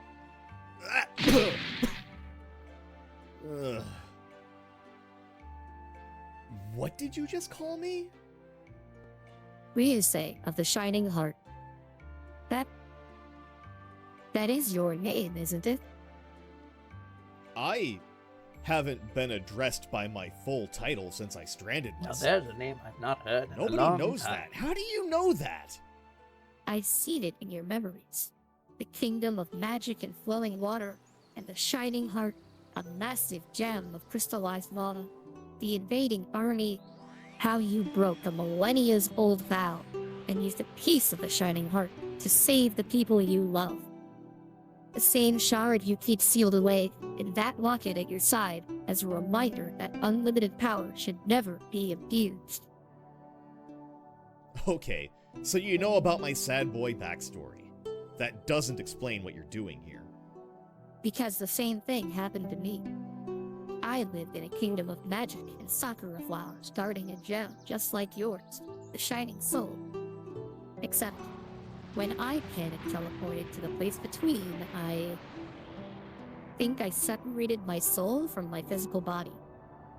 Normally, I'd have dissipated. That's my damn but computer! I happened to be in the right place at the right time and managed to attach myself to your ether. Oh, but look at his jelly-filled donuts, though. They look Your tasty. subconscious noticed my existence and has gone full offensive mode, treating me like an invading presence. Then that means I'm dreaming. This is a dream. Oh, that's embarrassing. You needed the scenario where you'd have the most power and leverage to eliminate an intruder. Even in his dream, he You're gets his ass also a kicked. massive weeaboo. Dragon Ball Z just makes the most sense. True. So what do? The first thing we need to do is extract my essence from yours. Is that all? An easy job for the most powerful wizard of all time. Hold still. What?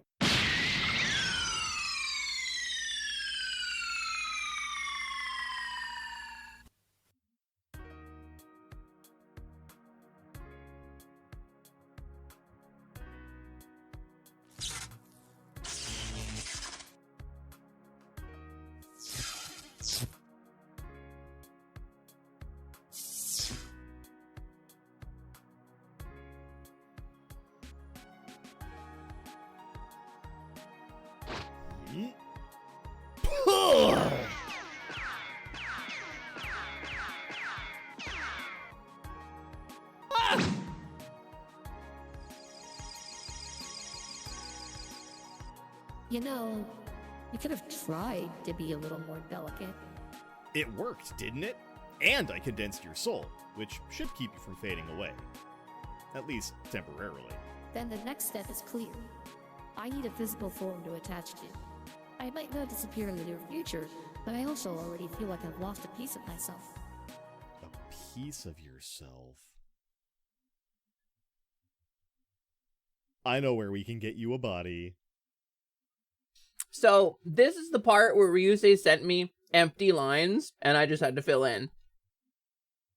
I know I'm asking a lot, but this is kind of important. Yeah, no sweat, I can come up with something for you. I got loads of Drake Maca and Pink Wart laying around. With the right potions, Calorie could go from stowaway to full-time resident in like 6 months. We'll need to find a place to put you, though. Come on, Hesper, this is serious. Yeah, okay, worth a try. Alright, so Miss of the Shining Soul needs a place to stay because your subconscious has been trying to evict her like a bad landlord for months now. So what you're looking for is a construct body, like a simulacrum? Yeah, more or less. It's not my normal area of expertise, but the basics are pretty similar to dungeon construction.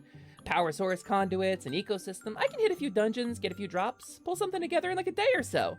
So, on the matter of cost... You're the best. Just, put it on my tab. Ryusei? Hey! Alright, we've got our time frame. Great, so what do we do until then? Well, we've got some time to kill. I could teach you magic. But I already know magic. I activate Clock of Omens, tapping Clock of Omens and Adaptive Automaton to untap Adaptive Automaton. I know I put lands in this deck. Where are they? It's okay, Brittany. I'm pretty sure he's cheating. What was that? Did someone just arrive? That sounds like a delivery from the atelier. Let's go set it up. Well, there it is. Where are its clothes? Those should appear along with your outward physical appearance once you fully merge from the simulacrum. How does that work? It's magic. I ain't gotta explain shit. It's magic. Go for it, Calorie. I ain't gotta explain shit.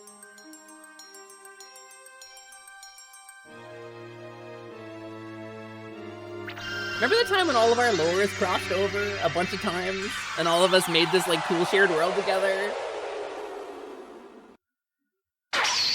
It worked. Also, I have hands again. Not the first and not the last time. The I will be new called simulacrum urgently smell late should go away night in a on an couple of orb. days.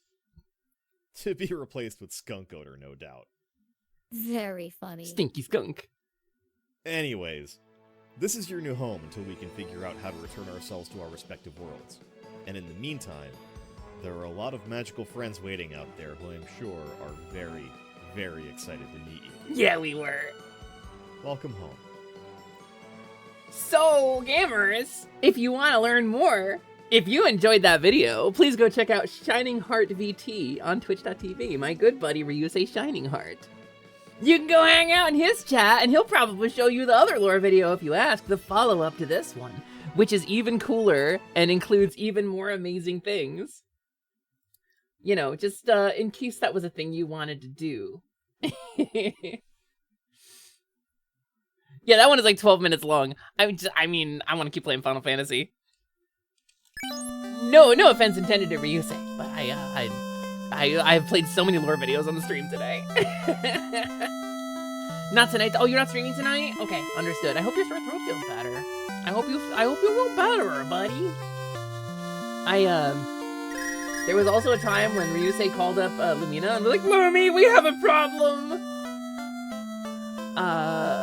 First time with wild magic, huh? It's one of my favorite deliveries I've ever gotten to give. Hi, Zogi! Hi, Zogi, welcome in. I'm gonna give you a raw egg, too. I'm gonna give you a raw egg to eat, and you have to eat one on your stream now.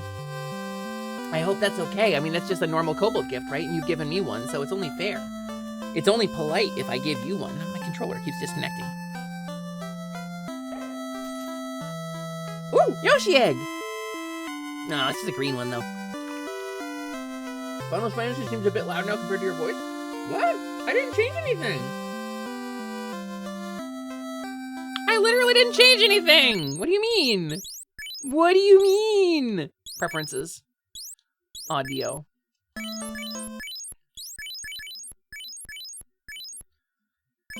There, is that better? A little yummier, a little tastier, a little better for your ear holes? It was always just a little loud. What? You didn't say nothing! Okay, thank you. Thank you. Okay, let's talk to this dude. He's not normally there.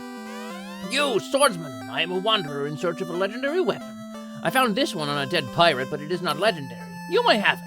Perhaps our paths shall cross again. Obtained Gale Sword?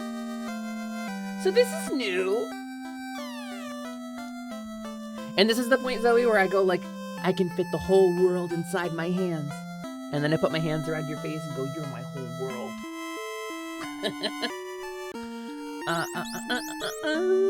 Weapon, equip. A slender sword imbued with wind. It's so much better! Wow, it's like genuinely really good. It's got a lower crit rate, but this feels like a better choice for the spell sword, right?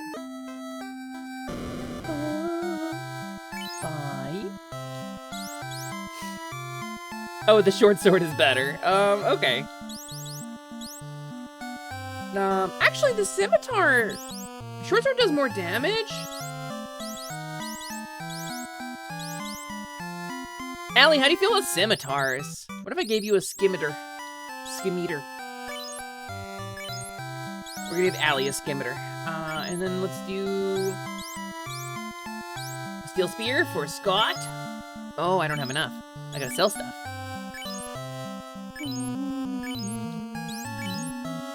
We gotta grind a little bit, I guess, to get the spear. I want to get the steel spear before we try to fight the boss.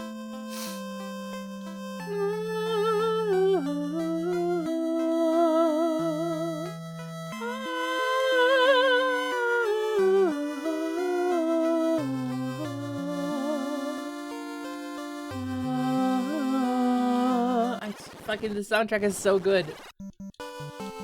I hope it's okay as I'm making kobold noises along with that. Kobold noises here. What? Ooh, okay. This is dangerous. Jump. And then magic. You can put them to sleep. And then you can mug them.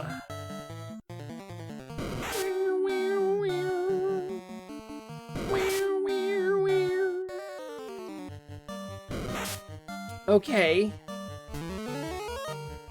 How many of them are gonna go to sleep? 1, a 2, a 3.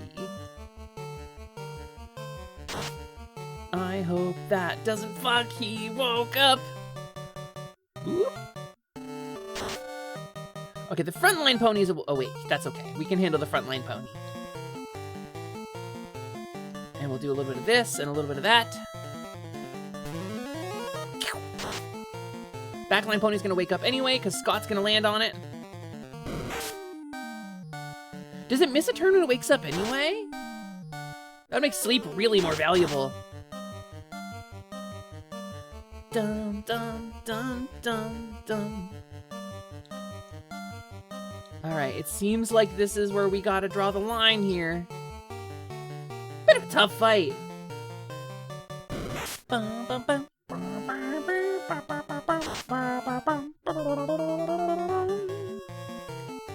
Oh, we got an ad break coming up in 5 minutes, gamers. Oh, I'm also like in the wrong spot. Yeah, there we go. Ad break coming up in 5 minutes. We do a 3-minute ad break every hour in order to kill pre-rolls for newcomers to the stream. It is important in Twitch's ecosystem to make sure we don't get pre-roll ads because they're basically the stream killer. So, that's a really good time to do a stretch, get some water, take a little nap, eat a snack, whatever you gotta do. You are now immune to ad breaks. I'm so glad you're immune to ad breaks. That's a good immunity to have. I am resistant to dark magic. I don't actually have any status immunities. I'm resistant to dark magic and I have DR1/fire because I'm kobold, but I don't have any cool immunities like that. I mean, I guess I have immune to ads too because I have Twitch Turbo, but...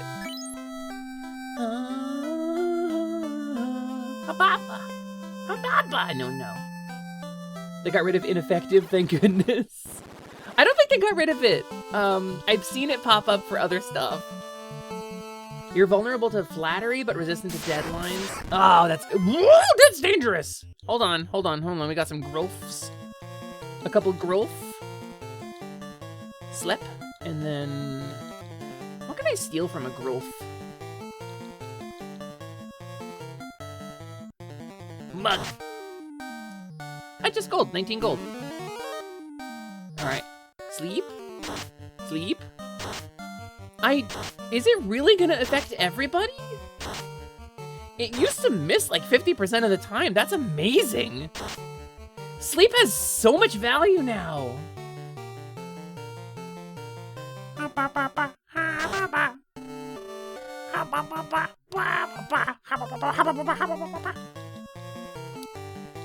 Alright, we're just gonna focus in and mash A button, I think. You may be immune to ad breaks, but you're not resistant to sleep. Yeah, I know, I'm feeling it. Truthfully, I've been pretty exhausted. The whole partner push thing, the whole like, oh, we're lined up for a partner. Let's make sure to stream extra hard to leave a good impression, you know? And like, I don't know, it's taking a lot out of me, gamers. I think whether or not the partner application goes through, like, you know, and gets approved or denied, I think like a little time off is in order, like just a couple of days of downtime. Maybe I'll do some like light duty streaming. Maybe I'll take like an actual day to sleep. That might be a thing that I do. Also, Tayu, good night. Thank you for being here, dude. And Tayu, if you're still here, just want you to know, what you do makes a difference, and people see you, and we appreciate what you do. You bring a kindness and a clarity and an earnestness and a genuine nature to this space that very few people are able to do. What you do is amazing and has great value. Just need you to know that. Let's do a jump on a Grimp, I guess. We'll jump a Grimp, right? Magna can sleep some folks. I'm gonna check my DMs while we're going through this here. While we're playing through the turn. That's so incredible. That's amazing. Listen, Richard Stamp Dev, thank you so much. So gamers, I don't have an announcement yet on what we're gonna do or how we're gonna give this away, but I have been provided by the developer with a couple of keys for this game in particular that we're talking about. I am so genuinely excited. Trenchcoat Adventure is gonna be really cool. I'm really excited about it. I'm really excited to play it on stream, and I have been given a couple of keys, so we'll be doing a giveaway at some point in the very near future. So stay tuned, probably next week. Probably next week we'll figure that out. That's so kind of you. So genuinely kind. I'm so excited to share this game with the community. There's so many kobolds here. I know so many. Like the urge to immediately go, I'll just give these codes to all the kobolds I know, and make them stream it too. But I think a giveaway sounds really cool too, so. That's so cool. Thank you so much. I'm really excited to play it. following Teiyu, obviously. How could I not after that? Teiyu the goat is goated. Teiyu is a mental health focused streamer. He's a goat. He's got a really gentle and kind nature. He does stuff on his streams to focus on mental health growth. Things like a concept that I really, really resonate with called introspective art, which is kind of like a sort of a derivative form of like art therapy, where he encourages chatters to art along with him, and then share the art and discuss it in like an anonymous community way. It's the kind of content that makes this platform really, really special, actually. So, big shouts to Teiyu, because I don't say it enough. Wishlisted, you love the gold box D&D UI. I have all the gold box games. I've never streamed them, but I definitely grew up on stuff like Dungeon Master and Eye of the Beholder. So, I've never played Wizardry. I've never actually played a Wizardry game, and that's maybe my own personal failing. But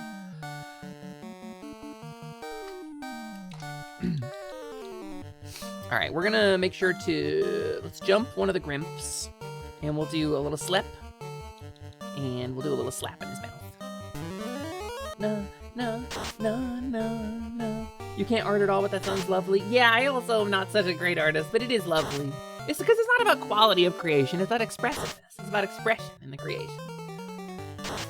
The only Wizardry game you've ever played was the mobile gacha game. Okay, so to be clear, I have played one branded Wizardry game. And it was a game called Wizardry Online. It was not originally a Wizardry game. They slapped the Wizardry name on it when they localized it. And slapped the branding on. It was not actually related to Wizardry. It was a hardcore MMO where death could be permanent. Which is such a wild concept to me. Like an MMORPG, like with like lag and disconnects and bugs. They had a game where it was like, you could die, and the first death was free. But anytime you died, you went into like the ghost realm, right? And you had to return to your body. And there would be, the more times you had died, the more hostile the realm of death was to you. And there were these reapers that if like one of them caught you, you would just perma-die. And there was a chance that your resurrection would fail. And so it was like a really unforgiving MMO with permadeath, like Dark Souls level of unforgiving. It was really wild. And that was Wizardry Online. Unique little bit of internet lore for you there. I wish we had a healer. Been playing a bunch of dungeon hack during work hours for yeah, that's good research. Richard stamped that. That's really good research. That's the kind of research you gotta do. There was I'm something of a hobbyist game dev myself. I do some coding. I taught myself Unreal Engine and Unity. Most of the stuff I do for my stream is coded in Unity, or coded in C# via StreamerBot. So like I do some coding and some design myself. And I'm always so impressed by people who can like ship products, because you shipped something. I've never shipped anything. You're built different. You can play all the dungeon hack you want. An MMO where the land of death just hates you. Yeah, it was awesome. It was genuinely so cool. You've been wanting to go back to game dev at some point. It's been a bit. I think there is a, I don't want to out anybody, but there's definitely a person that I know who is talking about getting into game dev with a couple of other folks. And it's one of those things where I'm like, oh, I want to help. I want to get involved. I'm like, no, I'm a full-time streamer. This is what I do. This is my contribution. I'm not a good coder. I'm not a good artist. I do those things, but like, it's a hobby for me. It's not a jobby for me, you know? God, these are rough encounters. Streaming is the thing that I do full-time. But I'm so happy when I get to talk to game devs, because it's what I wanted to do when I was a kid. I wanted to make video games. I remember the moment I learned you could make video games. Like, instead of just they congealed out of the ether, like, the thought that I could be someone who made a video game occurred to me. There was a friend I hung out with, and his dad was a computer teacher in New Jersey. He was a math teacher, and he was teaching computer classes, because computer classes were like a relatively novel thing at the school. And he was playing a game. It was about like trolls, like the treasure trolls, you know, like with the funny hair. And it was an old PC game. And I was, you know, knee high to a sprite back then. But I remember being like, wow, did you make this? And he was like, no, but you could. And I was like, what do you mean? He was like, well, you can, you know, learn to program and do art and you could make video games. And I was like, I was like a wee little hatchling. My world was blown apart by those words from this guy. And he was always really supportive of me too. Like, I didn't have a good family, but that guy was great. I miss him. I don't know where he is now. I don't know what he's doing right now. We do not have any contact, but he, and obviously I'm not making games for a living. That's not what I do, but it was really formative for me, you know? You're a Unity head, always happy to chip in if I need anything. You try and do freelance tuition, pay it forward kind of stuff. That's so cool of you. That's so cool of you. I think that kind of community stuff is like what really drives this sort of space. I sort of do the same with streaming stuff. Like when it comes to Vignon or like some C# coding for StreamerBot or something like that, like a lot of my friends need help and it's really nice to pay it forward, isn't it? I agree with you. Every stream you do should count as a ship product if you use Unity for that. I mean, I do use Unity. I don't write a lot of stuff from scratch in Unity. I haven't written like scratch code for Unity in a long time. Mostly I use like libraries and stuff that other people have published and just use the Unity editor to assemble stuff and script stuff together. So to say I know Unity is a little bit of like a misnomer, but like I'm experienced enough in it to know that it is crashy and difficult. You learned to program when you were 11, so you're reasonably good at this point. So I started, and I'm gonna date myself a little bit. There was an old programming language that was meant to be like a learner's language called BASIC, right? And it shipped with earlier versions of DOS, like Microsoft MS-DOS had like MS or like QBasic or just regular BASIC. I had QBasic, Quick Basic, right? Which was like a streamlined, simpler version of BASIC that was meant to be more accessible. And there was a game in BASIC that they included as an example called Gorilla, where it was two gorillas standing on a randomly, like procedurally generated field, and you had to type in the angle and the power to throw a banana at the other gorilla. And it was Scorched Earth before Scorched Earth. It was, or rather after Scorched Earth, but it was like just gorillas throwing bananas at each other. It didn't have all the weapons and tanks and stuff. And I cut my teeth learning to code, modifying gorilla.bass. And that's how I started learning to code. And I was like 10 as well, Prolo. It's 10 or 11 or something like that. That was, I guess when I was at my smartest. Cause boy, oh boy, am I dumb as hell now. Also back from the Totino's dimension. Welcome back! I smell... Oh, LMD must be cooking. I'm like, I smell a gas burner going.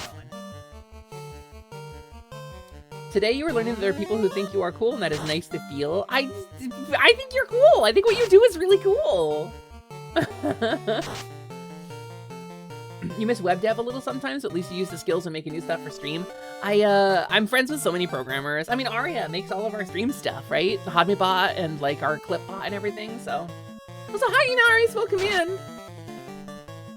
More kids need to learn this. I agree, Shuyo, especially girls. I'm not gonna like split hairs here and say that there isn't like a disparity in enrollment in STEM. Programming in general is like a very male-dominated field. There's a lot of societal and complex social reasons for that, but at the end of the day, we need more women in STEM. And I think very much that that everybody should have a chance to learn this stuff. It's so important now. When I was first learning it, people were like, it's not gonna really change society, you know? These things are a curiosity. But no, it changed society. Computers changed society, and people who can code now are like wizards who can control the world. I need to check my camera real quick, because I'm smelling. I'm assuming it's just LMD cooking downstairs, but it's like a weird smell. It's hitting me strange. Give me just a sec. Gamers, I'm gonna just double check this. Make sure we are so good right now.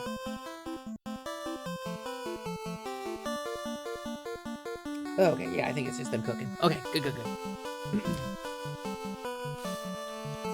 Bless do cool games. Yes, I agree, Inari. It's exactly that. Your first published Steam game was a university project called StreamQuest, which is a SNES-style RPG that was controlled by chat.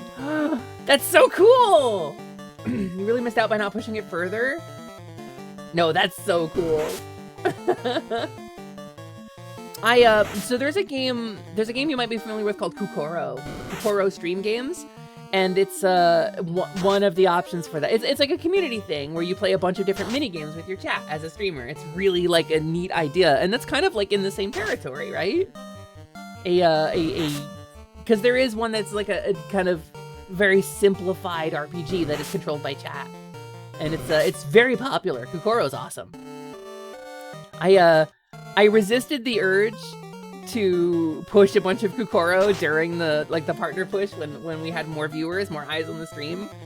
But I do, if I get 25 referrals to Kukoro, get a custom avatar put in the game, so that's pretty cool. Speaking frankly, every girl you've met while programming could write circles around you. You wonder why that is? We have more to prove.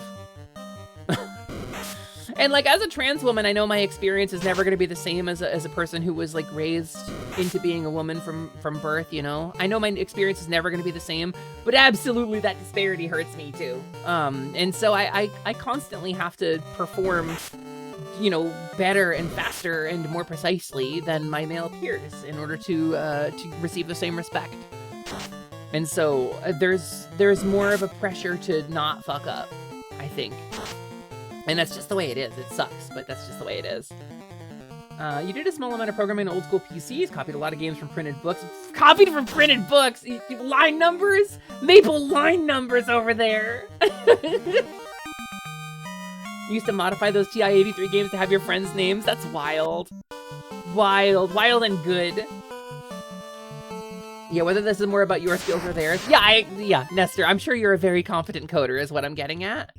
I'm sure you are a super competent coder. You're a very smart person. You absolutely always know what you're talking about in my chat. You'll never understand how people didn't think having a box that does things for you and can talk to other things would not change society. It's wild to me. It's just wild to me. The only app you actually published was a Windows 8 D&D 4e character sheet app. I mean, that's technically true, but your knowledge has like pushed a lot of other stuff out too. Working on character sheets and stuff like Roll20, or like, you know, implementing mods and administrating servers and stuff. Like, that's very technical. That can be very challenging. I think this has got to be the last fight before we go back to town. You got a few little gewgaws on GitHub, but haven't really published anything big programming-wise. It's so difficult to finish something. I have a bunch of stuff when I was teaching myself Unreal Engine. Renetta! Hi, Renetta. I'm enjoying the catnip tea. Hello, Renetta. Welcome in. It's wonderful to see you. Thank you so much for dropping in. It's so nice to have you. Hello, Raiders. It's me, Hisfear Plume, aka Plumey, the Scaly Sorceress, the keeper of the workshop beneath the world. And where is my fucking staff? Is this game eating my inputs? Wait. I don't know why I can't summon my staff right now. I don't know what's wrong with me. Maybe the magic has failed. Maybe I have let you all down. But hi, Renetta. How was your stream? Welcome in. Welcome in. It's wonderful to see you. I hope you had a wonderful stream. Too much catnip tea? Maybe. I'm supposed to be able to summon my staff, and I think something is eating my key presses right now. Or maybe I've switched modes on my keyboard. Why does that work now? Well, anyway. Scaly Sorceress, keeper of the workshop beneath the world, yada yada yada. Kobold by nature, kobold by trade. That's what we do. I'm here, I'm queer, and I'm a scaly engineer. I'm the foreman of the Kobold Construction Guild. And that is exactly what it sounds like. Mostly we scream a lot and mess up people's construction projects. Pretty much what I'm getting at here. We got enough gold for the spear now. The first trans woman you ever met, the woman who played a large part in your egg cracking, is also a programmer and has worked on AAA published games. You love her so much. That's incredible, Maple. What a good vibe. And also, there is a glut of transgender people in game dev. Why that is anyone's guess, but there are, like, whole, like, researchable statistics about that. Weapon. Equip. Steel spear, baby. And we'll put the scimitar and alley. Let's see if we have enough for some armor.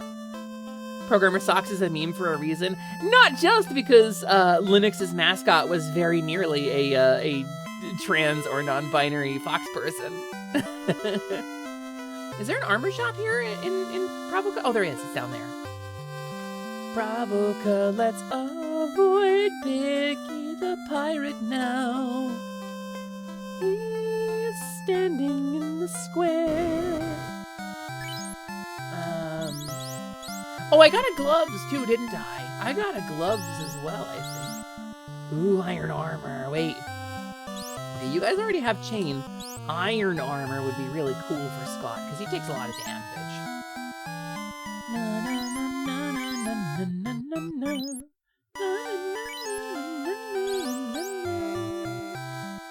Let's get a gloves for everybody else, right? Buy gloves for Nestor. I don't know who has the gloves that we got. Buy gloves for Scott.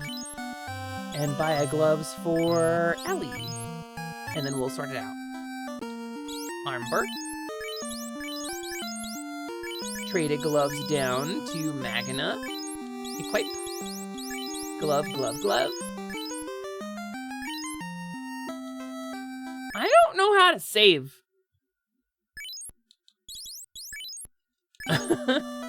Maybe it auto saves?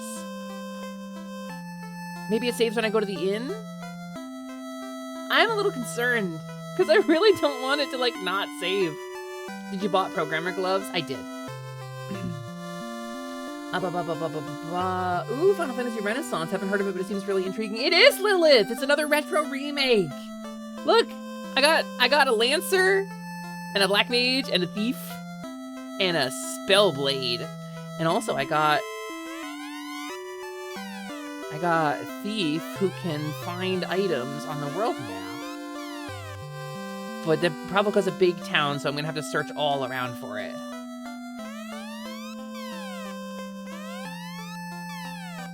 Is there Sparkle? I'm not seeing Sparkle.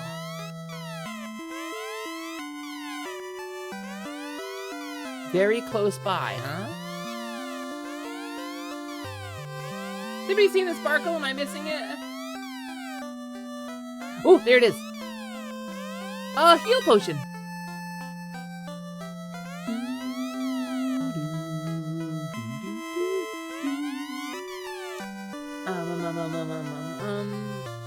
Someone else has come in and polished up the visuals a great deal, thankfully. Monster of the Week form fillables. Yeah, no, that stuff in particular kills me because I'm so bad at organizing that stuff. As someone who did your time in AAA, the Venn diagram of neurospicy folk and game developers is almost a circle, and the old school straight white management definitely does not know how to handle it most of the time. That was my brief experience, like doing IT or any kind of tech work in general for companies was basically like that. Yeah, very much that. So Xenia's lore is very fun. Originally she was supposed to be a guy, but an artist who rediscovered the design a few years ago read them as feminine and gave her the name Xenia. When the artist learned about the original intended gender, Xenia was declared trans as a fun consequence. Yes! Absolutely correct, Nona. It was never intentional, but it never is it? Maybe it's up here? Maybe it's behind the pirate. I found a cabin! Yes, that is a whole house there, actually. Alright, I want to get the iron armor before we deal with the pirate. Compile bra! I wish you could compile my bra. I have like a $30 bra as my most expensive bra. I've got fucking 40 double Ds now. I need better bras and I don't know what bra to get. I don't have anything that's not an underwire. My life is hell. I wish I could compile bra. Welcome to Corneria. I like swords. Welcome to Corneria. I like swords. Thank you, Theron. I was gonna put that bit on my promo art, but I couldn't find a good way to work it in and still show the whole party. You think the innkeepers are the real heroes of this game, taking care of the adventurers and all? Sometimes when I'm feeling weary, when I'm feeling exhausted by the world, and like no one sees me or hears me, when I'm feeling out in the cold, there's a little inn I like to go to with sunflowers. And when I step in, another proprietor greets me with a smile and a warm mug of something to fill me up, and a pat on the back, and a ear and shoulder of a true friend. It's the most welcoming place in the world. So anyway, go follow It's Noel now on twitch.tv, please. Na iguana. It's iguana na. Iguana na. Magna hit it with. I got ahead of the rhythm. It's iguana. Iguana na. Iguana.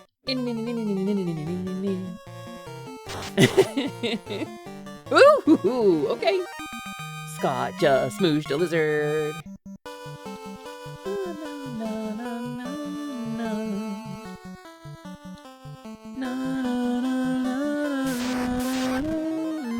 Ooh, okay. 4 mad ponies? We can do this.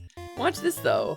Watch how cleanly we beat this fight. Watch how quickly and cleanly we resolve these mad ponies. How little trouble we have with mad pony.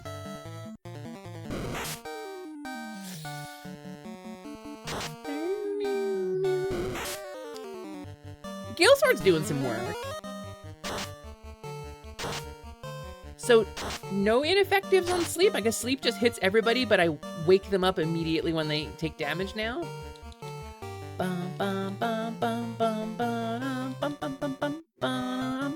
That's kind of a good thing. Are you gonna eat that iguana? Yeah, probably.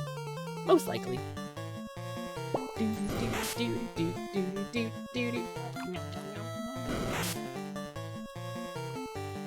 The Mad Pony can do like so much damage so quickly. Oh, that one, huh? Yeah, the one that Scott was gonna kill? That's cool. So you can't... Oh, yeah, he's fatigued, so he can't jump again because he's a Lancer and not a Dragoon. He probably has to wait for class change to jump every turn. Oh, hi, my love. Hi, LMD. Hello, wife.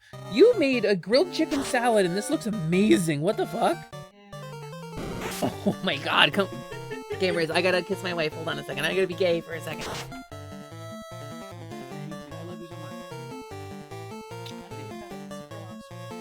I don't, actually. D&D got canceled. Oh. Yeah, it's moved to tomorrow. Oh. Yeah. Well, eat a real meal anyways. Thank you so much for the real meal. Instead of just combos. LMD's so good. LMD's really good. I'm really lucky to have them. And I was hearing them cook. That's I was smelling that. They were cooking chicken for a grilled chicken salad with dressing and oh my goodness. Oh my goodness, it's delicious. Oh, I can't wait to eat this. I think we're gonna get the ship. It's kind of my goal for today. But in order to get the ship, we need to get that iron armor for Scott. So I need to hit this button. No, this button. This button. We need 651 more gold. I hate to say it, but it would be so cool to encounter some ogres right now. Ooh, arachnids. There is, I want to say it's somewhere in the early game. I remember seeing a thing about this. What's the guy? There's a YouTube Shorts and TikTok creator who wears funny glasses all the time. And he says, tell your friends I'm great. What is his name? He did a thing about this. There's like an area where you can get really high level monsters pretty early in this game. I think it's a little bit after where I'm at right now. SB, Red Mage, you're not there. You're by the tavern. Kill it with fire. Ooh, that didn't kill it with any fire. And we got some poison to deal with. Uh-oh. Alright, so here's what we're gonna do. We're gonna treat this carefully. You are! Ugh. The Peninsula of Power? Yeah, what's the guy's name? No, that's a reference. Oh, Summoner Geeks? Or the Dead Alewives Watchtower? Yeah. Dungeons and Dragons. Satan's game. Your children, like it or not, are attracted in their weaker years to the occult. And a game like D&D fuels their imagination, making them feel special, while drawing them deeper and deeper into the bowels of El Diablo. Tonight, the Dead Alewives Watchtower invites you to sit in on an actual gaming session. Something Dungeons and Dragons. I wish I could remember the full line. Most people know it because the PS2 game Summoner had like a secret Easter egg where the characters were like lip syncing to the sketch. But no, the Dead Wives Watchtower is a comedy group. It's like they did a bunch of stuff like that. Mazes and Monsters watch along. I don't even know who I am anymore. I won't. I won't. It's so harmful. It's so overtly harmful, Magna. Admittedly, I've never watched the whole thing, but it's just actually harmful. It's not only is it reductive of games like D&D. Oh, right, I'm poisoned. Not only is it reductive to things like D&D, but it's reductive to mental illness too, and it treats mental illness like a status debuff that can be inflicted by something. Mazes and Monsters is a happening game, ain't it, Daddy? You're all fucking fired. Every member of the... I'm deleting the stream, actually. Twitch.tv/ my other channel. Go there instead. I'm not streaming on Hesper's Quest anymore. I'm going to my side channel. I won't engage with this. Most of your mental issues are definitely inflicted. You know, good call out, actually, as a trauma haver. Actually good call out. But that's not the point. But I agree with you, and I retract my statement. I retract my authoritative statement, because you can inflict mental illness on people. Bye, Slyman. Bye, Slyman. Quespers Hesp. That's me. That's Marshalla. Hi, Marshalla. It's me, Hep or Queps. I will hep a quep. I will sometime quep a hep. And I like being a kobold so much, I brought it back for Saturday. But I still quep. I still hep. I still do both of those things. Let's watch Skullduggery. I am unfamiliar with it. Human hearts! Thank you, Takirosh, for 100 bits. What the hell? That's really nice of you. Thank you for 100 dinosaur bits. She sure quips my heps. She sure quips my heps. You know what I mean? Oh, brothers around the water cooler. She quips my hep. She quep on my hep until I hesp. She quep on my hep until I yep. Yep, yep. So in Rocky Hills culture, 1 yip is greeting, 2 yips is excitement, 3 yips is danger yip. Just to be clear. And I've tried to like be cautious about this. Because like other kobolds can yip all the times they want, and Wolfwings, hey! Hold on! Yip, yip! No, Red, don't yip 3 times, Red, you're gonna start one! You're gonna get everyone riled up! What's 4 yips? That's 2 excitements. That is, 4 yips is 2 excitement yips. And Wolfwings, thank you so much for donating to B, you got us to 95%! That is incredible. I haven't talked about it in about 4 hours, so I should talk about it a little bit. We're raising money for a fellow trans girl, a VTuber by the name of BTuber. She's a fairy. She's bee-themed. She's incredible and amazing. She's always pushing the envelope on developing new tech and changing the definition and challenging the tropes of what it means to be a VTuber. She's incredible. She's amazing. And she has been out of work for like 6 months. She's an extremely competent worker. She's good at so many different things and cannot get work because the job market is ass and being trans is really hard. And she has severe social anxiety as well, which is probably a detractor as well. But being a trans woman in 2026 makes it really hard to get hired. And she's been working, she's had some contract work, but it's not enough. And so she ran out of money. And so she desperately needs our help, not just to get rent and food covered, but to also cover transition-related care like hormone replacement therapy. Because when you hit a certain point in the transition process, your body can't function normally without those hormones. You need those things to function normally. And so it's very important that you get this, and we have crushed the goal more than once, gamers. Also, stop yipping. You all know better. You all know better. I'm not gonna fall for it. I'm no kobold who's gonna just start yipping. What's my famous clip? I'm no kobold. So Wolfwings, thank you so much for donating to B and helping secure her safety and comfort and health. That means the world to me. Thank you. Hey! Thank you for Richard Stab Tab. Thank you for donating $10 to B.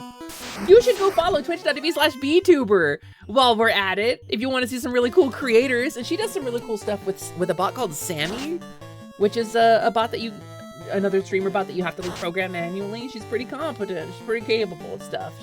She works really hard. Thank you very much for donating to B. I never require anybody to donate when we do a donathon. We do a mutual aid thing. Like there's never any pressure. There's never going to be any negative consequences for not doing it. It means the world to me that you do. It really, really means the world to me. Thank you.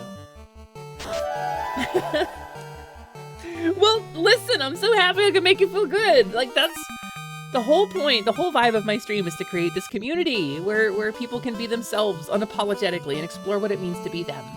Where you can explore what it means to be you. And in your case, you're making a game about kobolds, so that's like a double whammy. That's extra good.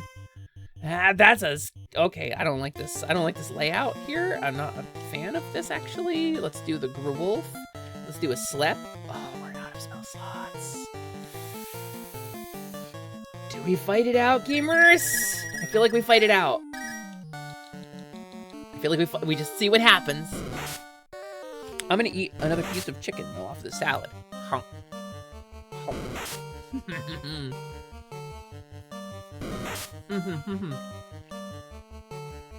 Hi, Renetta. We're doing good.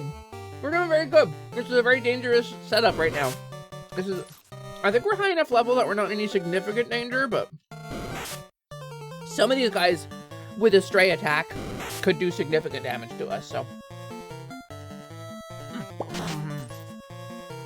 Thank you very much for your snack. You gotta keep your blood sugar up while you're streaming, gamers. You're mostly engaged with your autism, playing Aloft, which OMG. What is Aloft? Which is fun and relaxing? I am not familiar with it. Alright, Scott, I'm gonna need you to come down now. Do do do do do do do do do. Boo do do. Doink! Oh, it's so useful. Okay, good. You walked in, went, trans rights, I love a kobold in the single most befitting. I think maybe all of Twitch. Here, or like Tickery, touch scaly tail, probably. You would get away with that too, and that would be like a special greeting. By the way, have you met Tickery? Touch scaly tail, a kobold friend who's also pushing for partner right now. Tickery's really nice. We love them. We love kobolds, or we love Tickery. I'm curious. Scott got stuck in the tree. That's what happens with the dragoon sometimes. It's true. Do do do. Bum bum bum. Do do do do do do. Oh hell yeah! Hell yeah! We love Tickery. You don't get enough time to lurk chats as you want, though. Yeah, all that dungeon hack research gotta be taking a lot out of you.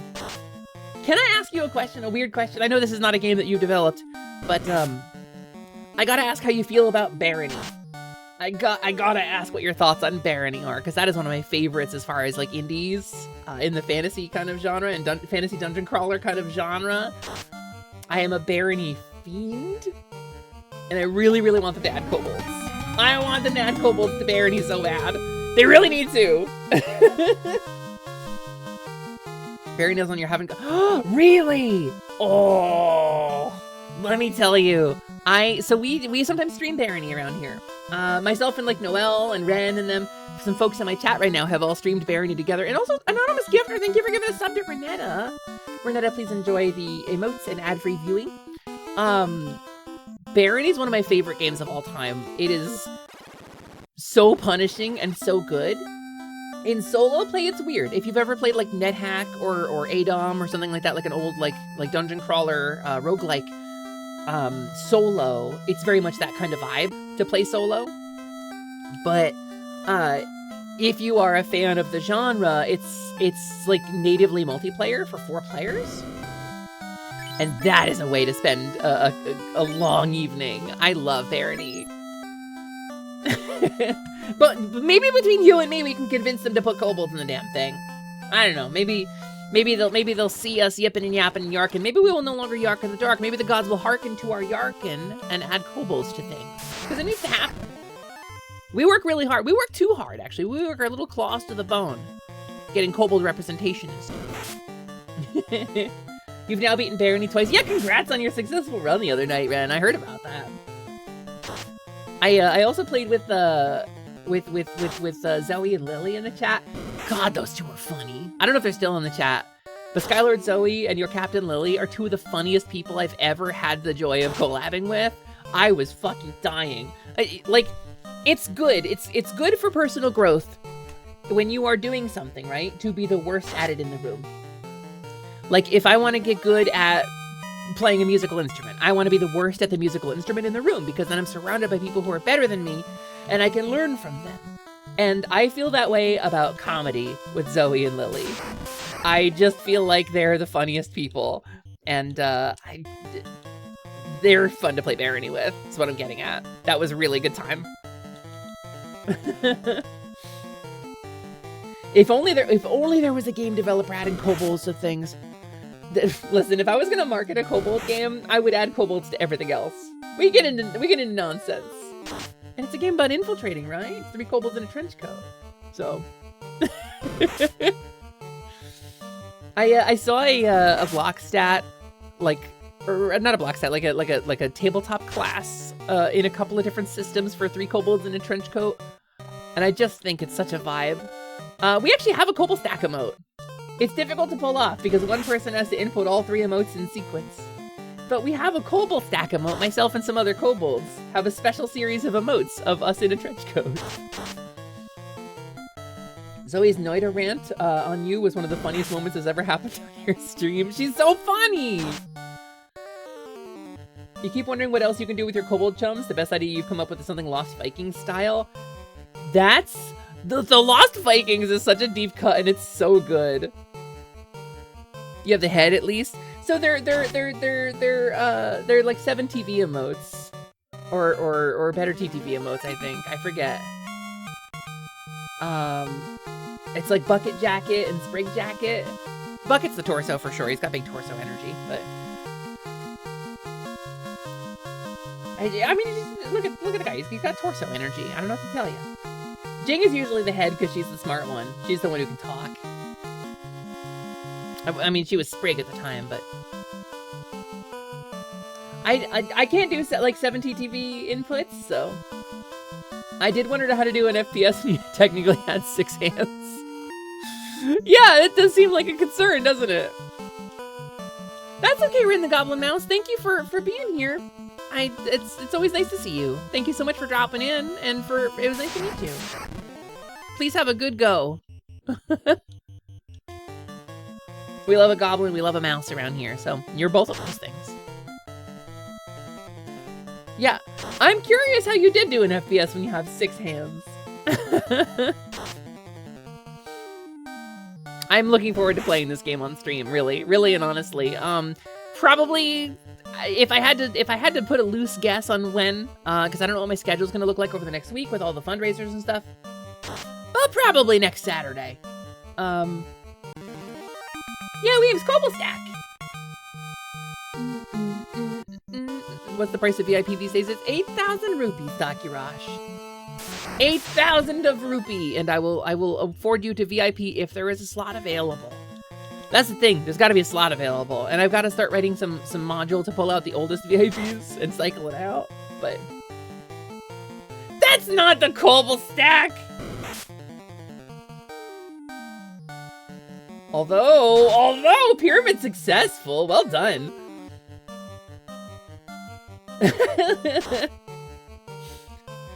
Okay, can I do... It's Bucket Jacket. Is it gonna register in my thing? It's not. Have I disabled like 70 TV emotes or something? Hold on. Better TTV. I think it was Better TTV. We added them.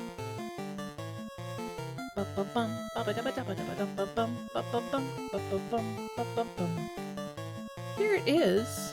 It's right there. I got the name right. Are they disabled in my...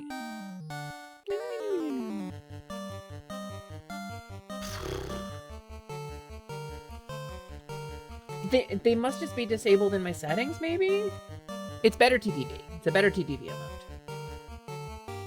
It's listed. Bonus channel points drops, blacklist keywords, deleted messages, emote menu. I didn't have the emote menu turned on. Yeah, Hazel, yeah! There it is! Yeah, Cobble Stack! See? See, we have Cobble Stack emotes! There's no feet? There doesn't have to be! The clothing touches the floor. No.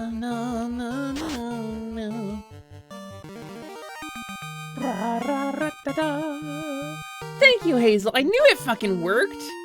Oh, we got 800 gold. That's enough for iron armor for Scoops.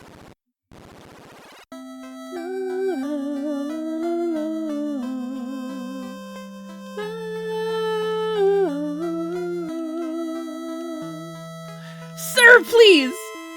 God, this Mohawk man won't get out of my freaking way. Armor. Ooh. We should be good to crush this pirate into the dirt now. We should be grinding this dude down to dust. Iron armor for Scootzilla. Equip armor. Equip armor. La la la.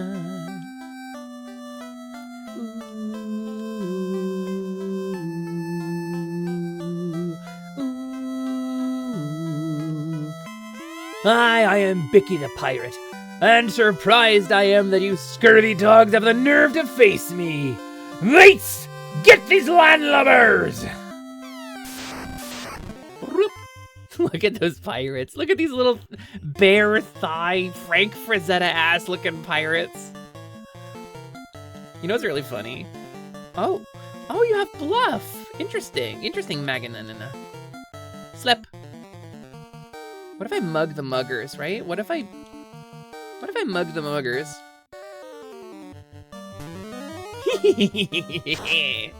La la la la la la la la. By the way, Hesper, my mimic says hi. Are you sure? Are you sure about that? Maybe it's a mimic pretending to be your mimic. Mine is named Cashly. She's my magic chest. She's not really a mimic. She just opens in the presence of rupees. Can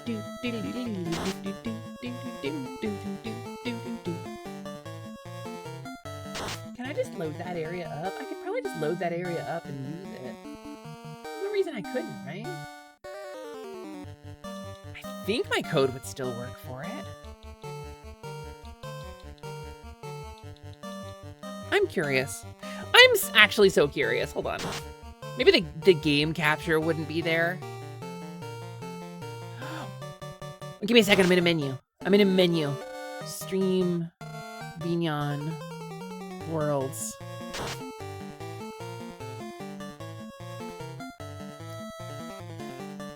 Loading.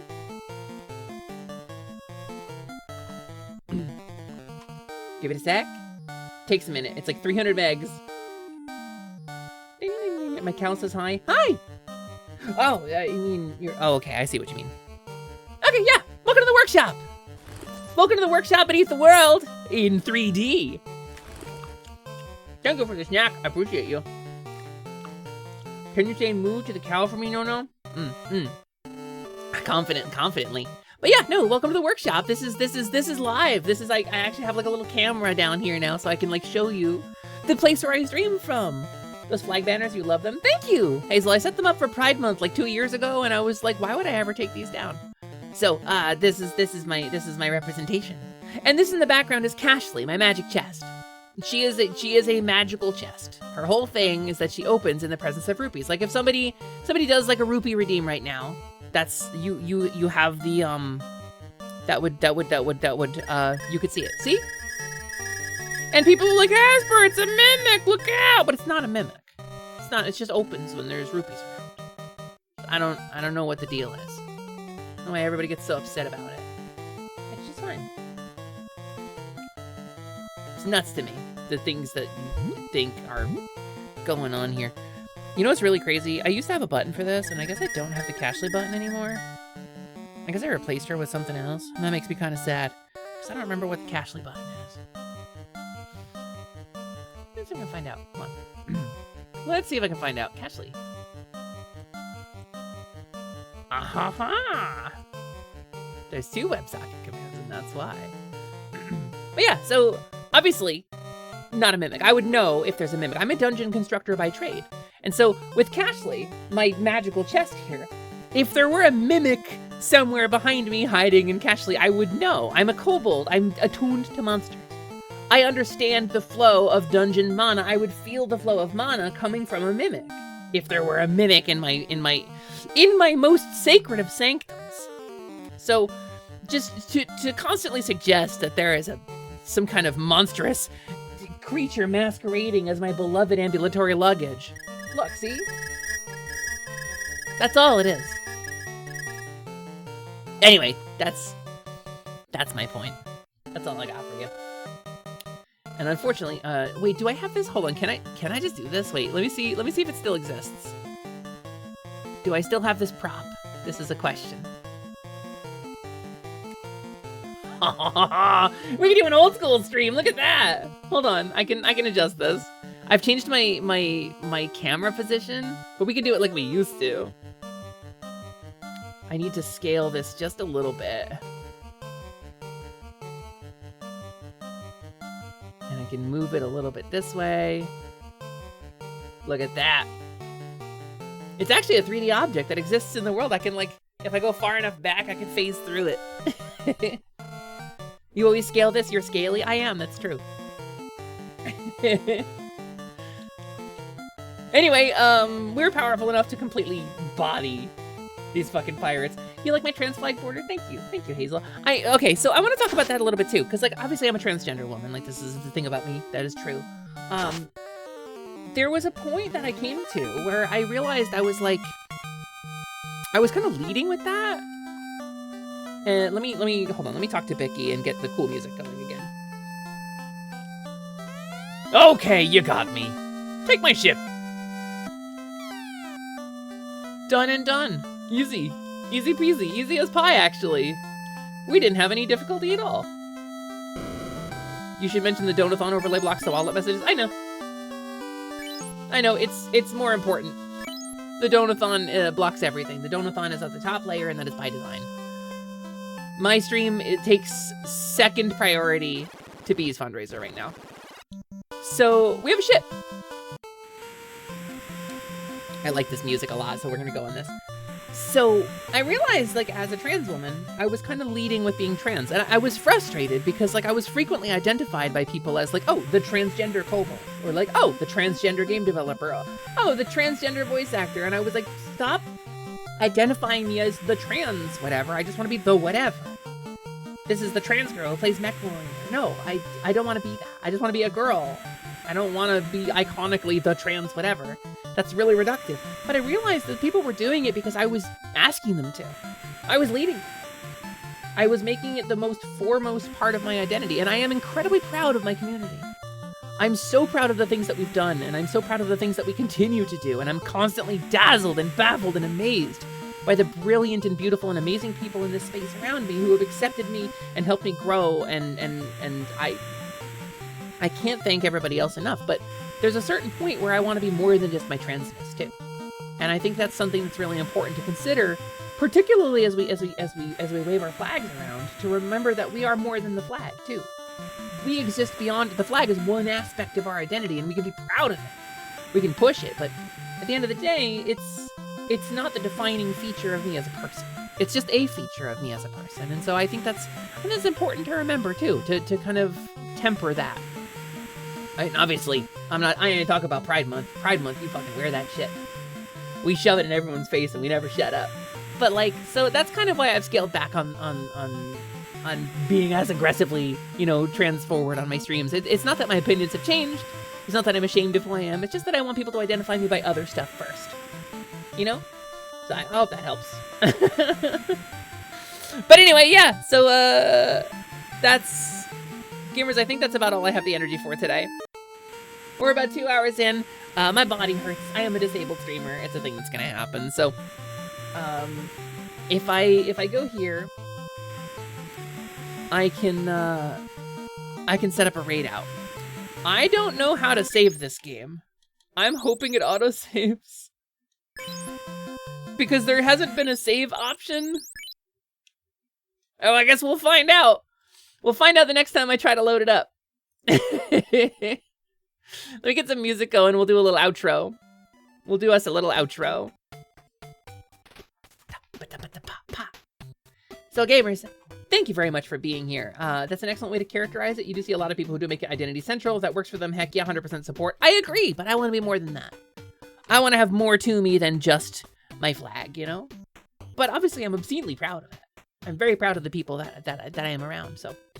You think it saves on ins? That's how the original game was. Remember to hold in reset while you turn the power off. But thank you so much for being here, everybody. I would love it if you would stick around for the raid. I would love it if you would stick around while we raid out, and then I'm gonna eat this salad, and it's gonna be delicious. And then tomorrow night on twitch.tv/btuber at 9 p.m. Eastern, 6 p.m. Pacific. I want to say that is the correct time. I will be joining B and a couple of other people like Alistair Fox and Grav and Cap and I think that's the whole group. It's just us to play some really cool improv-centric D&D. It's going to be comedy. It's going to be fun. It's going to be chaotic, and it's going to be a way to close out kind of B's week of Donathon. Hopefully at 100%. But there's going to be donation incentives there as well. So if people want to donate, they can influence our game, which I'm really excited to do. I apped a goblin for it, so it's gonna be really cool. I realize my colors are off when I'm on this screen. I'm gonna load default again. It's the lighting. It's the lighting in there. So anyway, gamers, let's find someone to raid. And I'm here normally Tuesdays, Thursdays, and Saturdays from 3 p.m. Eastern. So if you like my content and you came to stream for the first time here today, well, let me just tell you, I'm normally here Tuesdays, Thursdays, and Saturdays. Although the Cobalt thing, that's a Saturday thing. Normally the fairy takes over on the other days of the week. But you can find me often at Positivity streams as well. You can find me at a bunch of different places in the community. I tend to collab with a bunch of people. So if you want to throw me a follow, you'll get notified whenever I do a collab and stream together with somebody. What do we want to do? Where do we want to head out? We could go to, I mean, Min is playing Death Stranding, but I'm not really a Kojima fan. Piku's playing Voices of the Void, which is fun. But we could also keep it in kobolds. We could do kobold to kobold communication and raid somebody who is a little bit smaller streamed, who is making a really cool model for my 2.0. We could raid somebody who I really firmly believe deserves more attention, and that's Val and her, I believe, her partner, Rist. So we're gonna do kobold to kobold communication. Kobold to kobold communication. And we're gonna do a little screaming emote. If you don't have the emotes, that's okay. You can decorate it with whatever emotes you want to. A lizard emote would be really rad. I deserve more too. I've been getting more. I'm feeling pretty good about my numbers, honestly. So we're gonna raid over there. Please take a moment and copy paste that raid message. It helps the streamer that we are raiding to understand that like we are there to hang out with them. And it helps me feel cool because it makes me feel like I've dropped a really cool raid on somebody, and it makes me feel really cool and special about myself. But I'll be back here. I'll be on B's stream tomorrow, and then Tuesday I'll be back here. We'll probably be playing some more Pokemon Alpha Sapphire, which is really exciting, and I'm really excited to play it. And Cadence, thank you so much for the Prime sub. We are going to drop in on Kobold Val. She's super great. She's a kobold. She's making my 2.0 model. She's very, very nice, and I like her very much. And I like you very much. I like you very much as well. And I think that you will like Val, and you will like Christ as well.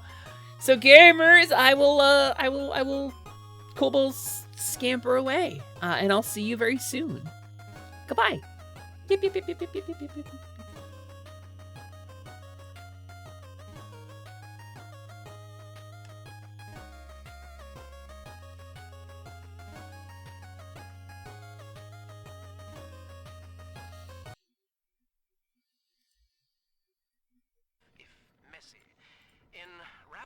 Arms race, splicers are the only ones that are evolving. Yeah! God, that feels good. Just eat those guys down. Wait, what happened? Wait, Hang on. I looked away for a second. Oh, thank you for the raid, Hesper. Oh my god. Welcome in. How was your stream? Look at them nerd. Look at them. I gotta say. It's giving me issues. Every time I switch out between the two,